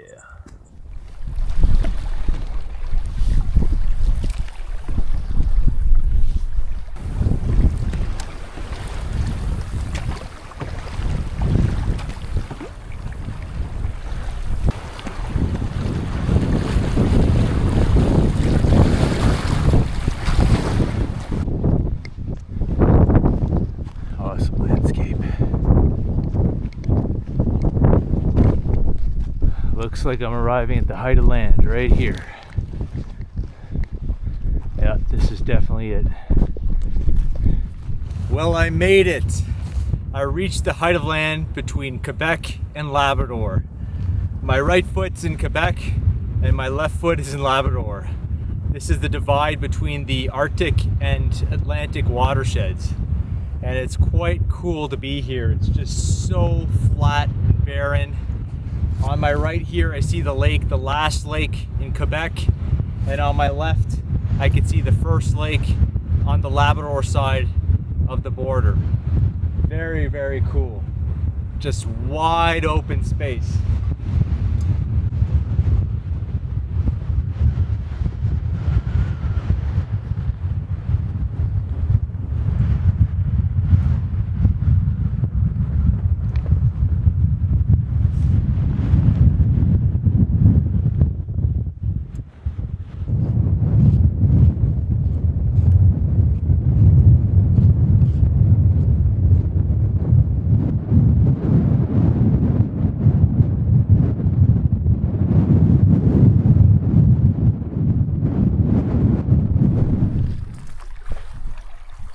very dark, gray, and wet welcome back into Labrador.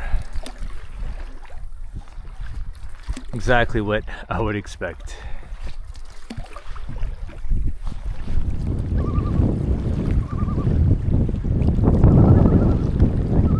Loons chasing each other. I think they're having a little tussle. Dark, gray, and rainy Labrador.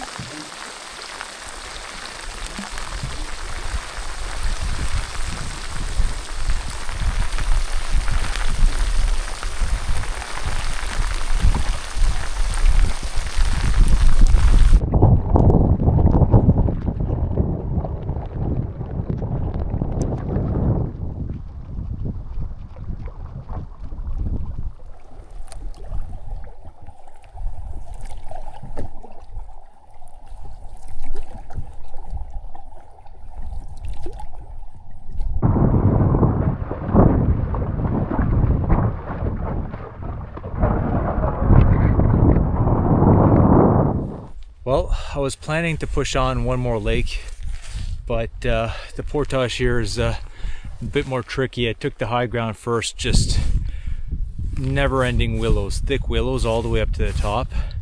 I have to find my way through there. It's quite thick, but I've arrived at this pretty little lake.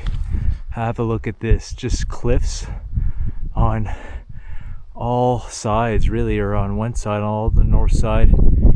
To me, it just looks so beautiful, so inviting. There's a point there, so I think that I'm gonna call it. I'm wet, my feet are soaked. No, it's probably gonna happen tomorrow as well, but I made some progress, and yeah, I don't know. Most of all, it's just how beautiful, how pretty this little lake is, and I really want to camp here.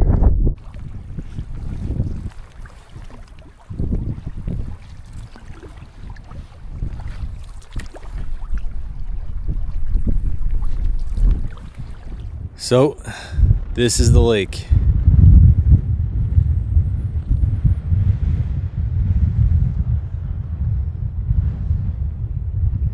Such a cool spot.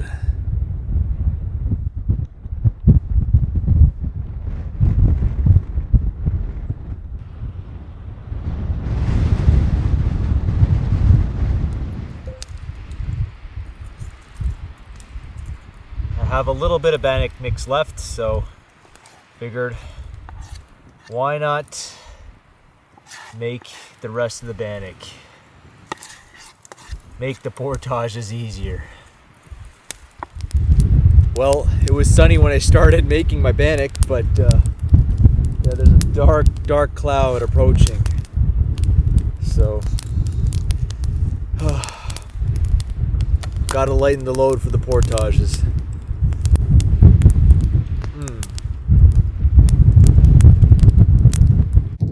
Oh, and here comes the rain right now. Darn it. Darn it. I haven't even fished my bannock.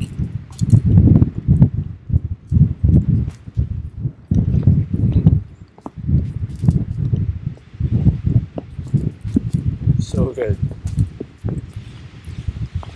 Alright. Time to take cover. Oh my goodness, that just hits so quickly. So fast. I got my bannock, so gonna be some tent bannock. Wow, that's Labrador for you. Wow, did it ever come down hard. But I kept my fire going though. Threw some big pieces on right before I jumped in my tent. Just threw a couple more big ones just to keep it nice and protected. And there we go. Don't have to start it over again.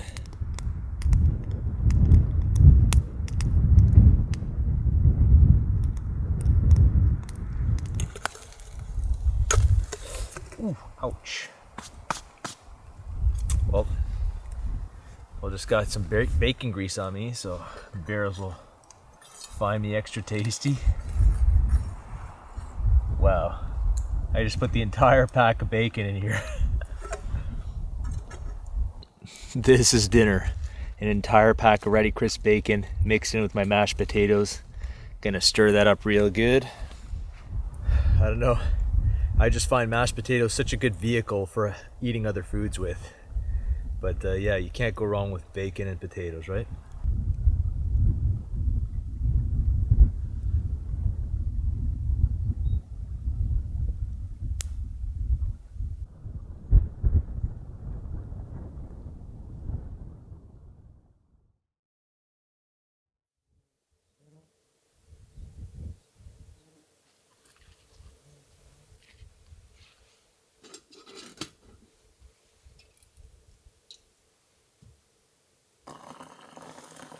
Very foggy morning. Be really tough trying to portage in thick fog. So gonna head back to the tent with my coffee now, and a couple of Cliff Bars in my pocket, and just wait for the sun to burn it off.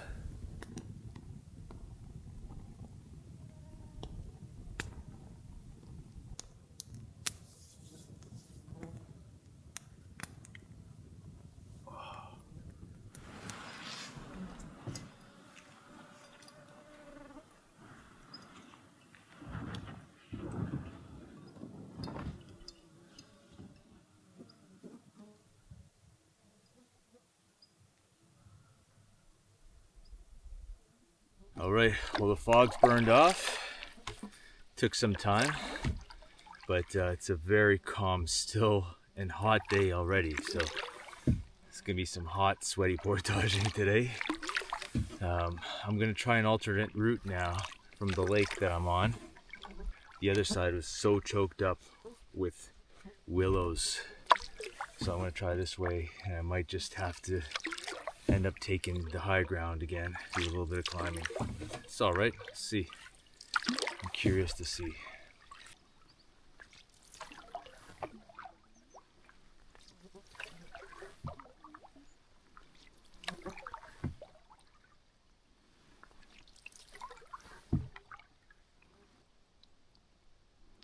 All right, well, can't keep going that way. So maybe I can just portage here up and above this.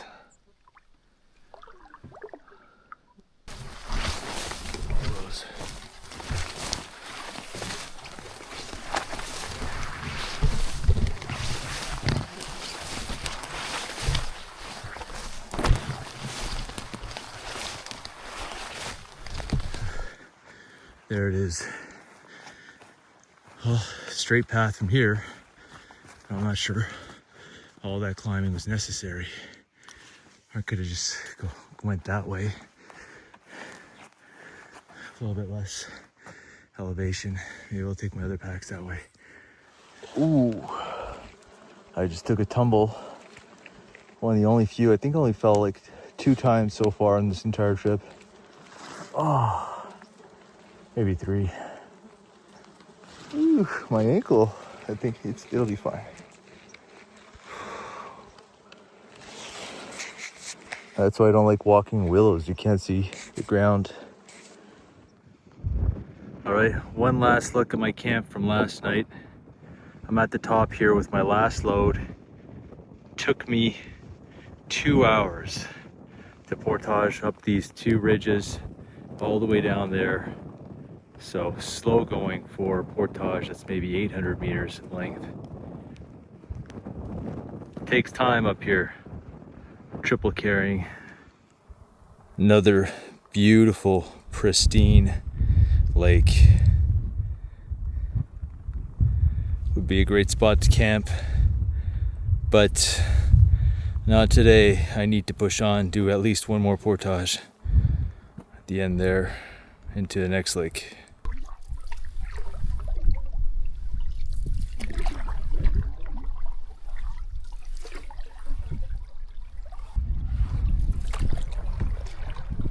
My lake's on the other side of this mountain, mini mountain here.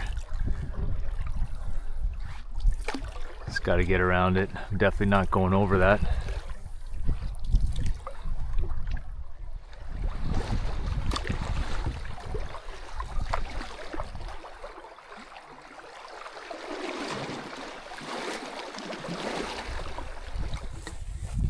My ankle that I tweaked earlier when I fell is beginning to feel quite tender. So I'm gonna have to keep a careful eye on it. I'm trying to not twist in a way that it's causing some pain. And I think that tomorrow I'm going to, hopefully it doesn't get much worse overnight. And I think that tomorrow I'm going to switch back over to my taller boots, blisters be damned, just to give my ankle a bit more support and hopefully prevent any further injury or tweaking of the ankle, because I still need it. I still have a lot of portaging to do to get to the Kogaluk River. Some difficult portaging at that.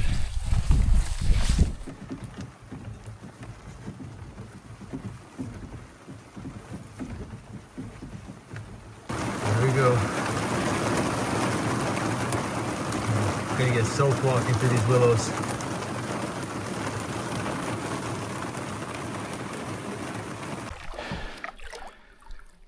All right, I made it down. Made it down from the ridge there through the forest. Now I just need to make it over to the lake, the next lake, which is where I'll be camping tonight.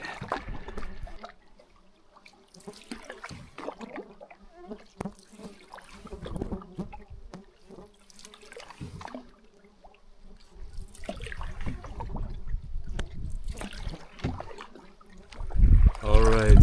Well, I finally made it to my lake for tonight.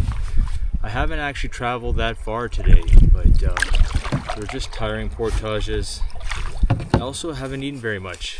2 Cliff Bars and a bit of trail mix, so that's probably part of it.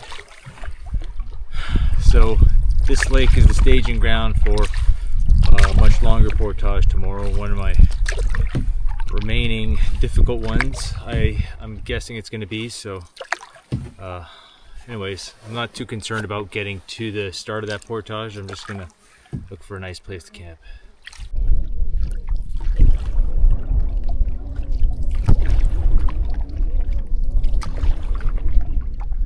Well, made my way back down the lake. It's a nice little high spot here. I'll be able to set up with this incredible view. Awesome.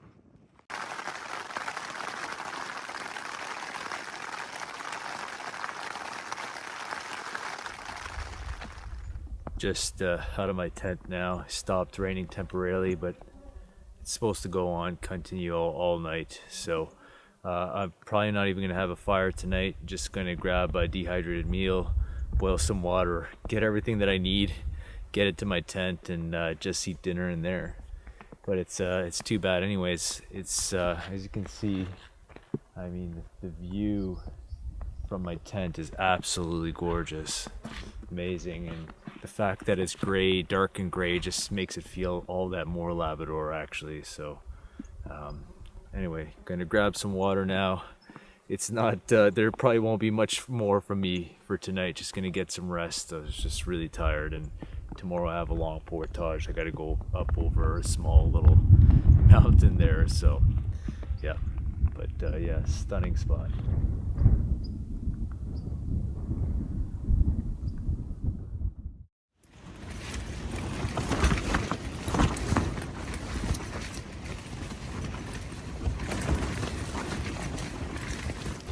I didn't guy out my tent, and it's folding in, and like the roof is touching me. Oh my goodness.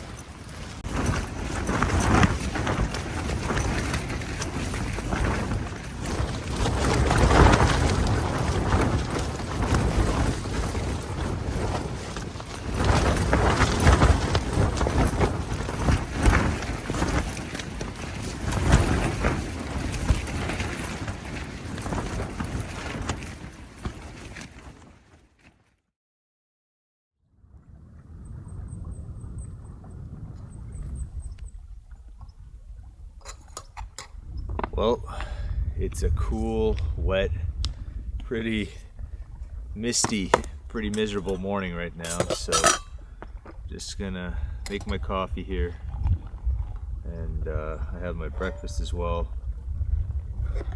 Just gonna go back in the tent and wait till things clear up a bit, because especially long portages through the mountains, I'd rather have better visibility than this. So, yeah.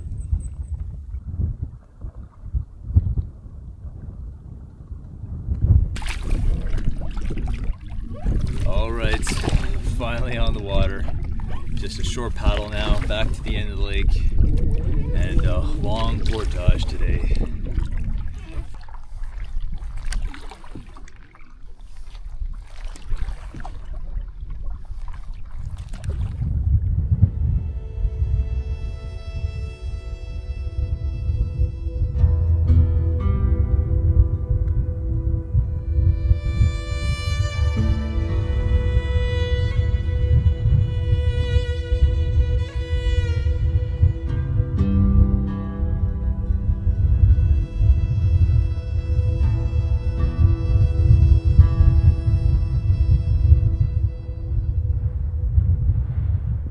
Canoe and my other pack are down there. Just got to cross this little wetland area. Hopefully it's not too wet and boggy. Quite wet and soft in here. Let's skirt the side.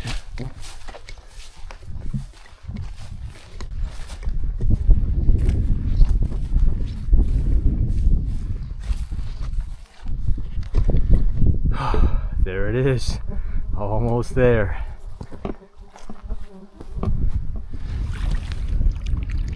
My goodness, the bugs are thick. Oh, I need some relief. Need to find a place to camp and start a fire ASAP. I'm looking for a spot that'll be a little bit elevated to get a little bit of a breeze coming through the site. But yeah, this is a tiny little lake.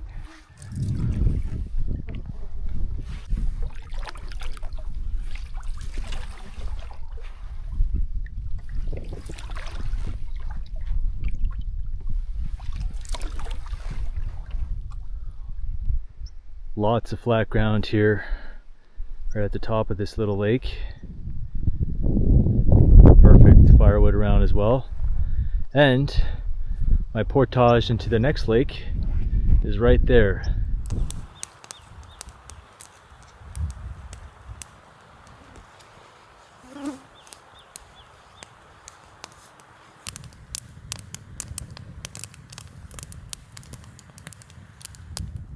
Dark skies are moving in. I'm sure the rain isn't too far away. My dinner is rehydrating in my pot there. So just another 10 minutes. Hopefully I can get dinner in before the storm hits. Well, dinner tonight, chicken gumbo with rice. But right on cue. Seems as if the rain's starting right now. Hopefully it's just a light little sprinkle. Probably not. But gonna enjoy this.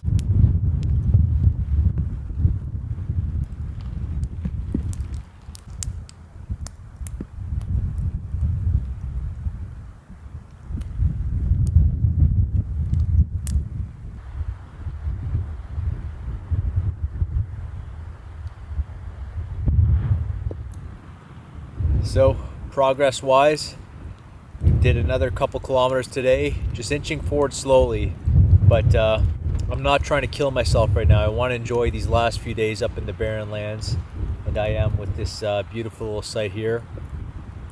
Tomorrow I will get very close to the rim of the Kogaluk River and to set my eyes on the Kogaluk River for the first time, but I plan on camping on one of the lakes right before I reach there as my second last night up in the barren lands. So should be fine. Shouldn't be too difficult of a day. Hopefully I get some decent weather and I can enjoy one of my last days up here before heading down the Kogaluk and to the ocean.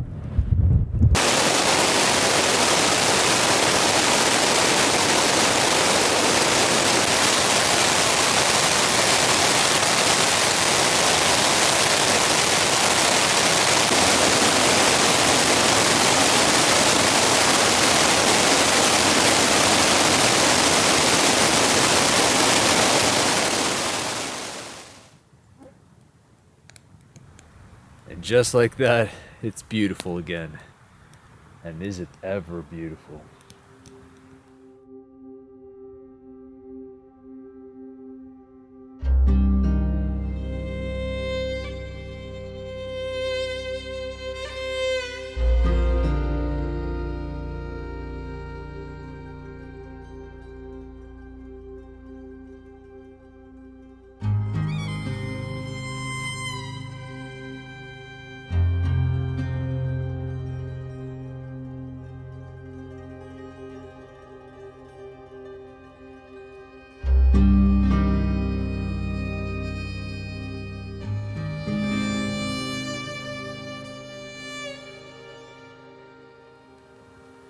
Well, this is a spectacular end to this evening. Wow.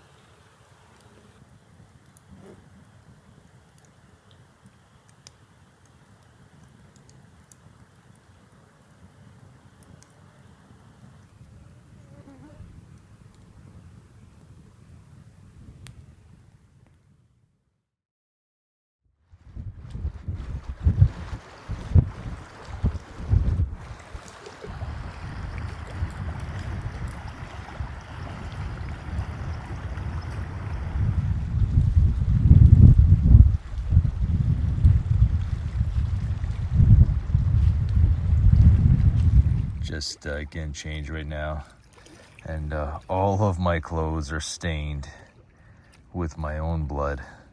Look at that. That's my wrist and hand. Just thousands bug bites over the course of this trip. All right, first portage. Here we go.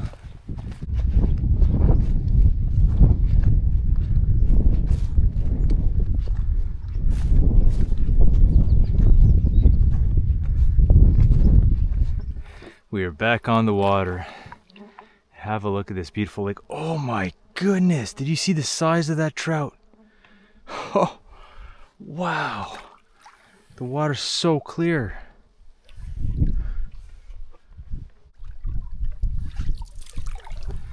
Definitely have some lining or portaging to do here to get into the next lake.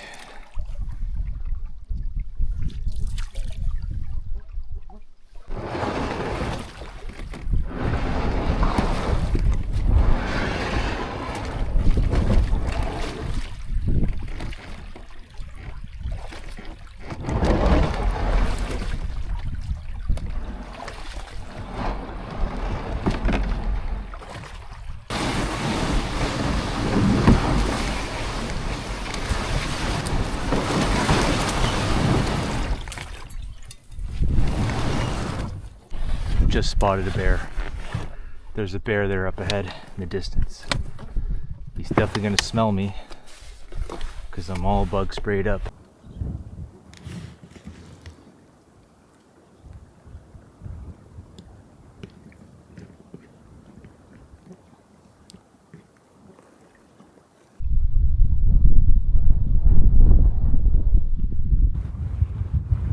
Standing up right now in my canoe.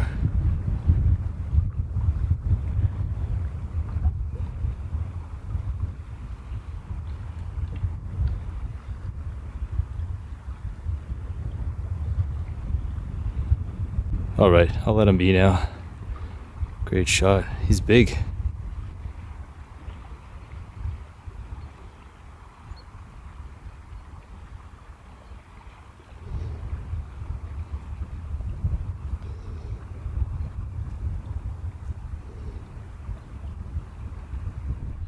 As soon as I got on this lake, I spotted him quite quickly. So very cool. That's my fourth bear now of the trip that I've seen.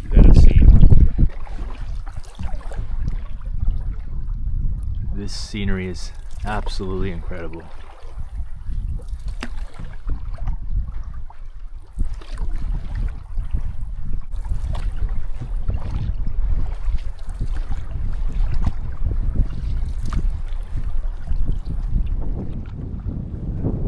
I've already made it to the end of the lake. This is gonna be another portage.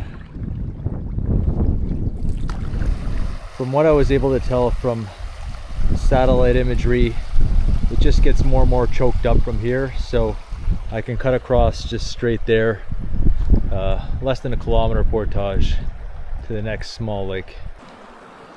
I've reached the water, but it's still choked up, so just gonna cross straight forward over the land there. Hopefully that brings me to my lake. I made it. Yes. Oh, made it. Another lake closer. I'm getting close now. I'm getting close. I can almost taste it, but a few kilometers more to go.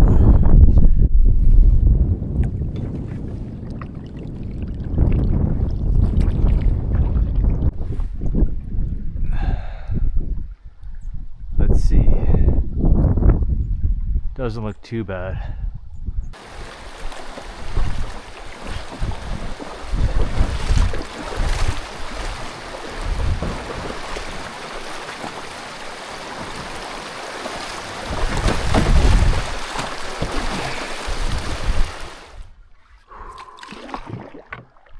Oh my goodness. I am almost there. I'm almost there.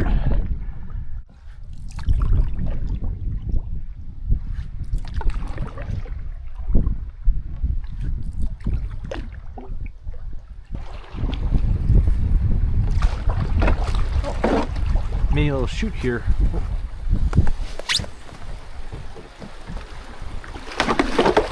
Put my cell phone away.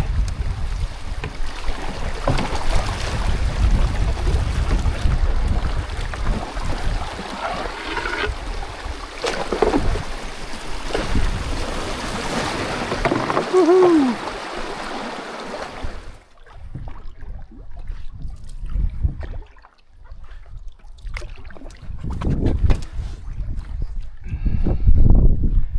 All right. I think this is really the end of the road here. I got a portage over land that way. All right, this is the end of the road. My canoe's there. Now I'm trying to find my way to the rim of the Kogaluk River. That's gonna be right there at a spot, the least steep, it's all steep, but the least steep spot that I can go down. And if I were to continue to follow this, it would just go down a waterfall 800 feet down in the canyon.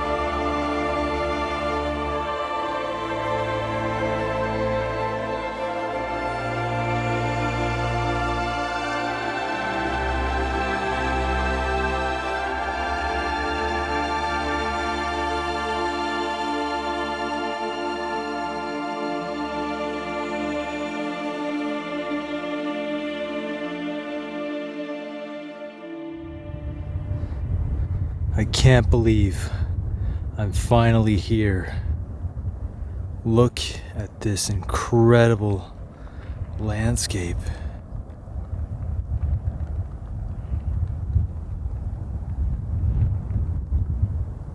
Kogaluk River Valley, all the way down to the horizon. Wow. Just incredible. I finally made it.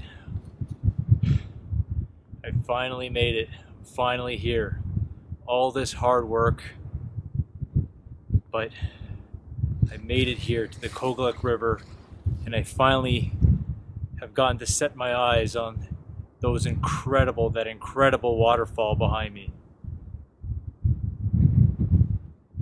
It is without a doubt the most beautiful scene I have ever witnessed and will likely ever witness in my life. I can't believe I'm finally here. Years of thinking about this trip, dreaming about it, and I'm finally here, and I made it here by myself. It's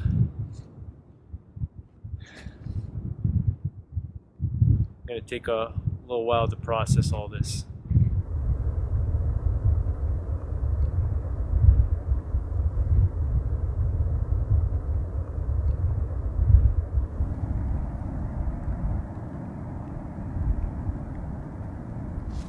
Well, I certainly think tonight is a night deserving of a shot of whiskey.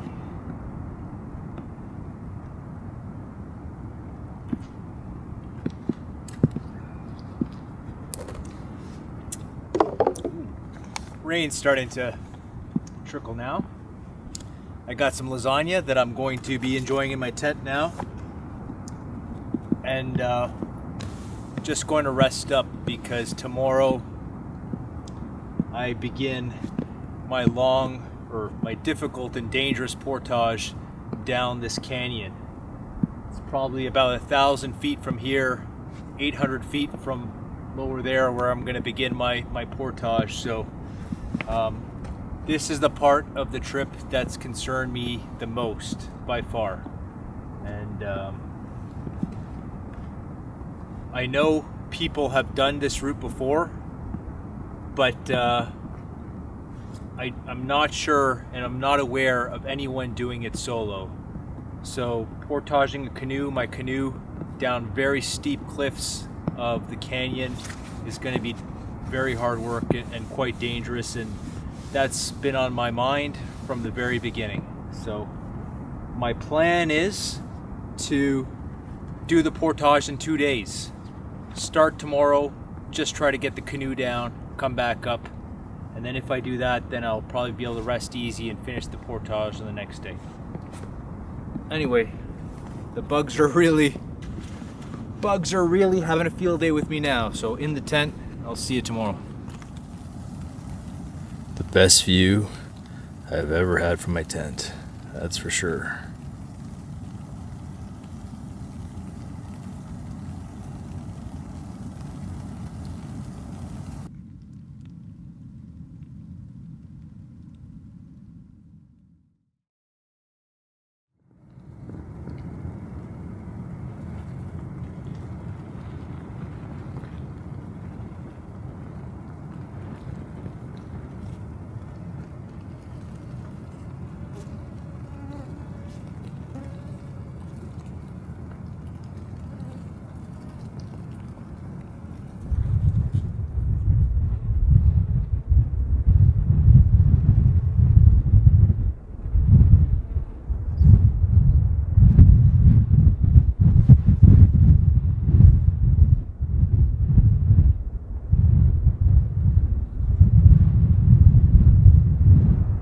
So today's the day that I've been concerned about from the very beginning of this trip. All I can do is be very slow, methodical, scout, try to find the least dangerous route down. And if it takes me all day, it takes me all day. That's why I've decided to do this portage on 2 different days, just to try to be as safe as possible and not to get too exhausted and make any mistakes and trip and fall. I could fall hundreds of feet down. All right, tent is locked down solid for the winds that are coming later today. Pack is all ready to go. It's time to finally do this.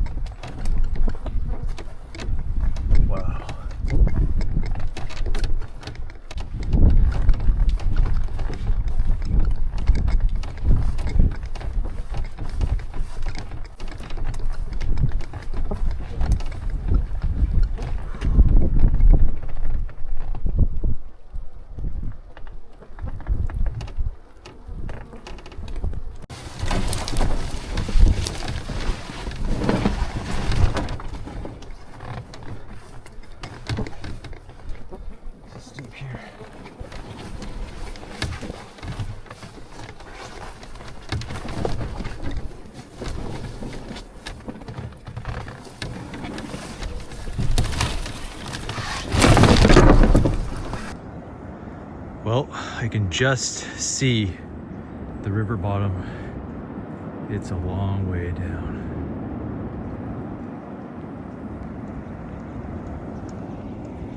Gotta find my route now. Holy crap, this is steep. It's just a cliff. I don't know which way, look how far the river is. Hey, I gotta scout now.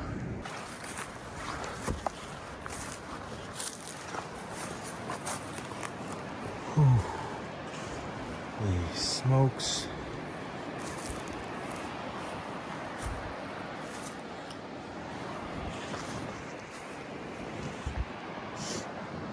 I have no idea how I'm gonna get down.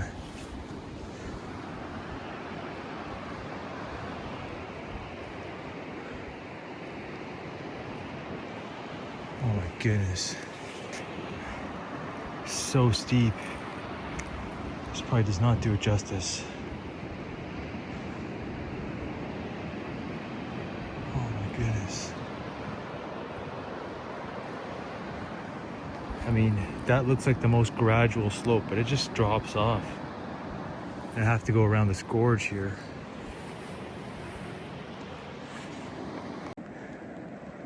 Just taking a break, climbing back up the canyon to try another section further. I have to go around a deeper gorge. I can't go straight across. I have to go up, around, and back down.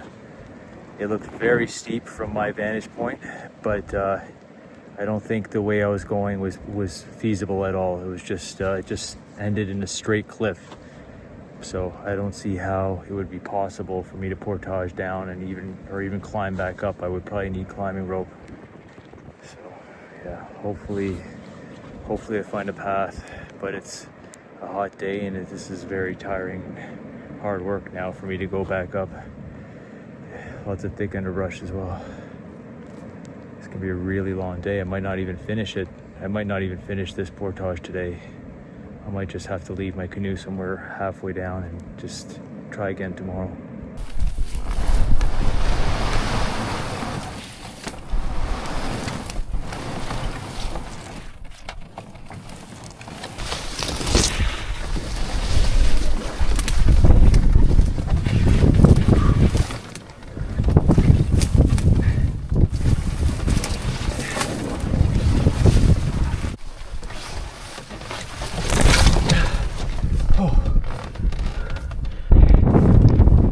Okay, I made it to the other side, other ridge. I hope this was all worth it, but I'm going to do a lot more scouting before going too far down with the canoe. All right, I finally made my way over 2 ridges down through kind of and past 2 gullies. It took me 3 attempts on the last one. I would reach where it went down. You can't really see the bottom until you're close, and it was like 20, 30 feet down and steep as well. So I had to keep climbing the mountain. Anyways, all that to say is that it's been well over 2 hours, probably close to 3 hours now that I've been working hard, sweating. I've gone through over 1 liter of water, and now I'm at a different spot, a different starting point. So I'm gonna head down there. I'm gonna try not to make the same mistake, and gonna leave my canoe kind of secure here and do more scouting before I bring the canoe down, because coming back up with all this is just so unnecessary. I mean, it's part of it, I guess, but really I'm tired, I'm exhausted. I'm ready to call it a day, and I haven't even made any progress. I'm starting again from zero. So let's see, hopefully I can find a route down here.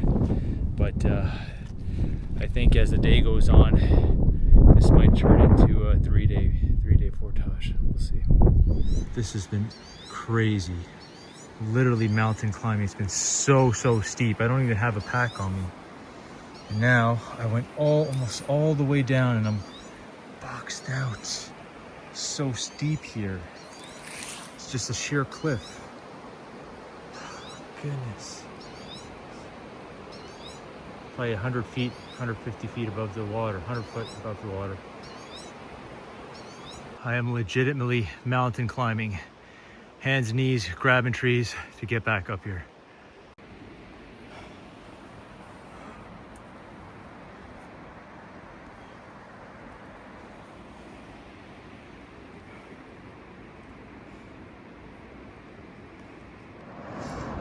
Well, I made my way back up.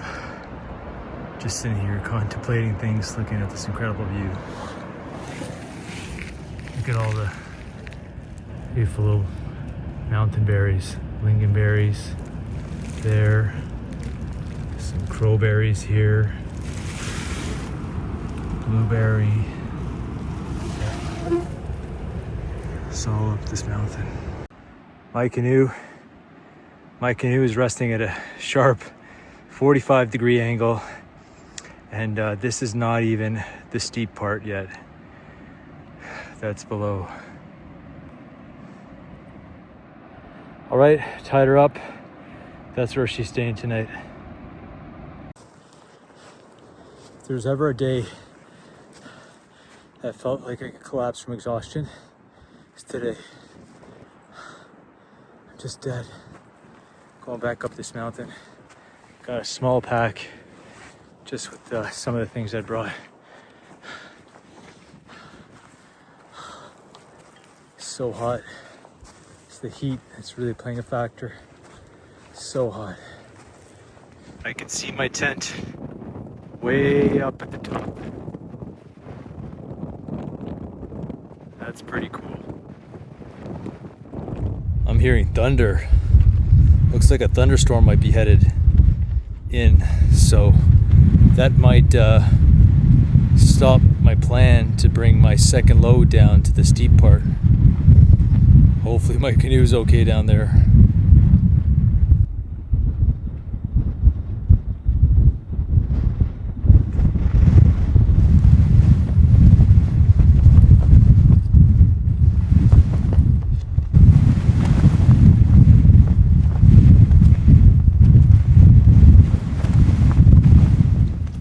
I hope it just skirts me.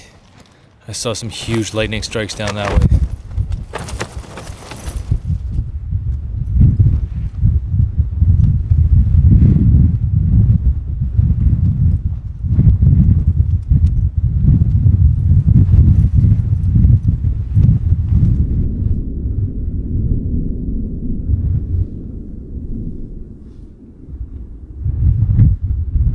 I'm headed to lower ground. Got my rain jacket on. There's a nasty front coming right for me. Seen lots of lightning there. I'm not staying in my tent. I'll get soaked. It's fine. I just need to get to lower ground.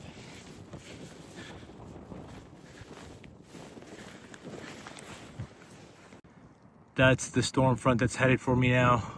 And I've seen lots of lightning. It's coming directly for me, so I've got a little cave here that I can tuck under.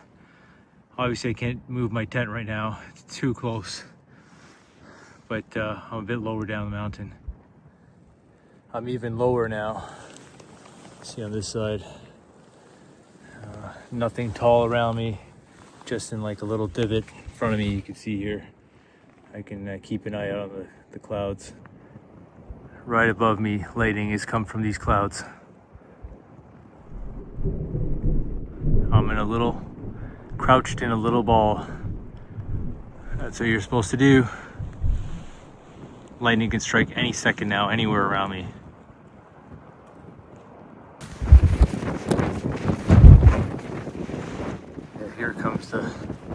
Here's the front now. The wind's gonna kick up like crazy. Hopefully my tent is okay.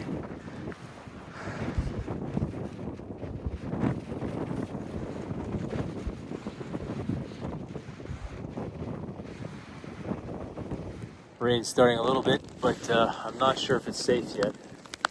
I haven't seen lightning close by for a little while, but I'm just gonna wait it out. I just got behind a rock now. I'm gonna get tucked in here, because otherwise I'm gonna end up getting really cold. I got my fleece top in here. These pants, my fleece pants, they're gonna get soaked.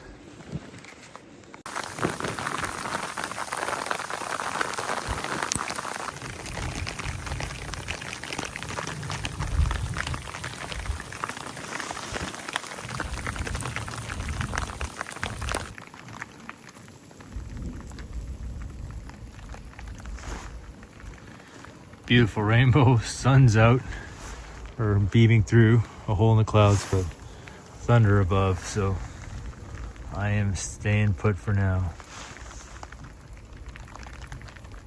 Out from my little hiding spot, taking a peek now. I'm not sure, I'm gonna have to watch for a while to see if I see any more lightning. The thunder seems to have passed right there. It's still, I still hear it, but it's just past me. But hopefully this is not multiple rounds of this, because I'm pretty stressed out sleeping in my tent when there's thunder and lightning. Here comes round two. That looks dark. I saw some lightning right down there.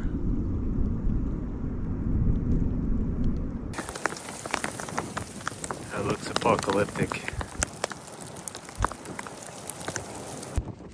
Round after round rain, lightning. It's getting a bit tiring. I wish I could just rest in my tent right now. Had I known they were calling for thunderstorms, I would never have set up there.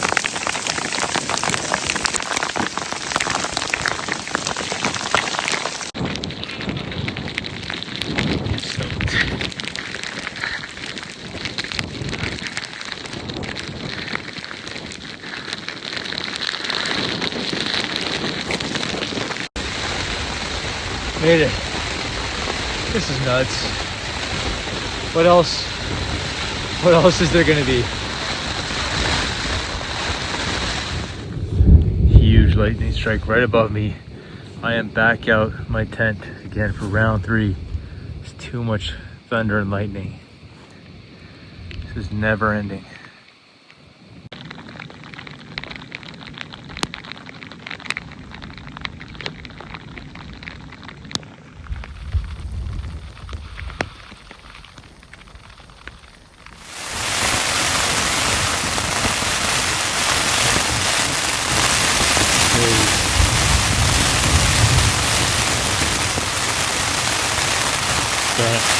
I think I still heard thunder.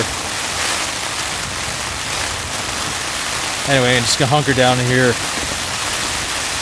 and pray.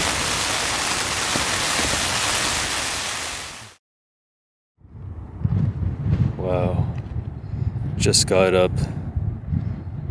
Northern lights above the falls.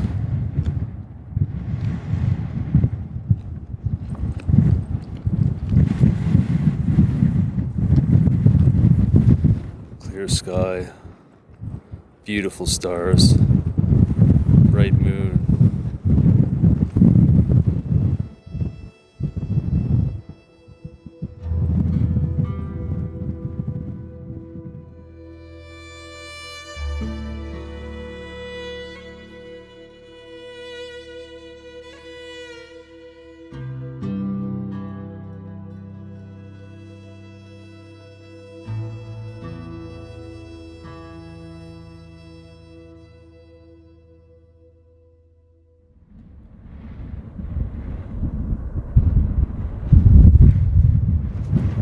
Well, I survived the night, but that was pretty stressful last night with all those thunderstorms rolling in. Some lightning right above my head. That lightning didn't touch the ground, it just went from cloud to cloud. 3 times I had to leave my tent, go down, take cover, just because I just wanted to minimize the risk of getting struck by lightning, given that I'm on the highest point, top of the highest ridge here. But anyways, I survived, I'm still alive. Now back to portaging down the canyon. So I think my plan for today is to take my blue barrel down to the canoe and portage those 2, leapfrog as close to that point where I stopped yesterday, that drop, as I can. Because once I get around that, I'm going to find a way to get around that. Then I think I'm fairly close to the river. I hope that there won't be any more kind of cliffs like that, because I think once I go down, I won't be able to go back up. So that's the big risk. And for that reason, I want to stop before I go down, and that's probably going to take a good part of the day, and then come back all the way up here and then camp again a 3rd night, because I want to do this fresh. It's very, very, very difficult just without anything. With my packs in the canoe, it's going to take a lot out of me, and I don't want to be doing any of that tired at all. I don't want to push myself to the limit going down that, because if I get tired, then the chances of me making a mistake are higher. So that's the plan anyways. Let's see.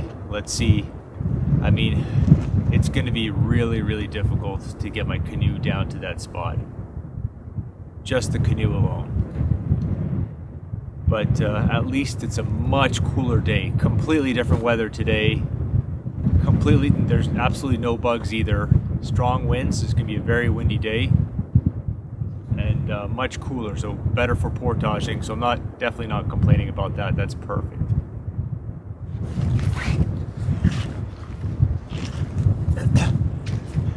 Oh, and finally, the rain overnight accumulated a few spots up here.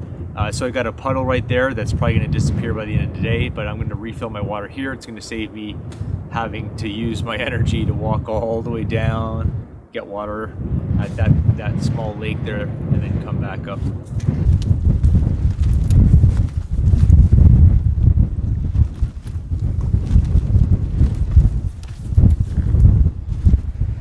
Well, found my canoe, still here, thank goodness. Now to begin the really, really steep section that goes down into the abyss there. There's no way to properly show this, but that's coming down at 60, 65, 70 degree grade. This is straight down for me. And then there's an even bigger drop off. Look at the other side. I mean, this is the type of terrain that I'm going down.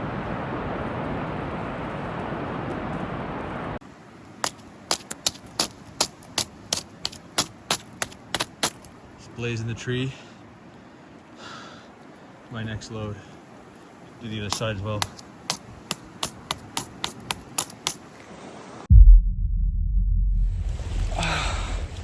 This felt like 10 feet down.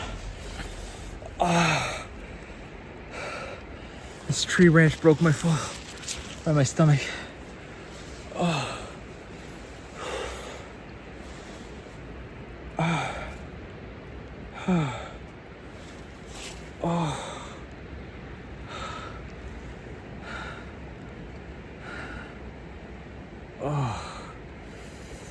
Just pulling the canoe down. I don't know what happened.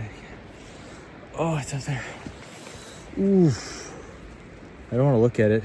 Probably definitely have a cut, but oh my goodness. This is so dangerous. Canoe just has a mind of its own. It just wants to go down the cliff at every opportunity. I have to control it, and then I'm getting tangled. I did a lot of clearing. As you might have been able to notice, as I'm pulling the canoe down, there's actually a path. It was a thick jungle. I spent a lot of time. I did another full scout this morning, all the way to where I was before now my first load with the canoe. Did a lot of clearing, but still, it's a thick jungle, and my foot got caught up. I think I was coming down, just went flying down like Superman down the mountain, and this little tree here just broke my fall, and it snapped, it was rotting. So I think that was probably a good thing. You know, I'm okay. All right. Oh, just need to catch myself. I'm glad this tree broke my fall, because it probably doesn't look steep in the video, but that is very steep straight down the mountain there. I'm going down this way, just following this, going down.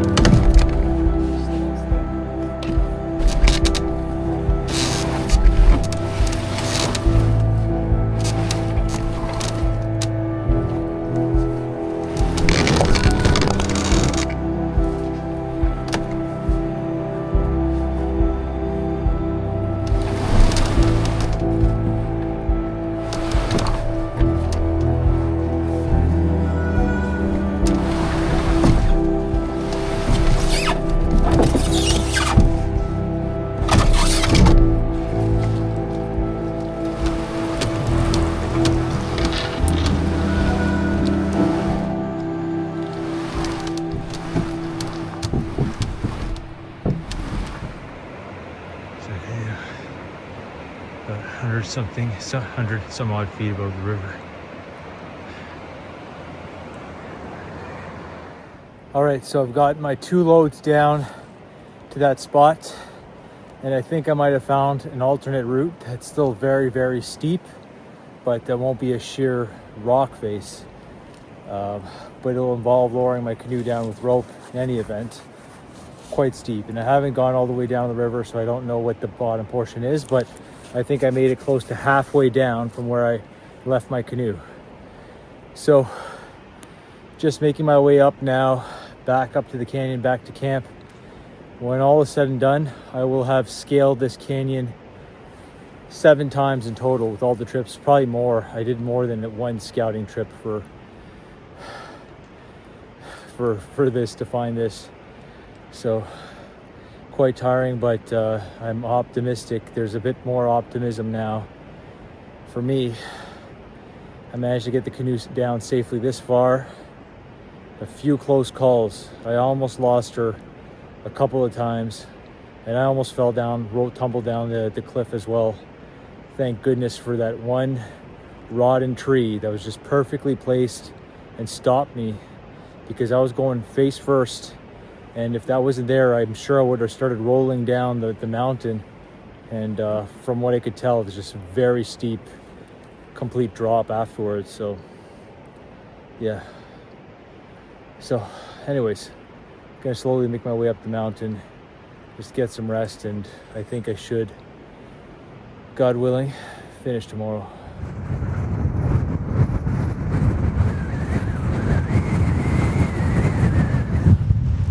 My goodness, it is frigid right now. Unbelievable. Temperatures dropped so much overnight, and today feels like I'm in a completely different season now. But on the plus side, I can sit here in my tent with my fly open, not a black fly or mosquito in sight. So, you know what? I will take it. It definitely made portaging today feel a lot easier than yesterday in the searing heat. That's, I think now that I look back, that's really what did it for me. It was how hot it was, 27 degrees Celsius, plus the sun probably was in the 30s, what it felt like. So, my plan for tomorrow, I've got my 2 loads down, 1 load remaining, and I've also potentially found an alternate route from where my canoe is now,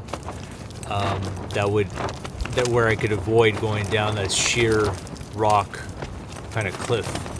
It also is quite steep. I had to jump down essentially. I had a very hard time climbing back out, but I walked another 50 meters through the forest. I haven't found the exact way down, but I think it's going to be doable one way or another. I'm there. I mean, there's no way I can get, portage my way back up from where I am with the canoe. It's impossible. So I have to find a way. I don't have a choice. So tomorrow's the day. I definitely, I'm going to be packing up my tent, so I have to find my way down to the river one way or another tomorrow. Although I was back up here before 4 o'clock today, I think it was a smart move for me to just take an extra day, because it's even the last 100 feet about from where I am down to the river of elevation. It's going to be very difficult. It's very difficult. Even carrying 1 load is very tough, and I want to be sharp. I want to be fresh, not to make any mistakes, because today I fell several times. One very close call where I could have tumbled down the cliff, and thankfully that rotten tree saved me. And I'm not sure. It's possible that it was a good thing that it was rotten, because I did take a blow and I have a cut on my stomach here. But if it was a solid, healthy tree, that blow would have been a lot more painful. And I went down head first. Thank goodness that tree was there, broke my fall. So all that to say, I have to be very careful. I've been extremely meticulous. Every step, make sure I don't carry any momentum with any step, because that's what can get you in trouble. If you're carrying momentum coming down with a lot of weight on your back, if you slip, you can't stop yourself. You're just going to go down the mountain. So I'm going to take my time, get there, and oh my goodness, it is going to be glorious once I do finally make it down to the river, safe and sound, with all my gear. Hopefully, it's going to be incredible.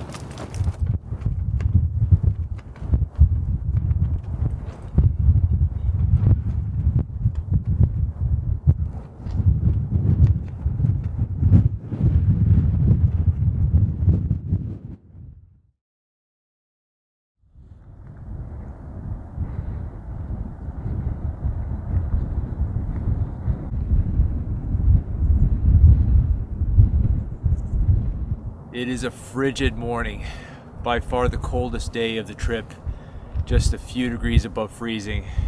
It took me a long time to get out of the tent. I was able to feel that biting cold coming just from underneath my vestibules there. I just couldn't get out. So it's around 10:30, no, almost 11 right now. Should be all packed up within 10 minutes and get going. Gotta finally complete this canyon portage.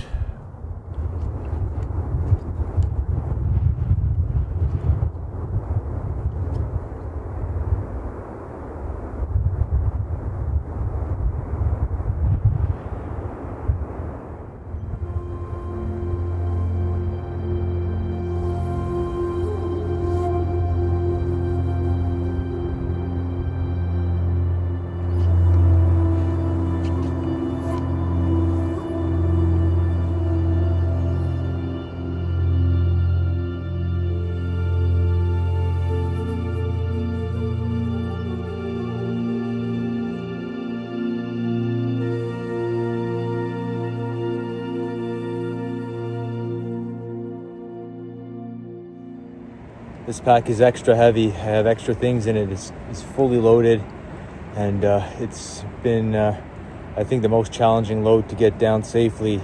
I've actually just been dragging it, and it's not, it's made out of thick vinyl. Not made for that. Hopefully I don't puncture it. But one of the closest calls, I just put my case down. It tumbled almost 30 feet down the mountain, did a few flips in the air, and then got caught in some trees. Thank goodness. Otherwise it was going to go all the way down the mountain. My cameras, my 2 cameras, all my memory cards, everything that's happened, everything that I've recorded from the start of this trip would have been gone had I lost that. So I need to hold on to that for dear life. I'm not going to make that mistake again. This is literally going straight up, and all this rock just crumbles and moves away when you step on it. It's hard for me to get up. I'm doing 2 trips now, one with the camera case, one with the pack. All right, here's the situation. I'm back at my canoe. There's a straight drop right here, but my plan is to just push it past this tree and then use the back rope. I could use it, leverage against the tree, and slowly lower it down, and hopefully just catches something and stops itself. I'm almost there. I can feel it. I know it. Just need to find my way down this last stretch here very carefully.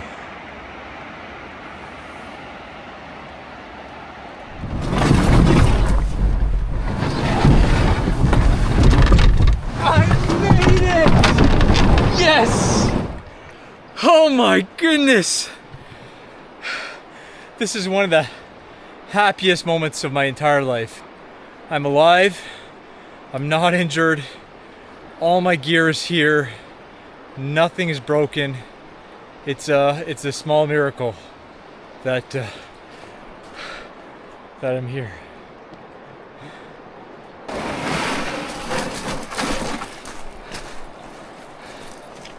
Back on the water, baby.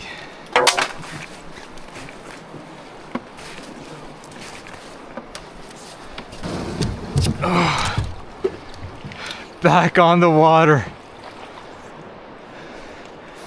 This has got to be one of the best feelings of my entire life. I did it. Now straight into some rapids.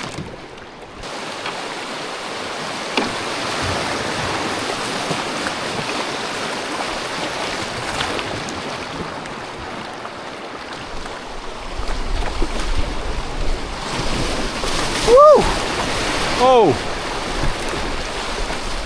Took on some water.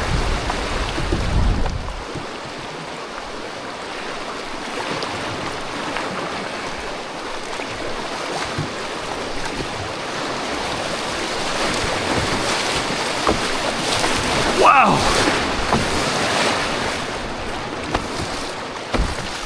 All right.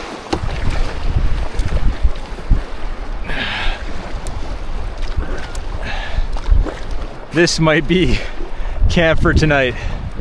That's it. Oh, nice little spit here. Bit low. If the water rises, I'm gonna be swimming. I still can't believe it. I still can't believe it. The portage of death. I finished it. I'm done. I'm safe. I'm in one piece. I've never feared for my life and my own safety as much as I have in the past 3 days going down, finding a way down that mountain. I'm not exaggerating. That's truly how I felt. So many close calls. I fell so many times. At one time I almost actually fell down the mountain. I almost lost my camera case twice. That's not as bad as injuring myself, but my goodness. I would have been so upset losing my cameras, all the memory cards, everything that I've recorded of this trip, the memories of this trip would have been gone. So close. And my canoe twice as well, and my yellow pack with my tent. That surprised me how difficult it was to bring it down. The balance, it had extra items in it. It was very heavy, and I'm just going down such a steep gradient, and it was so difficult. If there aren't any holes in it, then I will have to give a round of applause to Mountain Equipment Company for one of the toughest dry bags on the planet, because I ended up having to just drag it. It was tumbling. I dragged it down the mountain, halfway down the mountain. And to my knowledge, I haven't broken anything, which is another miracle, including my tripod, which for half of it was on the outside of the pack. And that I was almost certain that, I thought there was at least a 50% chance that I was going to break my tripod. But no, everything is here in my canoe. And the question now is whether or not I risk it and camp here. I really do want to risk it. But of course, this is a big river, and it can flood, and the water can rise overnight quite quickly. So if I do camp here, then I have to have a plan, or I have to be prepared, have everything set up, my canoe tied. If the water does rise, I'll have to get up in the middle of the night, whatever it may be. You know what? But after everything I've gone through, that doesn't honestly seem like a big deal at all to me. So I think I'm gonna risk it, get a fire going. Nice little spit of sand here. The highest I can get above the water is if I set up my tent here. That's about 3-4 inches. That gives me about 3-4 inches. So as long as the water doesn't rise more than 3 inches, I should be okay. But yeah, I'm seriously, completing the first portage, that had been probably one of the most difficult things I've ever done in my life. But I think this takes the cake now. Just the sheer danger factor in this, yeah, just terrifying. I mean, look at that. I just came down from that.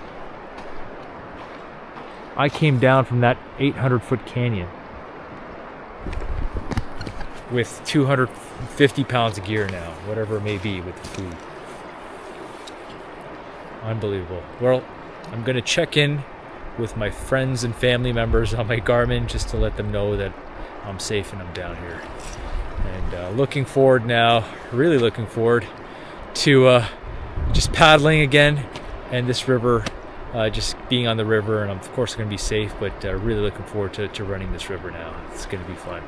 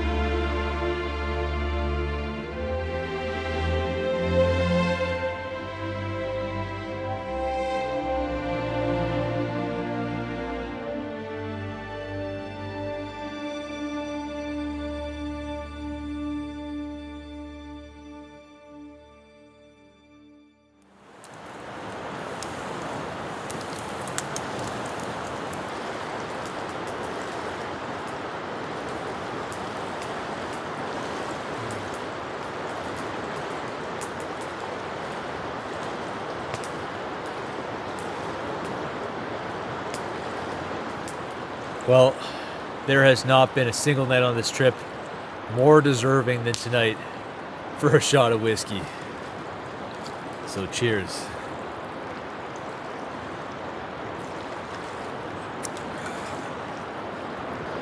Cheers to being alive. It's a wonderful thing.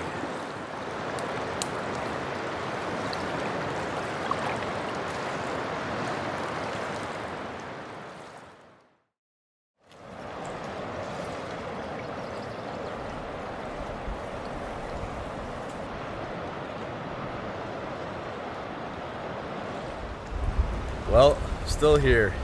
The river didn't rise and sweep me away overnight, thankfully. Just enjoying the first cup of coffee. It's quite a chilly morning, not nearly as cold as last night, not even close. But I'd rather wait a little bit. Hopefully Warms up a little bit before I hit the river. Lots of whitewater on the schedule today.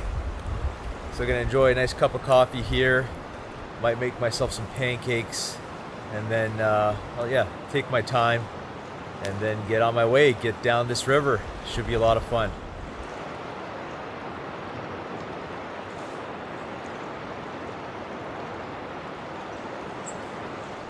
All right, there she is, all decked up and ready to go. Let's run some big rapids.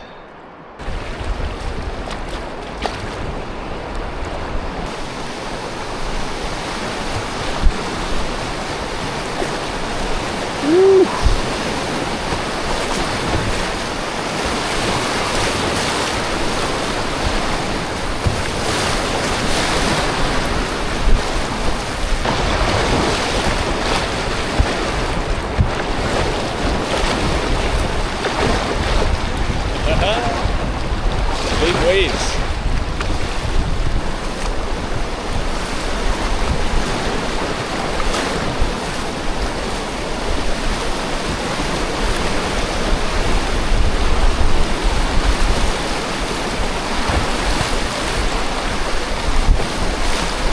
Oh yeah.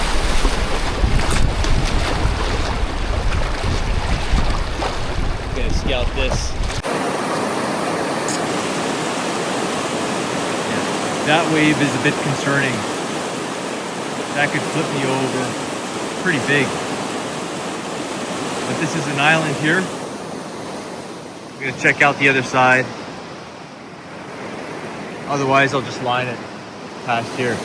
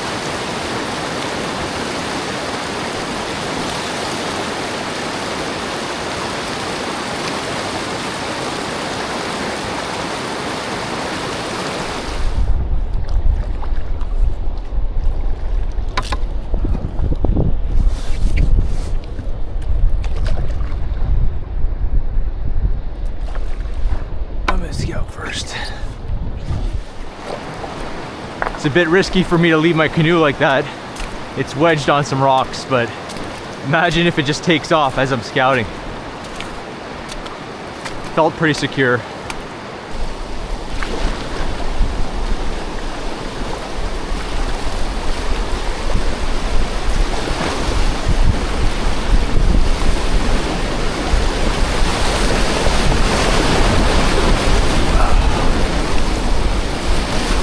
Whoa!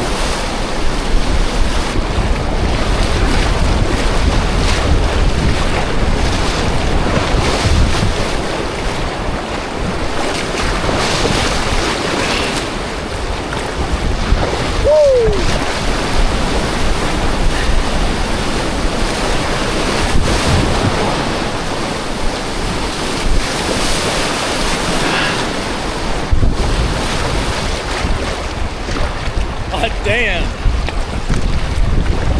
I gotta bail now. Incredible scenery. It's unbelievable. Trying to get a look. This looks like another beefy one.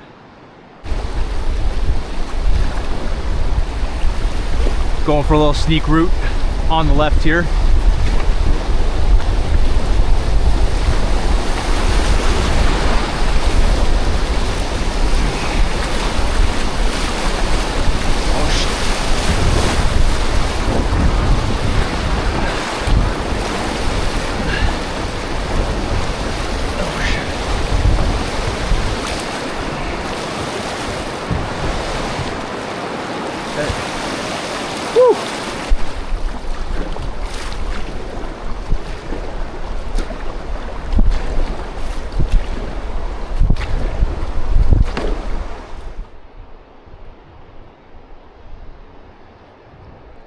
Incredible scenery.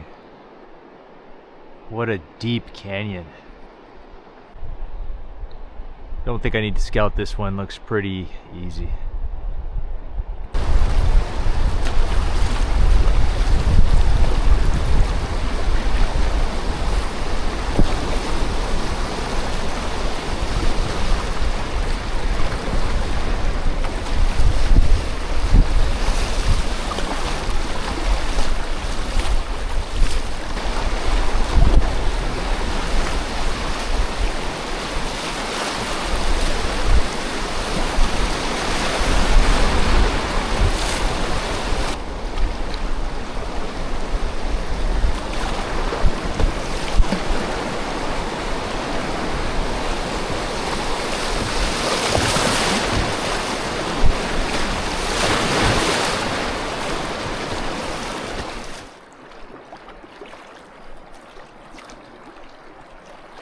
This is so beautiful.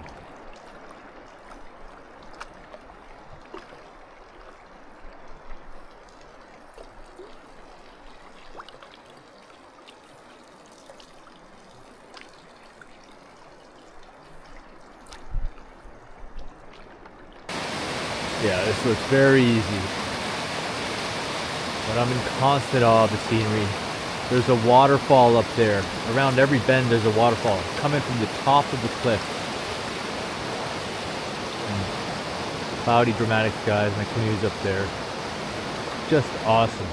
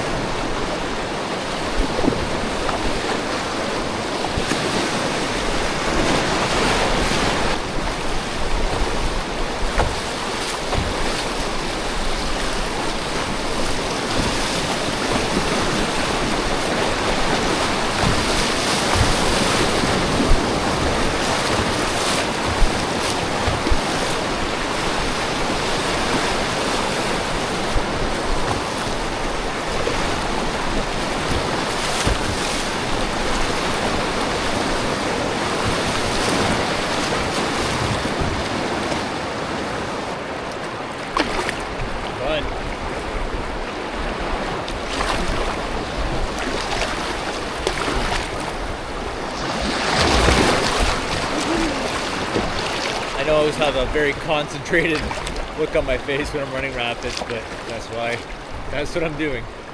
I'm concentrating. Awesome. Wow. Look at that cliff face.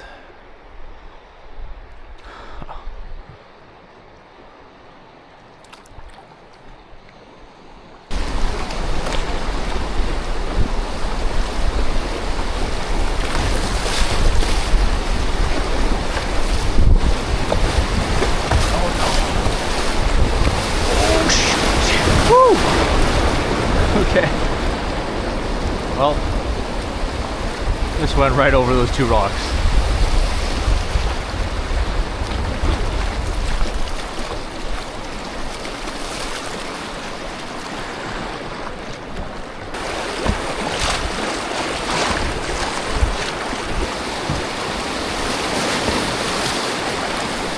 Woo!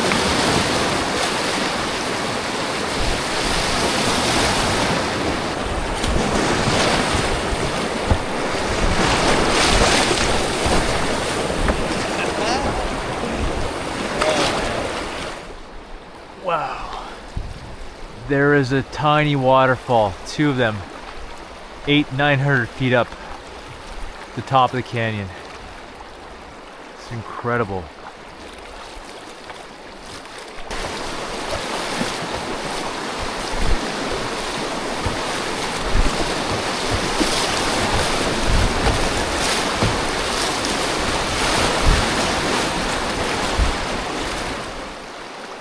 It's difficult to pay attention to the river when you got scenes like this. What a stunning cascade.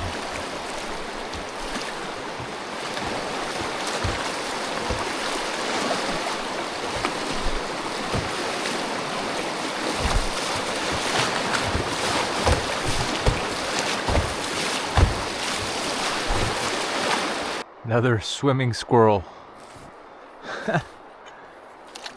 Yeah. Good luck, buddy. You're almost there.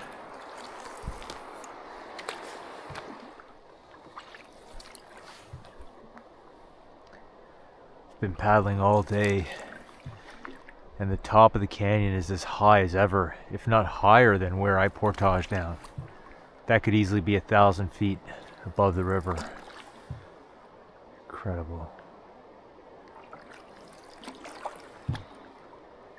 And I am flying right now. Look at the speed. Look how fast the rocks are passing by. Whew.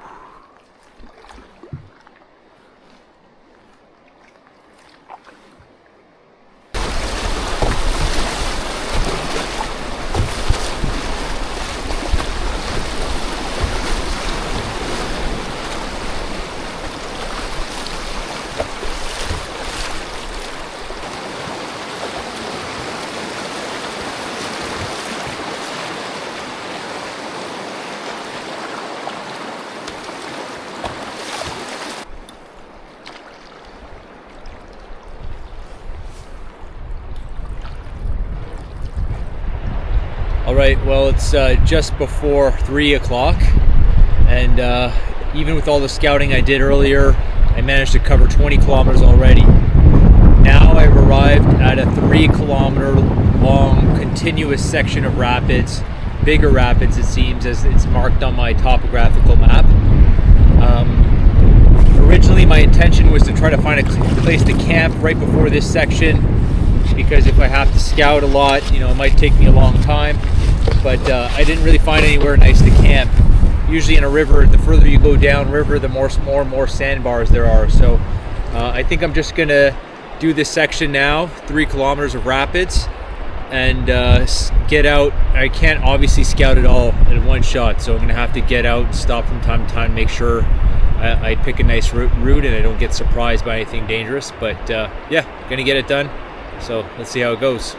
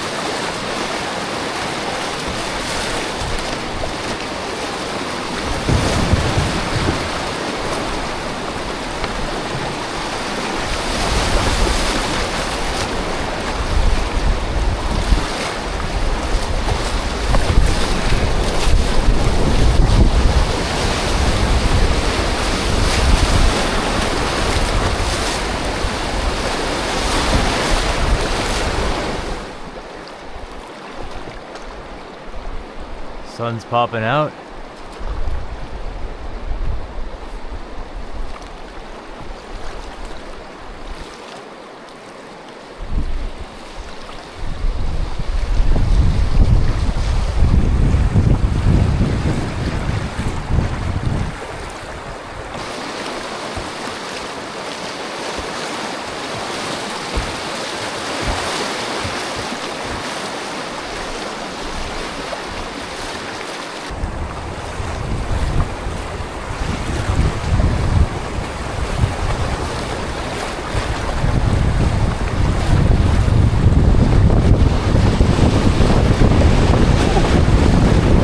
see all of a sudden.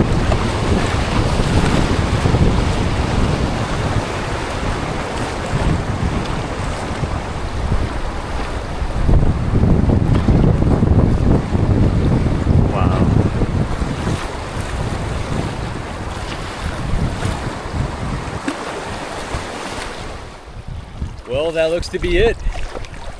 Awesome. Didn't even have to get out once. Just a wild roller coaster for 3 kilometers.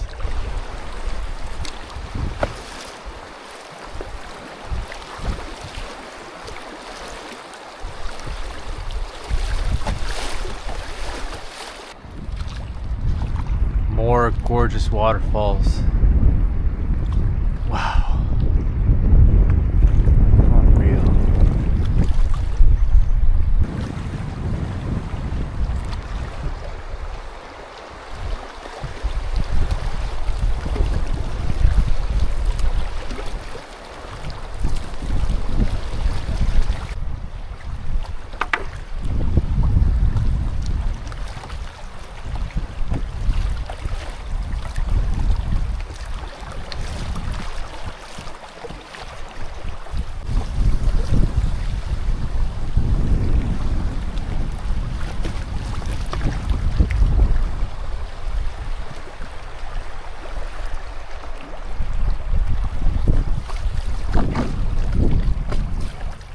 I spotted these massive footprints on the shore. I just wanted to stop to see what made these. It's hard to tell. They're not fresh. My goodness, I hope that's not a bear. That would be a polar bear.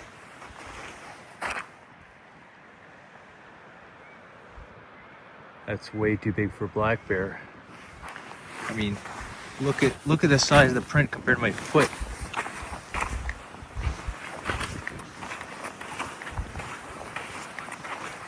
Oh, I think I see hooves here. This might be moose.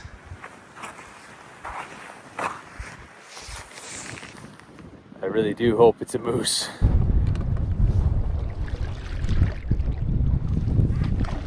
Let's see. This might be a nice spot. Well, I'll definitely have plenty of firewood here with that massive down tree. Just a huge sand and gravel bar. I like the fact that there's gravel here. I'd rather set up my tent here. It's just not as messy. So this is going to be it. And a gorgeous view to look at with the waterfall coming down there.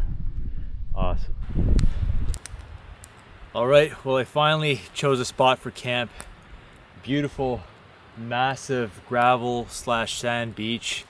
Incredible view, incredible mountain behind me. So yeah, beauty spot. 30 kilometers on the day today. I didn't intend to do so much distance today.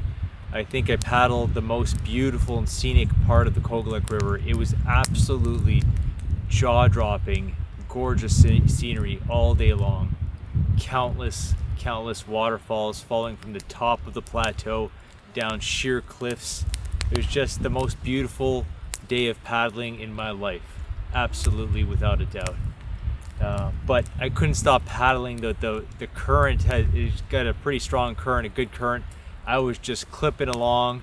I'm gonna try to slow it down now because I can probably finish this river in 2 more days if I really just keep paddling like I have, especially because I don't have any more big rapids anymore. I think I've completed all the big rapids on the river. It was a lot of fun. It was a really fun day, gorgeous day. The rain staved off as well. So yep, just happy I got this beauty camp. Gonna make myself some dinner shortly and just take in the views, especially of that incredible cliff mountain behind me with of course, a waterfall coming down, falling down inside. So yeah, very happy. I do have to save battery now. Only got 38% in this camera, and I haven't been able to charge my battery bank for days, so I really need to conserve battery power, so I'll try to keep it short.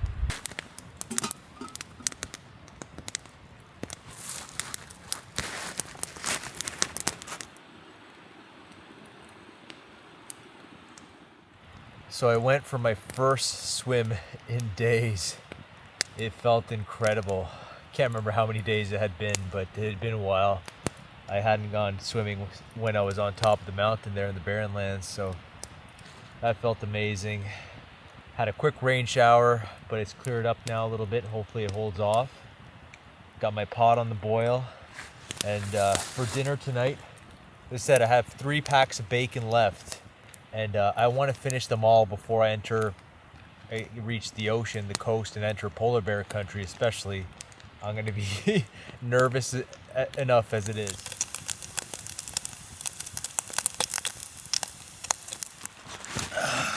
Oh yeah. The herb special. All in all, I think this might be my favorite day of the trip so far. The most scenic, the Kogaluk River. So privileged to be one of the very few people to ever have paddled down this river. And the scenery was just absolutely incredible all day long. I could have gone through 3 or 4 batteries for every camera. Just non-stop waterfalls coming off the top of the Labrador Plateau down these deep 100, 800, 900,000 foot gorge on both sides. Just incredible. The white water was a lot of fun. The water's so clear as well. You can see all the beautiful colored rocks in the bottom all day. Just a fantastic day. And yeah, this is why I came. This is what I was hoping to get from this trip, and it makes all the hard work that I put in to get here to this point worth it for sure. Incredible, absolutely incredible.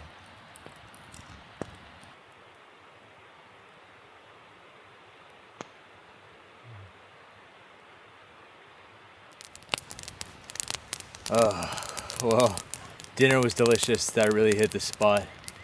Got a beautiful mixed sun and cloudy sky behind me. Beautiful scene. Fire's crackling. I'm gonna rest and enjoy this for another hour or so, and then hit the sack. Awesome day overall. See you in the morning.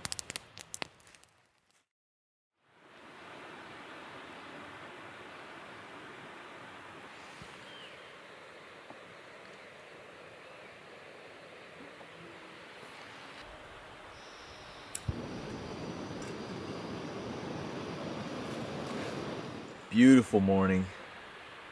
Slept in a little bit. It's 8:30 right now, but I'll be a lot less rushed.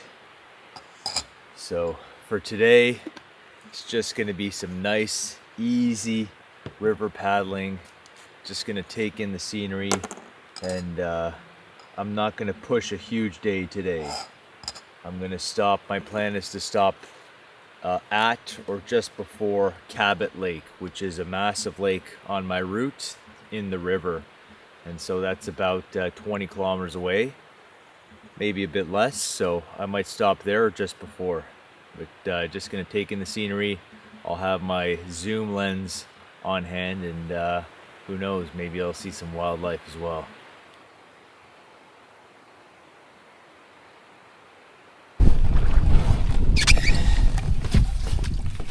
And we are up, and the rain shower is about to hit me, but I'd rather be on the water paddling, at least generating some body heat, than just sitting out in the open when it's raining on me. So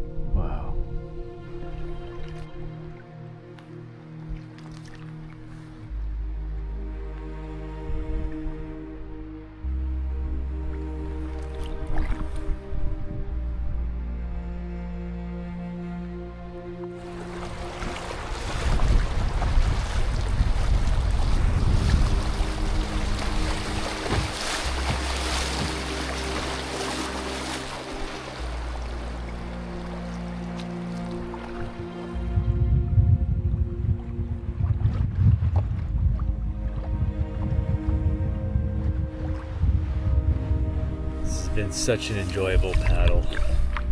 The scenery's been incredible again today. I'm just trying not to rush it, trying to paddle as slowly as I can.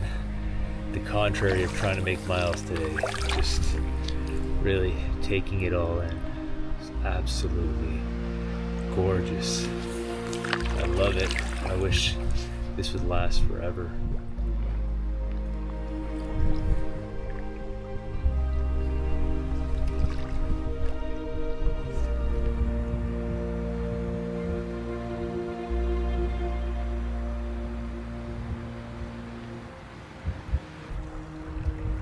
Those mountains are absolutely incredible.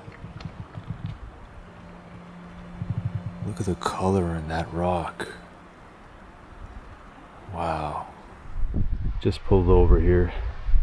It's a beautiful spot. I'm tempted to camp here actually. Let's make it a short day.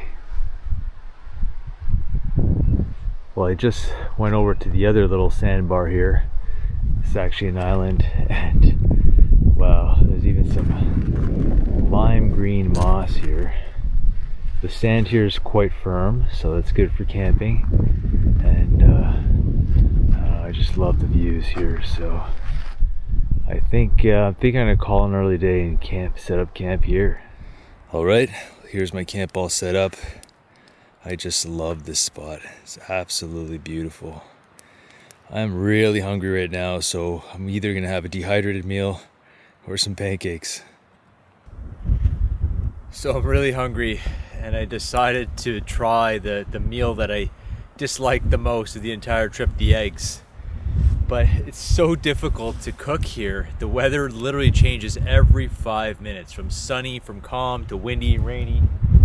It just stopped raining. I thought it was okay. My eggs are on the fire, and more rain's on its way. So yeah, it's quite the challenge to get any cooking done when it's raining on and off. Every 5 minutes, weather's changing. All right, so there's my much smaller omelet than the first time. Just got a seat a little bit further away from the smoke there. So let's see if it tastes any better this time. I mean, it looks pretty good. It looks golden, like a golden omelet. It's okay. It's okay. It's not terrible. I put the perfect amount of salt this time. Just bland. Of course, that's my mistake. Can't blame the eggs for me not having any hot sauce or ketchup or cheese to make a proper omelet, or ham. That would be great. But yeah, I mean, it's okay. Real eggs taste better for sure if you're going for a short trip, but I'm hungry enough that I'm actually going to enjoy this, or I'm going to eat all of this, and it's not that bad.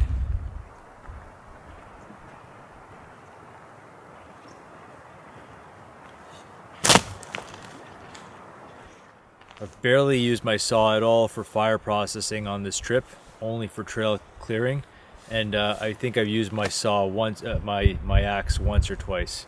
Really not needed. There's wood laying down everywhere, and there's no need to saw or buck anything up. Just toss it on the fire. When it burns through the middle, you got two pieces now, and just keep doing that.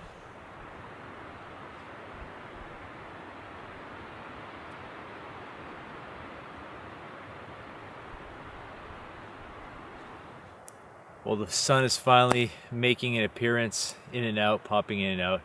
And as expected, the scenery is just getting more and more spectacular as the evening goes on. Different shades, depending on the clouds and the lighting, is just continually changing. The thick boreal forest, those pine trees with the rock. I'm looking at a different rock in front of me, is equally as gorgeous. Waterfalls, spectacular sight, spectacular. So, anyways, dinner time. I think I'm gonna go with round one, pancakes, followed up with some bacon. I've got enough breakfast to make it to the end. I can spare a pancake breakfast, and I just want to enjoy what a wonderful evening here, and it's going to be even better with some pancakes and bacon. Oh yeah. Another masterful pancake creation by yours truly. Oh.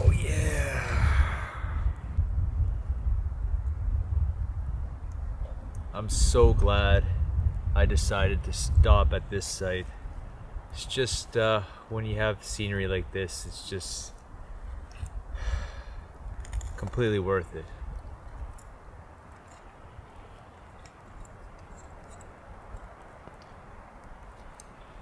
Tomorrow will be day 35 of the expedition, which is quite incredible. 35 days out here in one of the wildest, most remote places on Earth. Have not yet seen a single person since day one, since Menahik, leaving Menahik on day one. Haven't seen a person, haven't talked to a person, just completely on my own, by myself, in this immense wilderness. Pretty cool feeling. Yeah.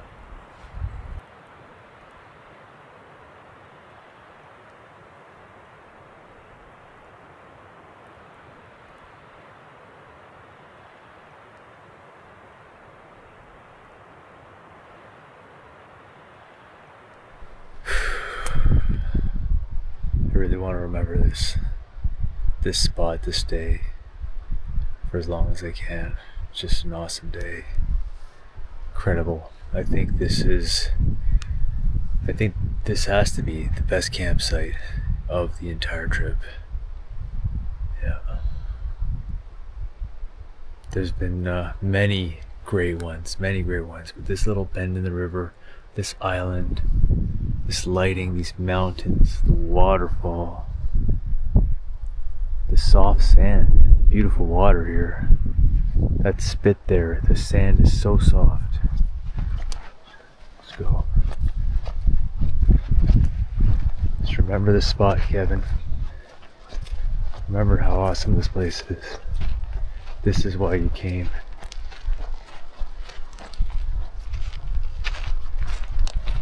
Look how beautiful the sand is. Look at that. It's firm.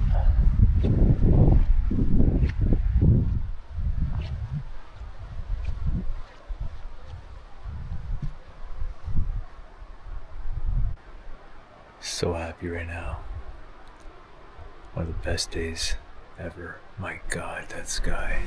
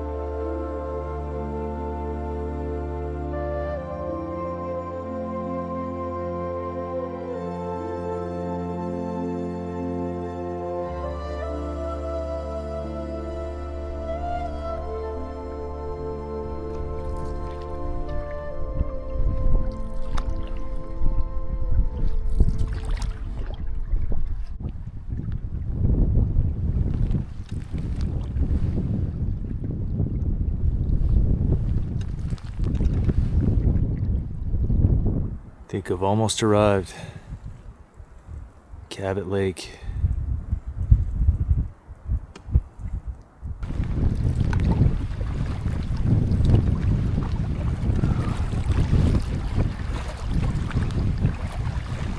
Wow. Some big waves already, and this lake doesn't look like there would be a lot of good spots to pull over if they got too big. Just sheer cliff on both sides.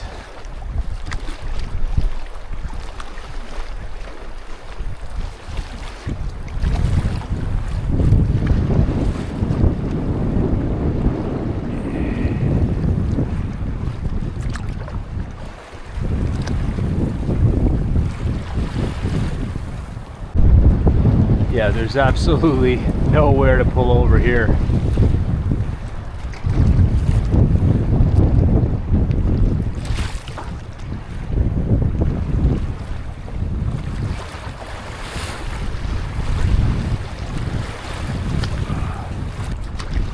I should have closed my spray deck.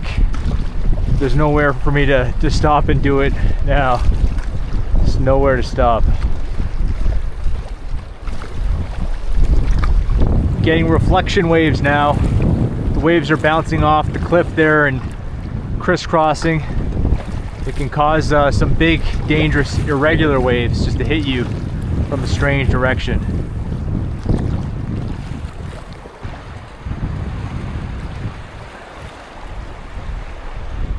Beautiful little spot here. It was much needed for a rest. I've been paddling non-stop since I got on the lake. Just can't stop paddling in those big waves. This is definitely campable, but I'm pretty sure I'm gonna push on. Hopefully I don't regret that decision.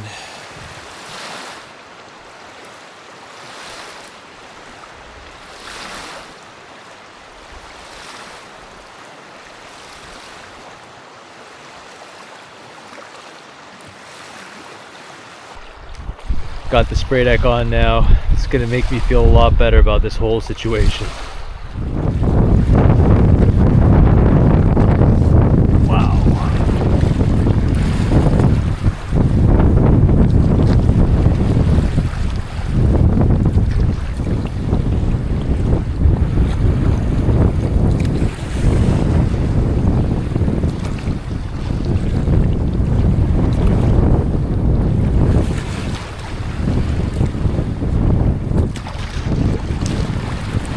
Woo.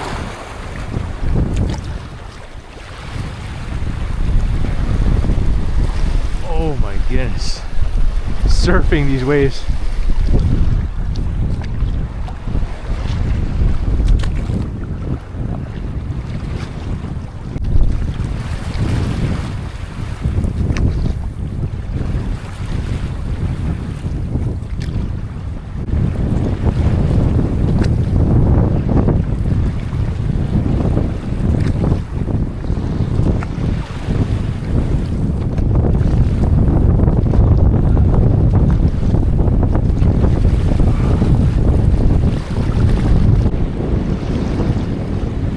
I think it's time for another break. The wind is just intense, relentless.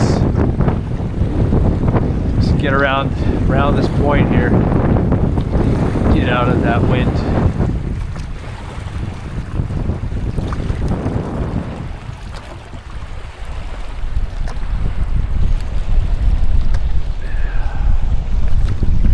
Some shelter. I just want some shelter from the wind. Just for a little bit.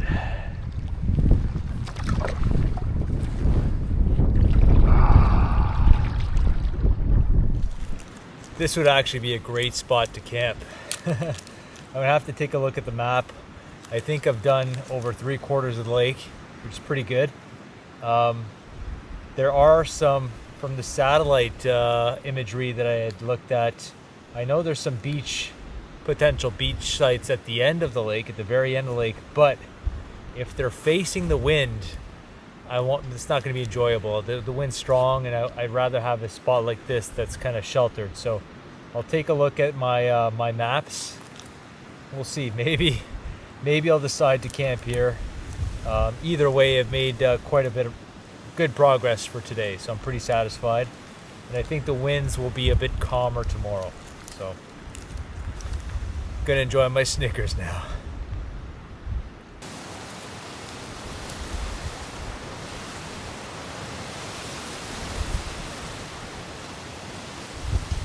All right, back on the road.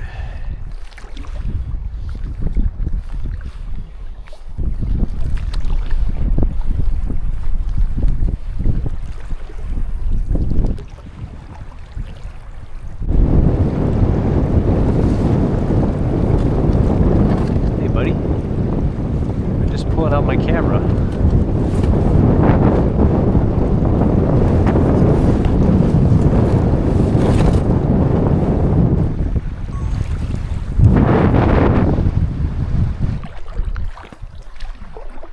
Well, there is another spectacular waterfall.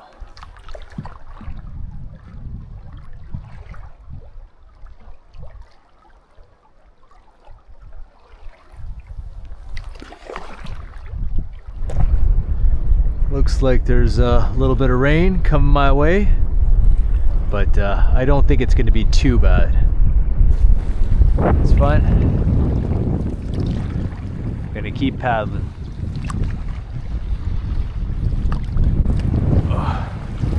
Oh my goodness. I'm reaching the end of Cabot Lake.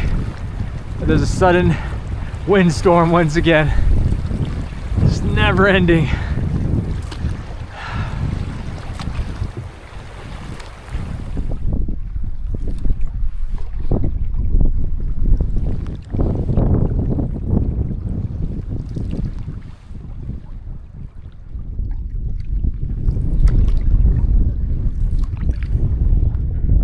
Spot.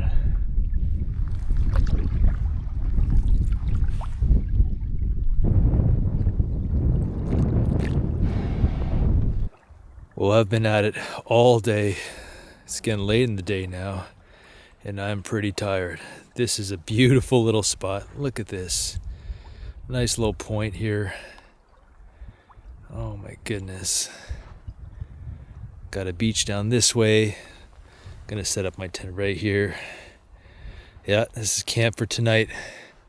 Another beauty. Just like that, black flies are gone. Oh my goodness. Well, already almost all set up. Just gotta get my sleeping things inside my tent. Fire's going. Tent, I used my blue barrel on top of one of the pegs and some big rocks because it's sand. It's pretty soft sand. So if there were to be a strong wind gust, I don't want to see my tent flying into the middle of the lake. But yeah, good day. Did right around just about, or I think possibly more than 45 kilometers today. So covered a lot of ground. That's great. Tomorrow I'll be able to take a little bit of a shorter day. And yeah, getting closer and closer every day to the ocean. Incredible.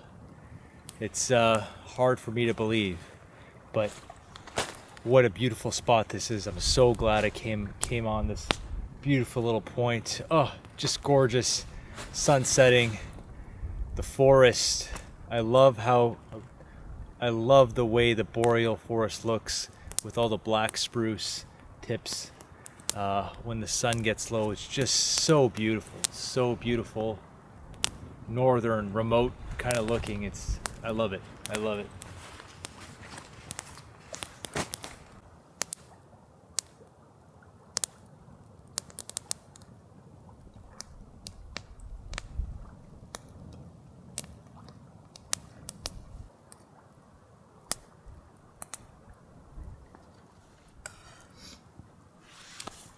All right, this is the last time you'll watch me eating bacon. Last pack of bacon, unfortunately. My mashed potatoes right here, ready to go. Oh, delicious. My favorite meal of the trip, in addition to the trout that I had as well. I haven't fished very much, but that's fine. It's really about the whole trip, the experience, just the scenery for me, and the wildlife. that's my number one thing. I love seeing wildlife. Who knows, I might see a bit more before this trip is done.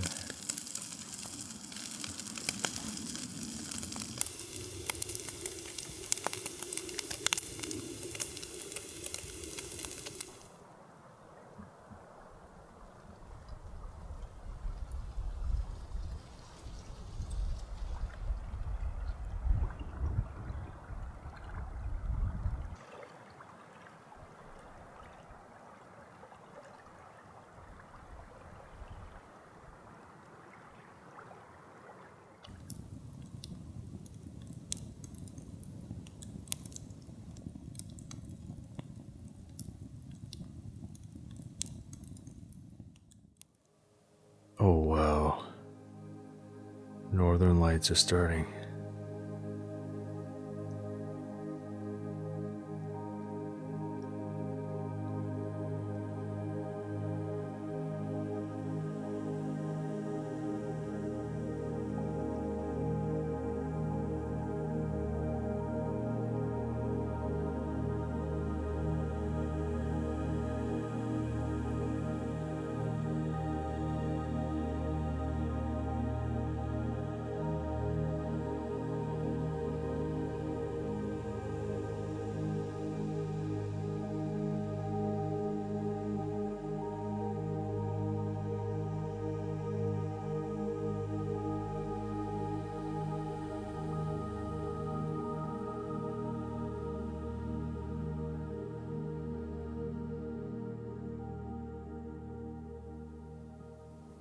The Northern Lights last night.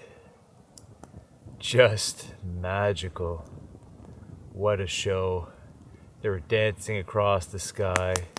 Just incredible. I had to stand there. I was there for over half an hour just marveling at how beautiful it all was. Got my fire to start again too. So, and there wasn't a single mosquito.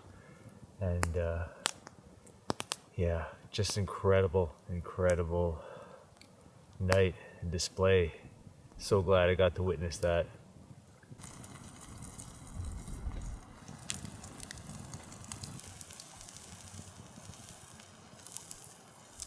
So with my pancake this morning, I've been hauling around this jam, which is kind of heavy because there's a lot of liquid in this, the entire trip. It was a full jar of raspberry jam that I brought just for one bag of bannock mix. I don't know why I brought so much jam. It's kind of ridiculous. So instead of using maple syrup for my pancake this morning, I'm gonna have some, just gonna cover it, lather it up in raspberry jam. Should be pretty good. Ooh, look at the color in that jam. Ooh. There we go. That looks pretty good to me.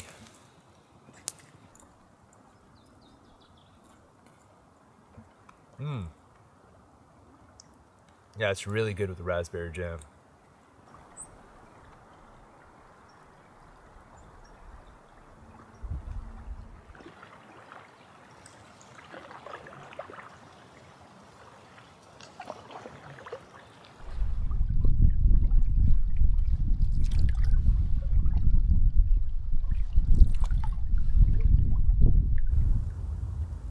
The sandbanks, Reskers, reach all the way to the top of the plateau here. Just incredible. Hundreds of feet of sand piled up.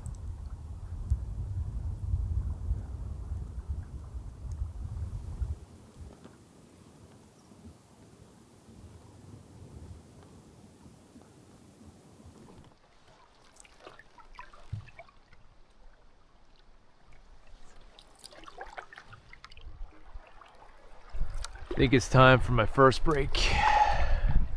It's a beautiful spot. So much nice golden sand here. I love it.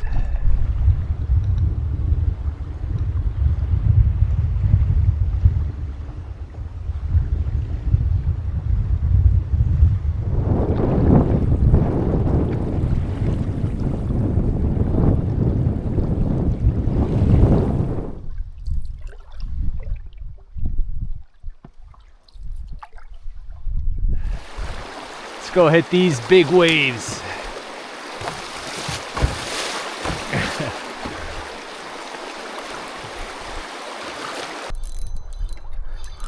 So I finally got my rod back in the water and I got something.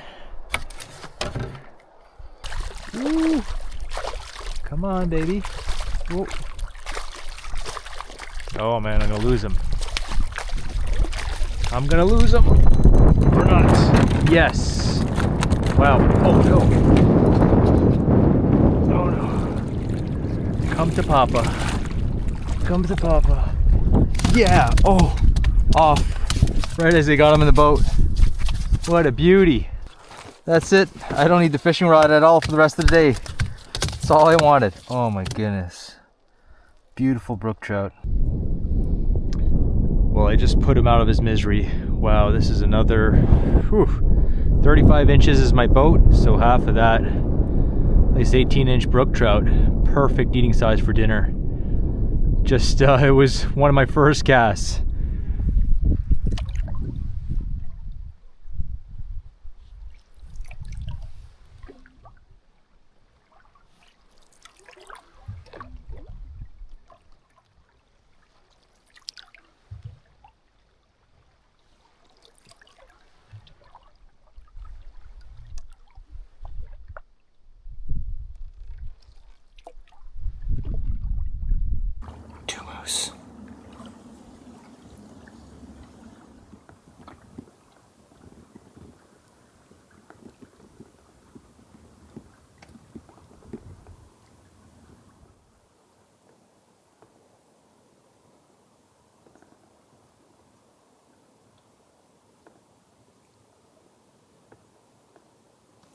Young bull.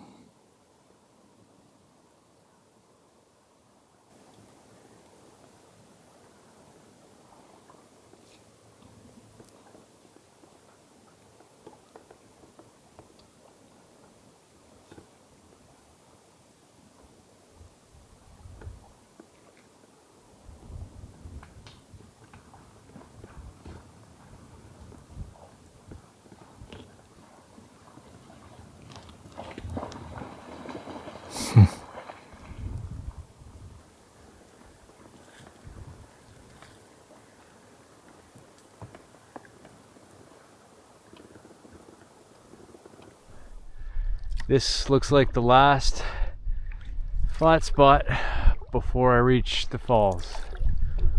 So, I'm gonna make camp somewhere here for tonight. Oh, those are some big prints. That is not, that could be a lynx. These are definitely bear prints. Small bear, front paw, back paw, very clear.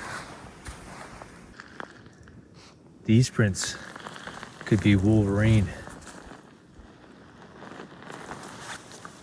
The more I look at these prints, the more I'm certain they're wolverine. It's not a cat. You can see the claws are out, and fair size as well. I don't know what else could make that pretty big.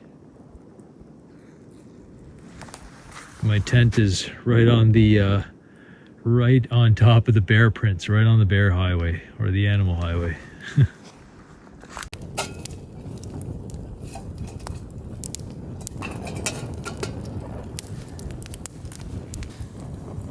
Got myself 3 nice meaty chunks. Can't wait to have this. All right. Good to go. See if I can fit the second one in here. Should be fine. Oh, I might be able to get the third one in. I will. Perfect. Ooh, just barely. All right, and once again, there you go. I call it the Kevin Special. So glad I get to enjoy brook trout one more time before the end of my trip. Didn't take very long for me to catch it either.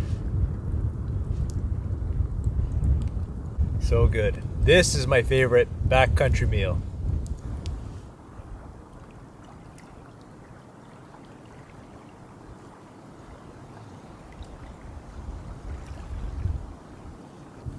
lynx.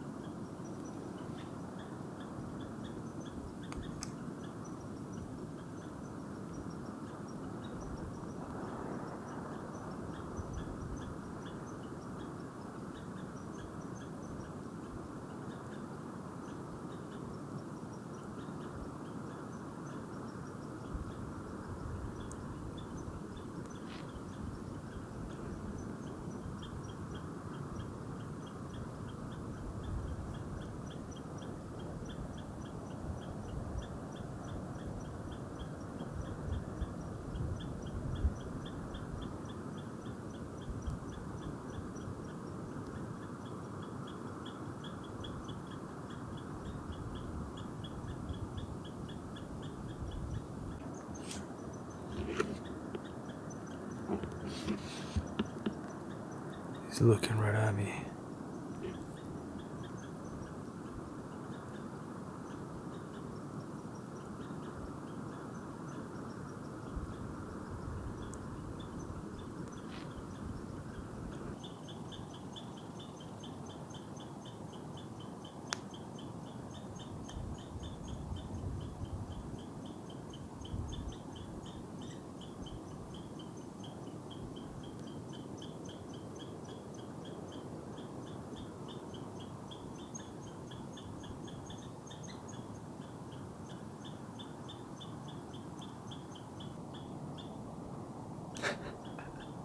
Unbelievable.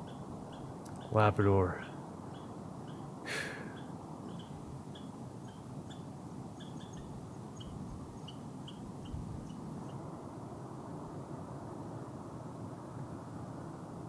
Oh my goodness.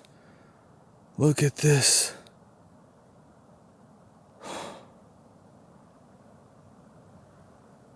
Wow.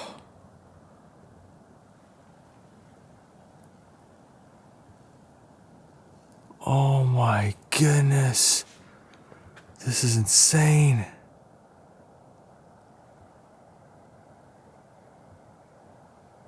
Whole sky.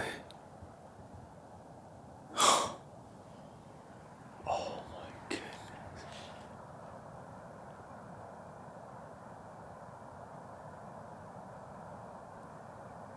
Unbelievable.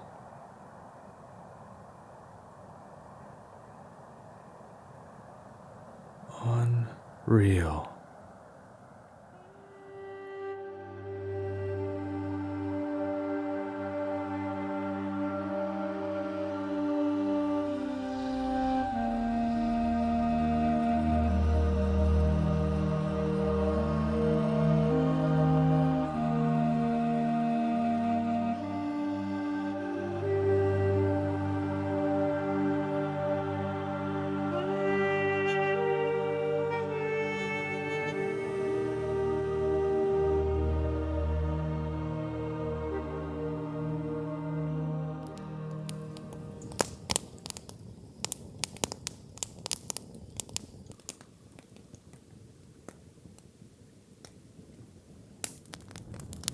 What an absolutely incredible night. Just simply incredible. That's the only way I can use to describe it. That was by far the most beautiful, brightest, most dynamic show display of northern lights I've ever seen in my entire life.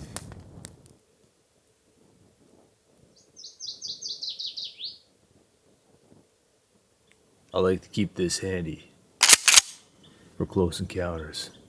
That's one of my favorite lines from one of my favorite movies, Aliens. But in all seriousness, today and the next few days is the entire reason that I've been carrying this 12 gauge shotgun with me for the past 36 days, I think. You know, it's quite heavy, but I'm going to be arriving at the ocean today if all goes well. Just need to finish that one portage and then I'll be at the sea. And it is legitimately polar bear territory, although the southern part of their range, but polar bears have been found in this area and even further south. And so they are the biggest carnivore, the biggest predator on Earth. Extremely, extremely dangerous animals.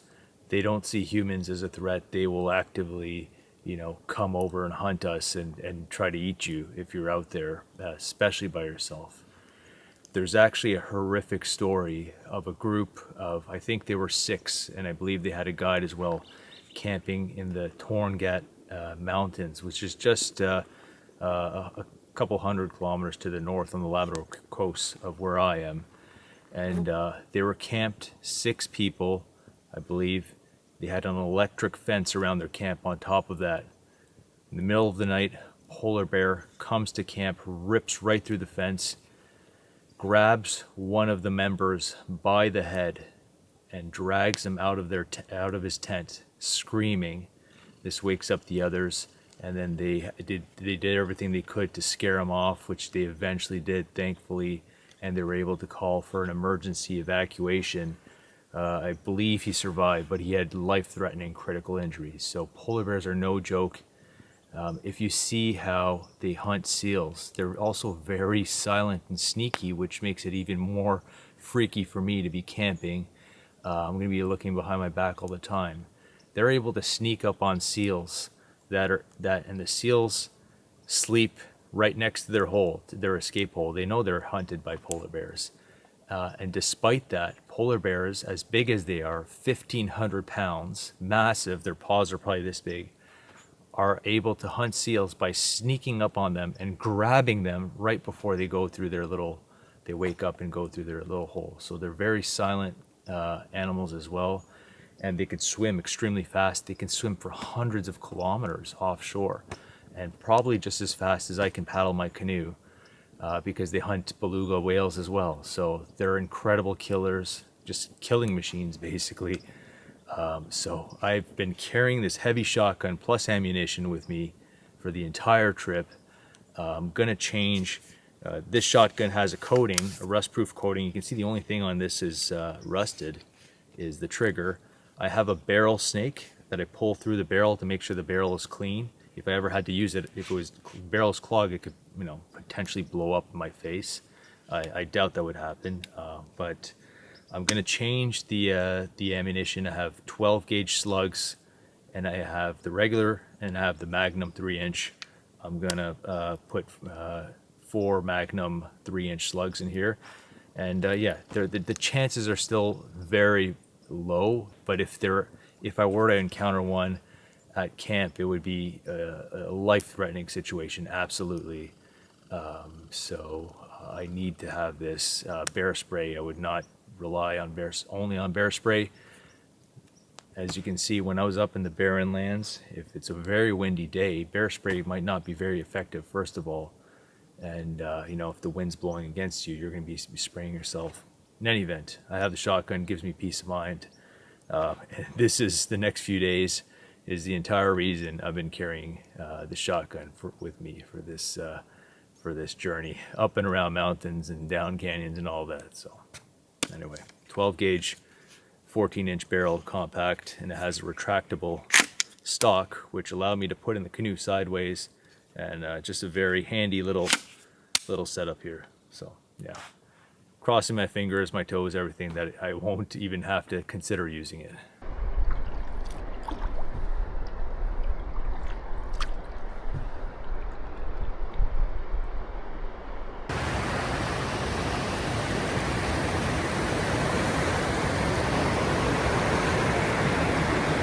Oh, wow. That certainly looks impressive.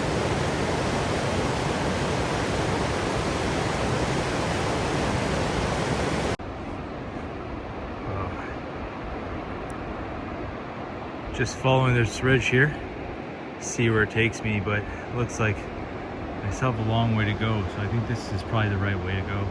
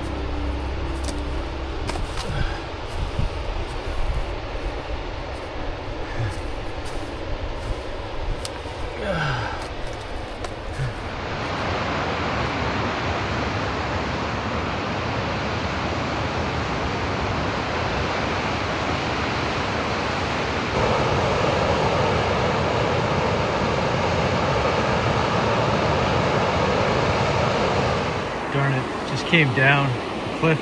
I'm boxed out again. This is straight down. I mean, that's a true cliff. I don't know how to get back down the river from here. Been having a few flashbacks from the canyon portage of death. This is not nearly as bad, but it's still dangerous. I could still fall. I could still lose my gear down the very, very steep sections. So I gotta be very careful with the canoe, take my time once again.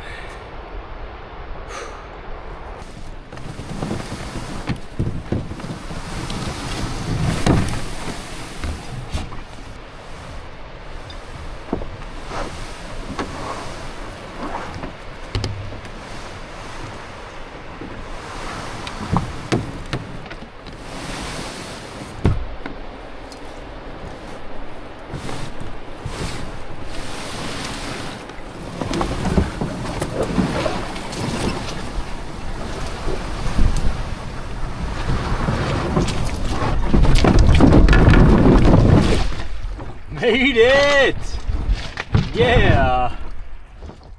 So now, this is still the Kogaluk River, but the sea, the Labrador Sea is in, I think it's 6-7 kilometers, maybe less. So the salt water is going to start mixing in. I'm going to grab some water. I have a 20-liter dry bag, that blue one there. That was initially for my surplus food that didn't fit in my barrel. That had about 17 pounds of food in there, but I held on to it. Now it's going to use. I'll be able to put at least 5 to 10 liters in it. You can't fill up to 20 liters, but yeah, I'm gonna grab some water, and I don't think I'm gonna go too far. Actually, I don't think I'm gonna go all the way to the open ocean tonight. I know my map tells me there's a brook feeding into the Kogaluk River, a kilometer or so down river.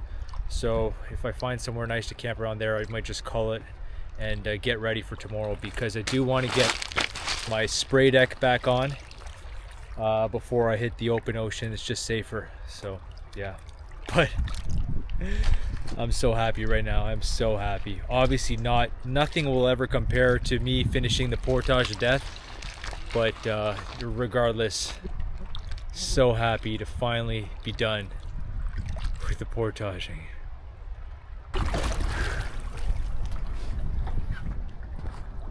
Stunning waterfalls, that's for sure. I'm glad the portage is over.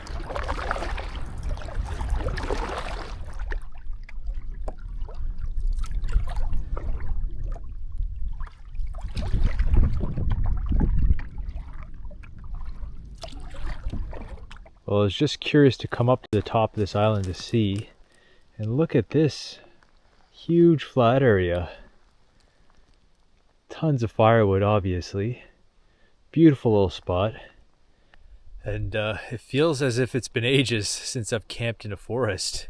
You know, it's been beach campsites mostly for a long time now, and barren lands. So this is actually pretty cool. I don't think I'm gonna have any forested campsites once I get out on the ocean. I think it's gonna be mostly rocky, but we'll see. So yeah, I think this is gonna be it for tonight. Just paddled maybe a kilometer, not even, and found this. And I'm ready. I'm ready to relax now.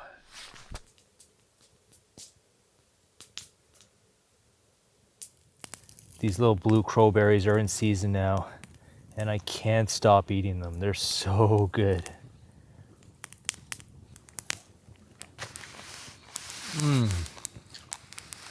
They're so good. Honestly, taste a little bit like pomegranate. Delicious.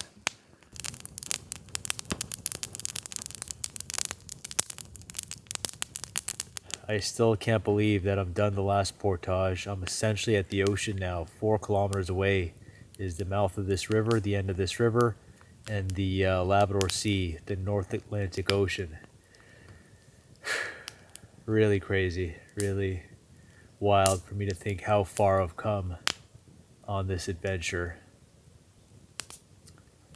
I'm really looking forward to paddling on the ocean and camping on the ocean for at least a couple, I think it's going to be 3 nights. That's of course if the conditions are good. I don't know what's going to happen. If there's a huge gale on the ocean, I could be pinned down for 5 days, and not be able to paddle. I'm only going to paddle when it's safe. Going to get the spray deck on, and hopefully a polar bear doesn't eat me. That would be a shame. After everything that I've gone through, everything that I've done, I'm this close to the end, and then bam, polar bear eats me. Or a great white shark. Or a killer whale. What else is there in the ocean? Giant sea lion. But the coastal black bears, from what I've seen, are actually quite large. They're on the very big end of size-wise. So I shouldn't only be worrying about polar bears, black bears as well, especially the big ones. So got to be safe, and I'm sure everything will be fine. Yeah.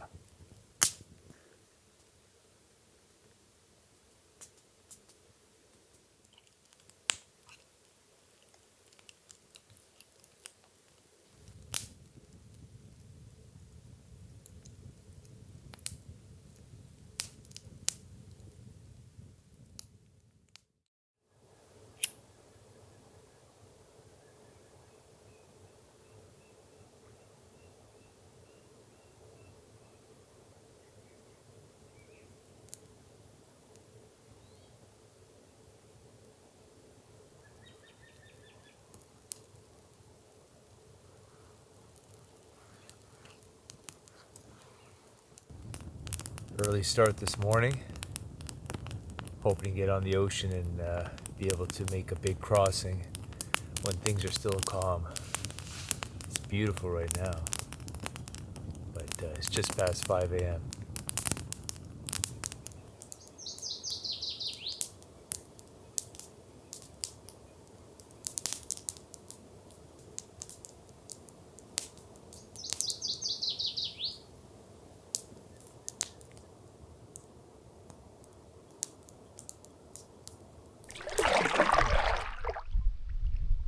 All right, 7:30.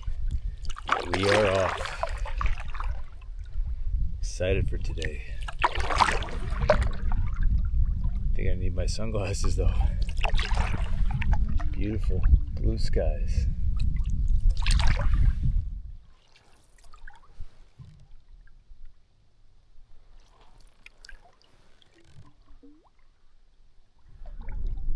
I can see it.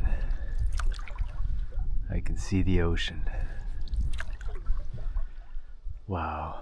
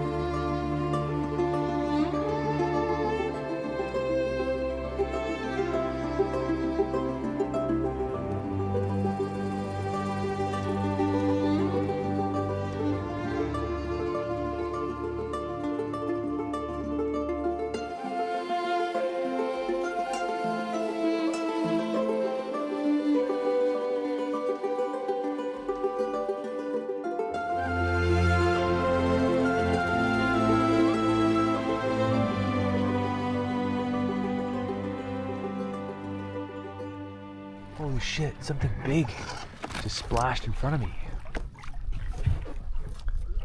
No idea what it is. It's like, could have been a small whale.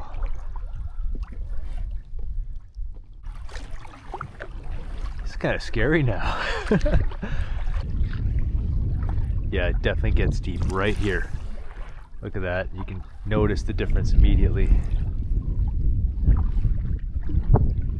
Oh. Keep on paddling.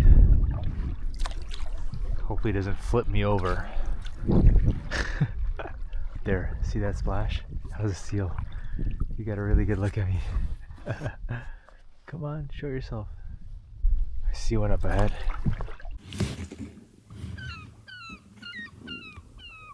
right there.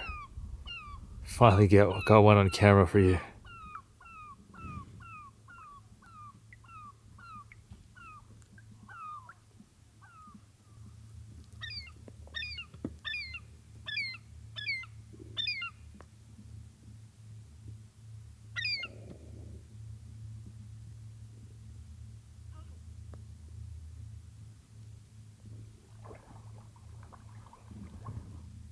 Wow.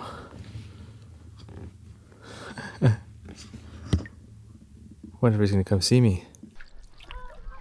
The water is unbelievably clear here. So cool. What I'm also realizing is that there are seals absolutely everywhere. There's one there. There are two on this side. There's one right there. He's looking at me. So I'm gonna have to stop trying to film them. They're just everywhere. For the most part, there's two in front of me there. They just poke their heads out. Look at me.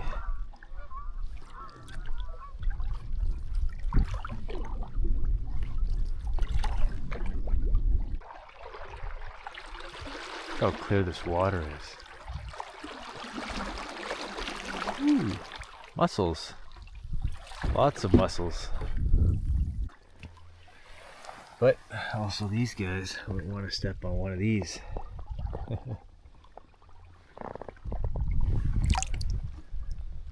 Black bear.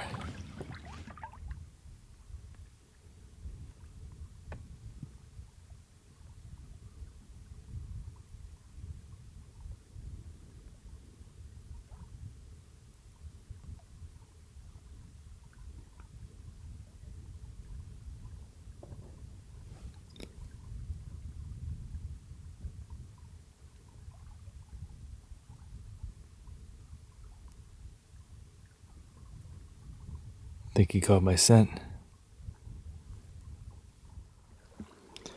Alright, I'm getting pretty close to him now. Gonna paddle off. I don't think he has anywhere to go either, so he might get aggressive.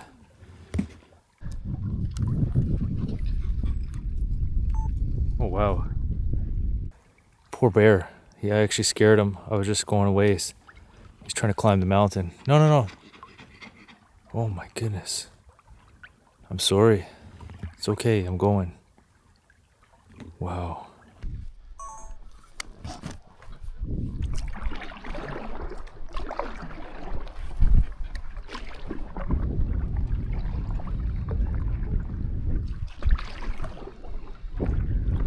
Look how quickly he climbed that. Oh my goodness. He's in a dangerous spot.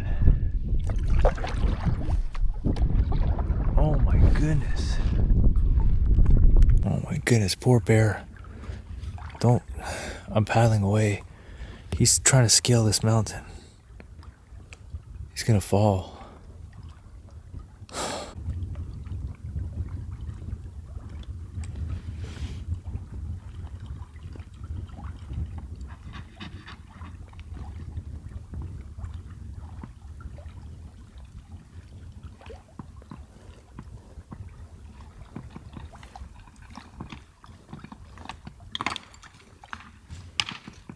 He's actually gonna make it. He actually made it.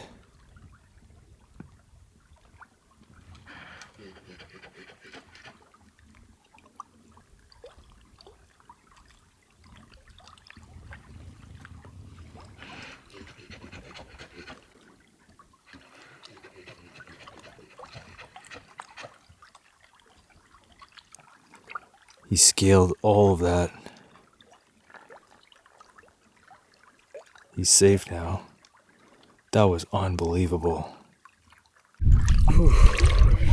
I got my heart pumping pretty good. Those birds always fly so close to me.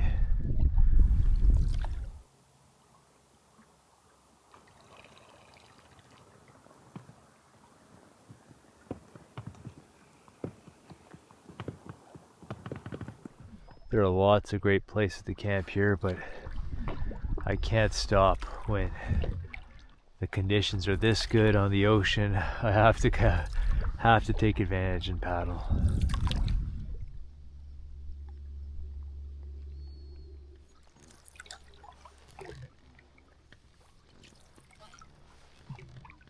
Wow.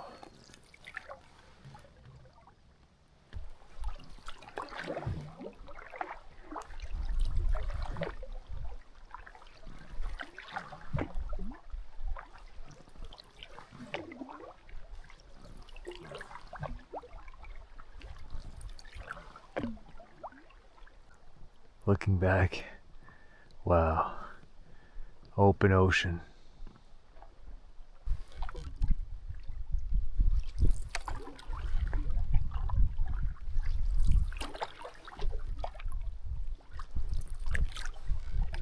There you go. Got a curious little bugger right there. Hey, buddy.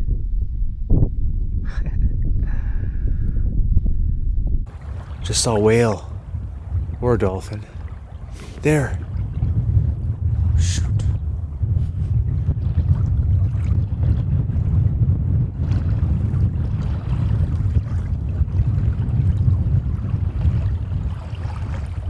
Wow.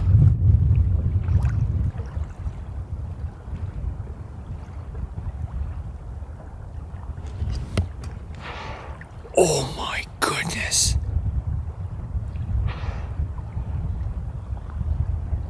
Gotta look in the viewfinder. I'm looking at them in real life.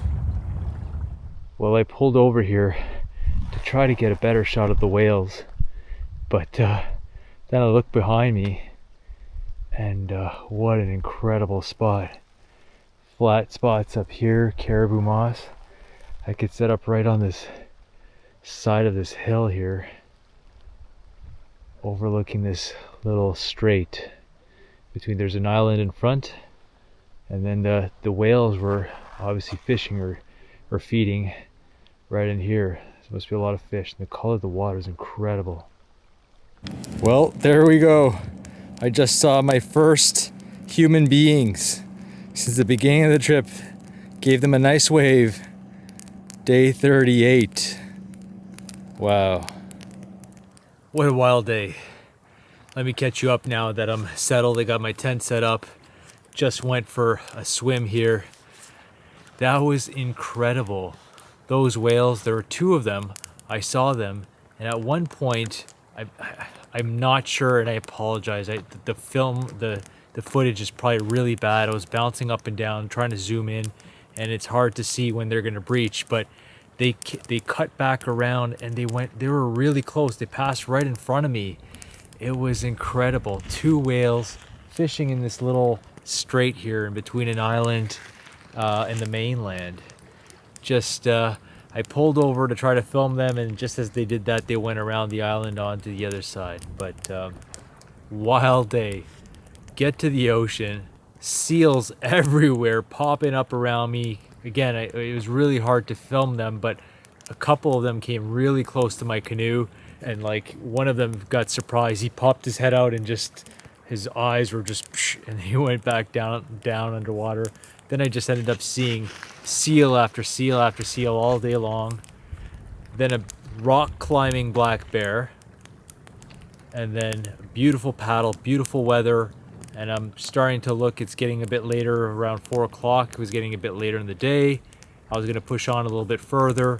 Then the two whales, right really close to my canoe as well. What an incredible experience just to be in the water, in the ocean, with whales swimming around me, breaching and catching fish.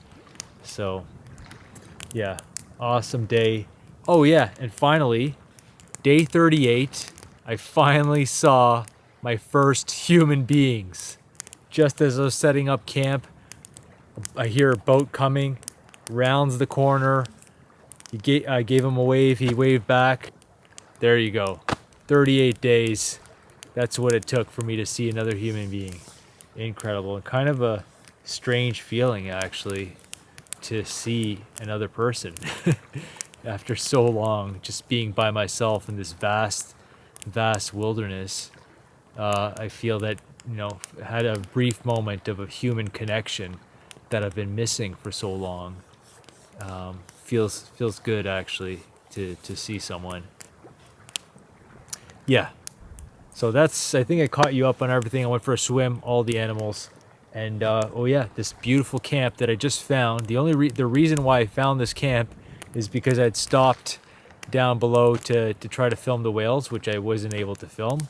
But then I just started walking up, and incredible spot overlooking the ocean. Just beautiful, beautiful views in all directions. Couldn't have found a better spot at all. So happy with it. The one thing though, the tide was rising quickly. I'd left my bags down by the water. By the time I went to get my last bag, it was in the water. So my canoe's down there. I don't feel great about where it is, so I'm probably gonna pull it up quite high just to make sure, just for the peace of mind. I don't want to lose my canoe at this point in the game. So yeah, awesome. Got my fire going, gonna have some dinner, just gonna relax, enjoy the rest of the day.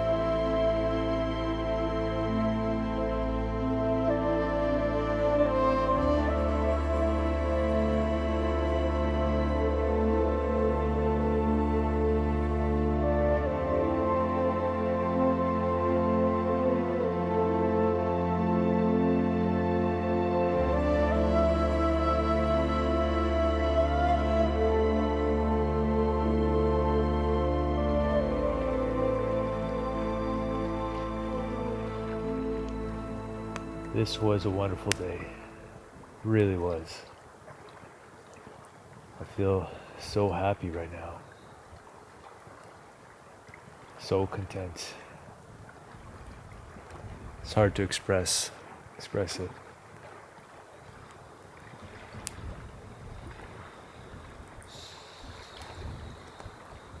I've experienced the ultimate freedom on this trip.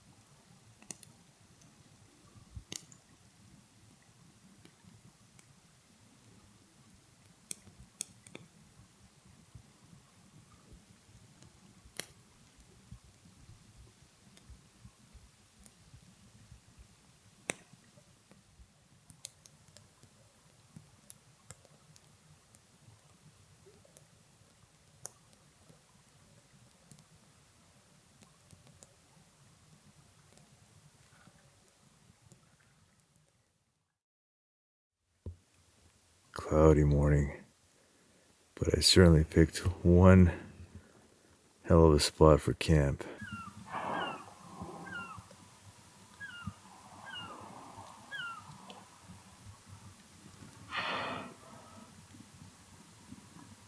The whales have been passing by all night long and are still going this morning, back and forth. They've been keeping me up actually, it's quite early. But I keep hearing their sound of when they breach. It's quite entertaining. I'm just watching them pass by this morning. Chilly though, and a bit damp. It hasn't rained, but yeah, I'll probably want to get a fire started. I'll need to find some more firewood because I burned it all last night. But yeah, I saw one. Absolutely incredible. and the northern lights last night. Oh my goodness. What a place, what a spot. Wow.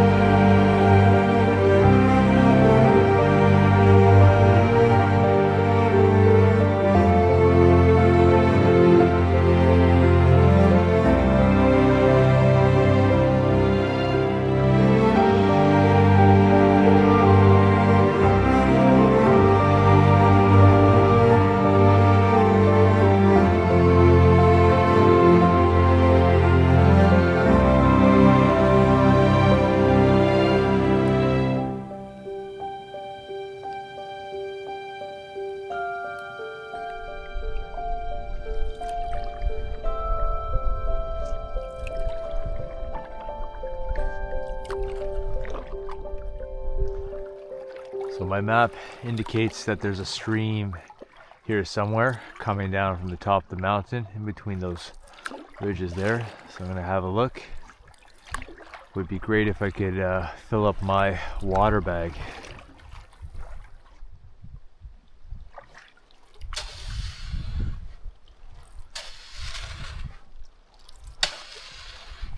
Even though it's low tide, we got some small bear prints here. So this bear was here very recently.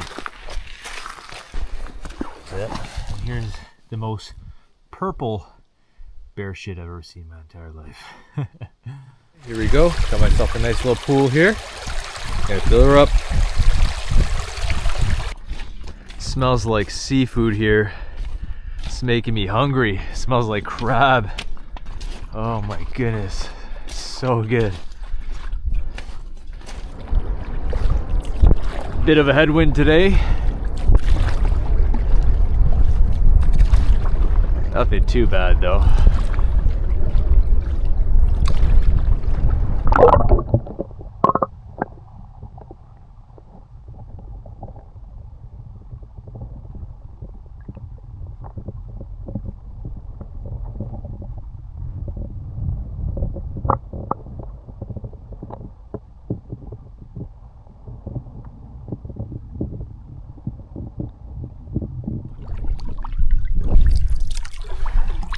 Oh my goodness, the whale's right there. He's coming right for me.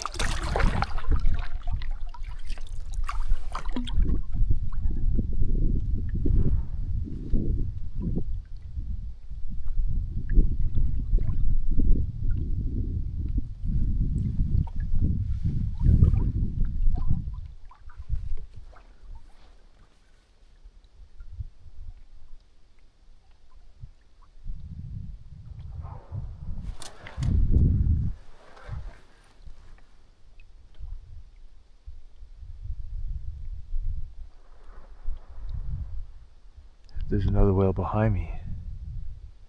Wow, that whale was headed right for me. I don't know where he went. It's kind of scary.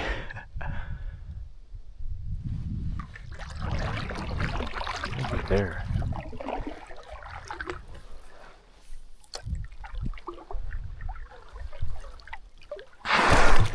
Oh my goodness! Wow, he's right there. I can still see him. Holy. That was like 10 feet away from my canoe. Oh my goodness. That scared the crap out of me.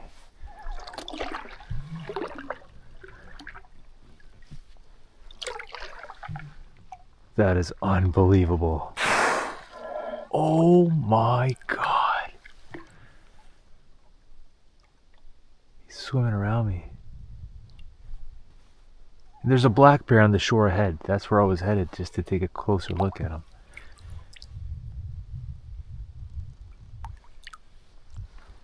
Oh, he's below me. He's right there.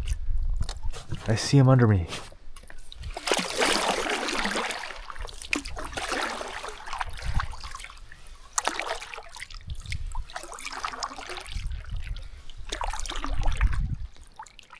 He was right below me.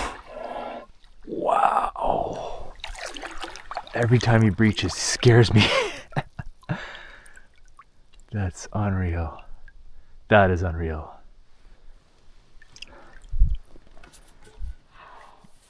There's another one there.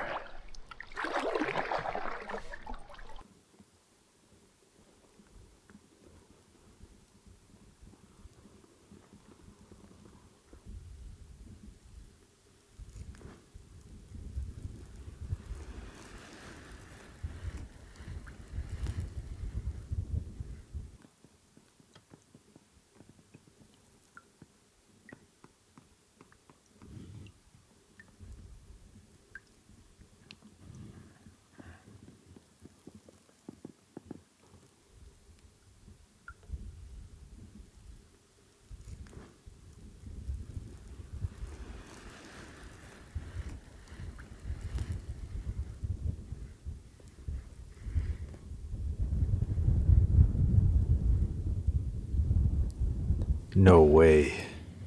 There's another black bear up ahead. This guy's just running along. Maybe that's his mama. Seems like he's running back to her. Or his brother or his sister. Because he's pretty small.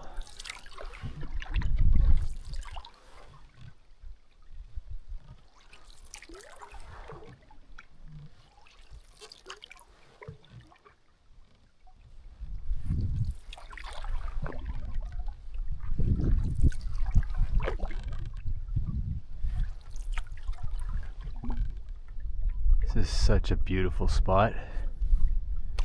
You could easily camp there. Lots of driftwood. Just looks like something from the time of the dinosaurs, prehistoric. Wow. Gorgeous.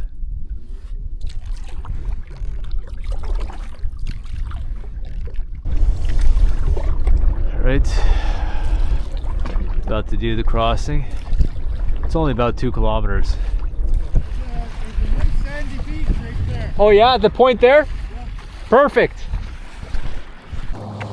Well, those 3 kind gentlemen just passed by, introduced themselves. They're the ones that I saw yesterday pass by my camp, and they hooked me up with some extra goodies food-wise. Awesome, very nice guys, all from Nain. This looks very promising. I think this is going to be camp for tonight. Let's see. Moss and sand. Perfect combination. And trees. Well, this is definitely going to be camp for tonight. What a beautiful spot, beautiful point. Nice flat spot right there for my tent. Beautiful views of the ocean, just wide open sky. Incredible. Oh, And got some trees behind me, so I'll have some firewood. Shouldn't be a problem. Just incredible views. Amazing landscape. Wow. What a beautiful, beautiful part of the world this is. Look at that.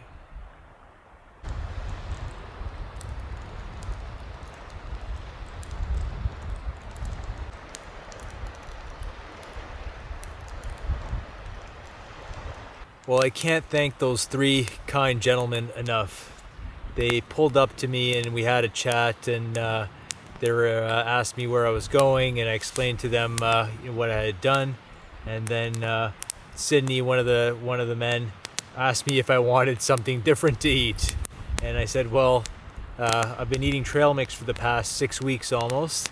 And then he pulled out a bunch of food, and at first I said, no, I'll just take one thing.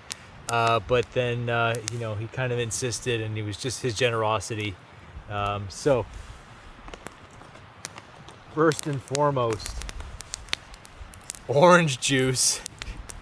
Just a box of orange juice. This is just tasting some actual juice will be incredible. This was their lunch. They were coming back from their shift. They were fish surveyors for the government of Canada, from what I understand. And, so some white bread, wait for it, an entire pack of bologna. And I actually love bologna. I don't have it very often. I'll have it once in a blue moon, but I love bologna. They also had a full jar or container of butter, and I had to decline. It would have been great to be able to butter, but that was just too much, and I would have wasted it, so I didn't want to take that off their hands. But simply bread and bologna. Yes. A whole pack of Bits and Bites, barbecue flavor, my favorite. Nutri-Grain bar, something different. And I'm almost out of Cliff Bars, and I'm completely out of chocolate. And to finish it off, a big pack of caramel. Amazing. So nice of them to offer. And for one thing, I know that food up here in Nain, this is a very remote community, only accessible by plane or there's a ship that comes by. I don't know how often it comes by, but there are no roads here. This is extremely remote in the northern coast of Labrador. And I know the food here is probably twice, if not more, the price that it is, in a place like Toronto, where I live. So, I very much appreciate it. Thank you so much. If any of you ever watch this video, thank you from the bottom of my heart. I'm gonna enjoy several bologna sandwiches, double bologna. I'm gonna eat all this bread. Hopefully I don't have too much of a stomach ache afterwards. All right, that's it. Beauty sight, amazing day. That much closer to Nain to the end of the trip, but I'll have at least one more full day here to enjoy this beautiful scenery before I reach Nain and end it. So incredible. And the weather. The weather has been incredible ever since I reached the coast. Unbelievable. After all that rain, it rained almost every single day on my trip until I reached the coast, and now I've had several beautiful days in a row. Unbelievable. Triple decker.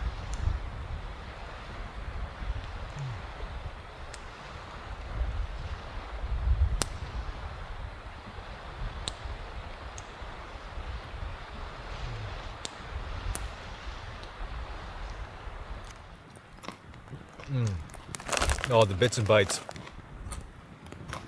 So good.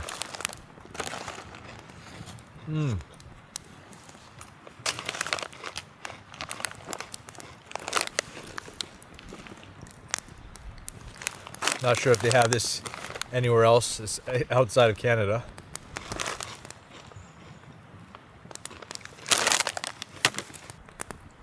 I think I'm gonna give myself a stomach ache.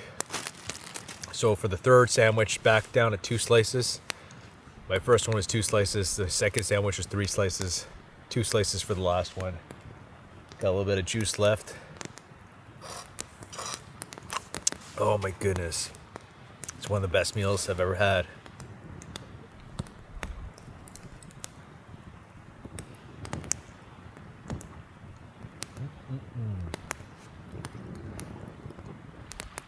Well, I only have one more obstacle remaining on this trip. 5-kilometer or so open water crossing. And if conditions are calm tomorrow, I should be able to do that quite easily. And then from here to Nain is only 15 kilometers. So if conditions are fair tomorrow, I should easily be able to reach Nain and end my trip. But I don't know when the next time will be when I'm able to camp on the ocean, such a beautiful place. I want one more night to just take it all in, finish the trip, and so my plan is to get close to Nain and then find a nice little spot to camp so that the following morning, Sunday morning, I can just cruise in, pull up, and that will be the end of the trip. If I do finish my trip on Sunday, that would be day 41 as I've been counting so far. But I planned for this in advance because I don't really like 41 as a number. A 40-day trip, that sounds good. 42-day trip, that's 6 weeks even, that sounds good to me. I don't want to end the trip on day 41. So I planned in advance of a situation like this by counting the first day and the first night as day 0, night 0. Just in case my trip ended on a number I didn't like. So in actuality, today's actually day 40 of my trip. And if I finish on Sunday, then that would be 42 days. 6 full weeks out here, which is just incredible. Anyhow, I'm going to enjoy this evening. Seems like it's going to be another beautiful evening. And I hope I don't get sick. I shouldn't get sick. I only ate 3 bologna sandwiches and some bits and bites, so I think I'll be fine.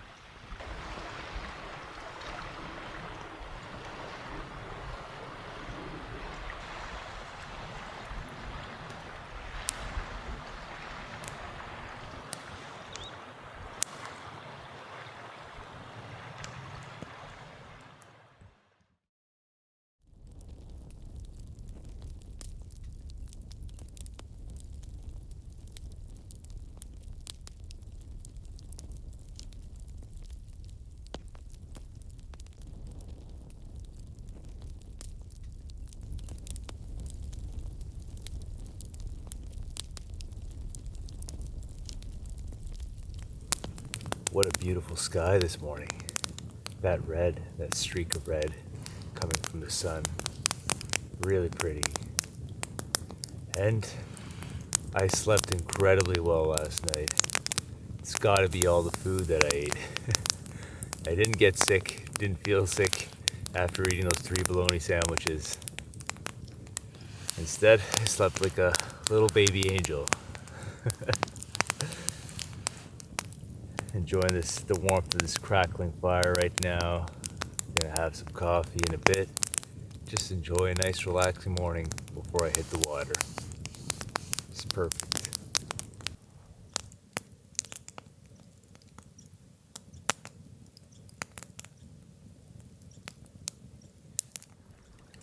Really enjoying these final days of the trip.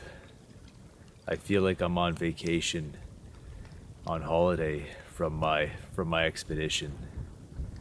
It's perfect actually that it's ending this way, because had the end of my expedition been really difficult, I think I would have needed a vacation when I got home. But now these past few days with this beautiful weather on the ocean, I'm just unwinding and just really taking it all in. Yeah. So this is what the bottom of my canoe looks like after 650 kilometers, including a lot of river travel, a lot of dragging up on rocks. So The red coat, exterior coat of vinyl there is gone, but only in a few spots. Got a few deep gouges in here, I noticed, but this is still seaworthy. I mean, this canoe is solid. I could easily do another expedition with this canoe, no problem. So, yeah, can't say enough about these skiff canoes, T4MX, Prospector 15. I fear, or I suspect that I'm going to have to let it go now. I don't think I'll be able to bring it back with me, so I'm really going to miss this canoe. We went through a lot together, me and her, and she's been a great companion, trustworthy. Yeah, awesome boat.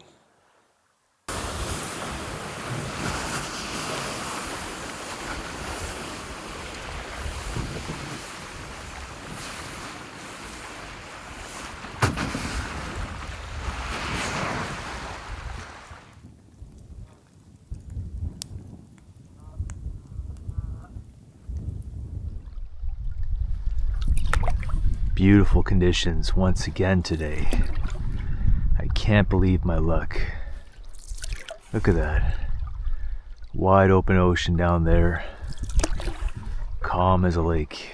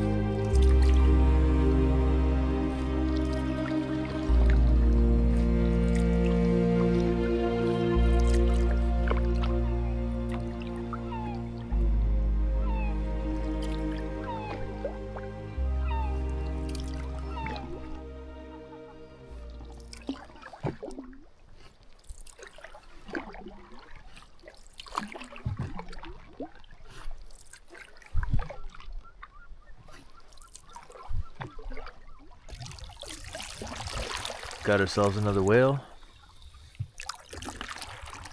It surprised me out of nowhere.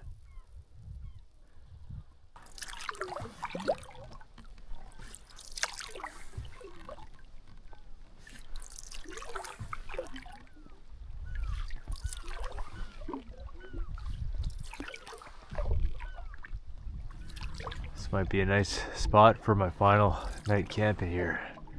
Gonna go check it out. Well, pulled off at this beach site. My final site of the trip. Just incredible 180-degree view.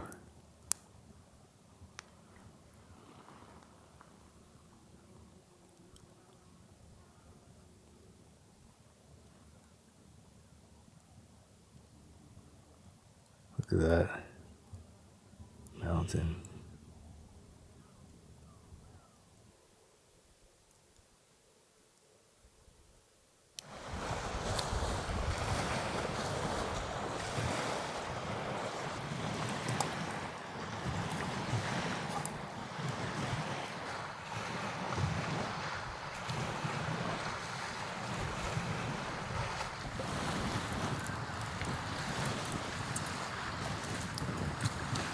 All right, last dinner of the trip. Can you guess what it's gonna be? You know I can't have a dehydrated meal as my last meal of this trip. Especially not when I'm literally sitting on a field of wild berries.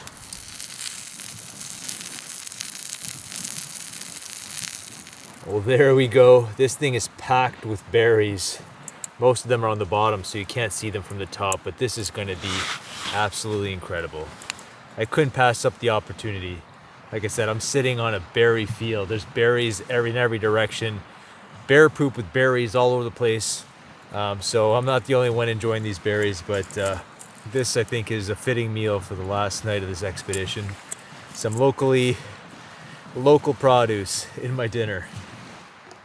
Don't have any more maple syrup, so I'm gonna add some more fruit to it. Some fancy raspberry jam from France. But first, I think I'm just gonna have one. Oh my goodness. I don't know if it is just, there are just so many berries in here. It's gonna be hot. Oh, hot.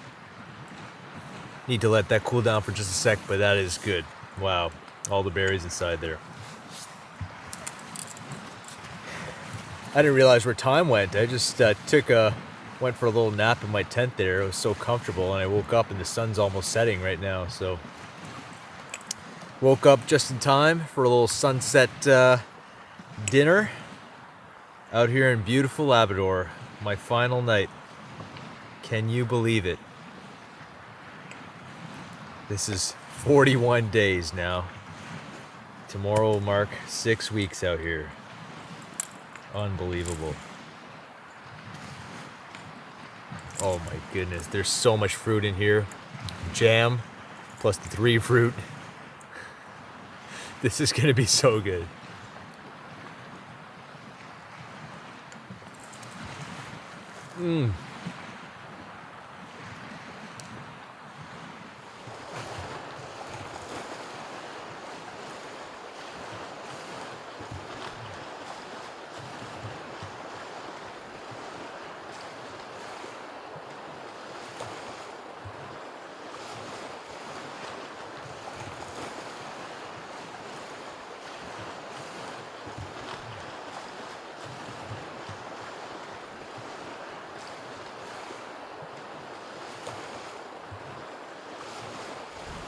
Well, here we are.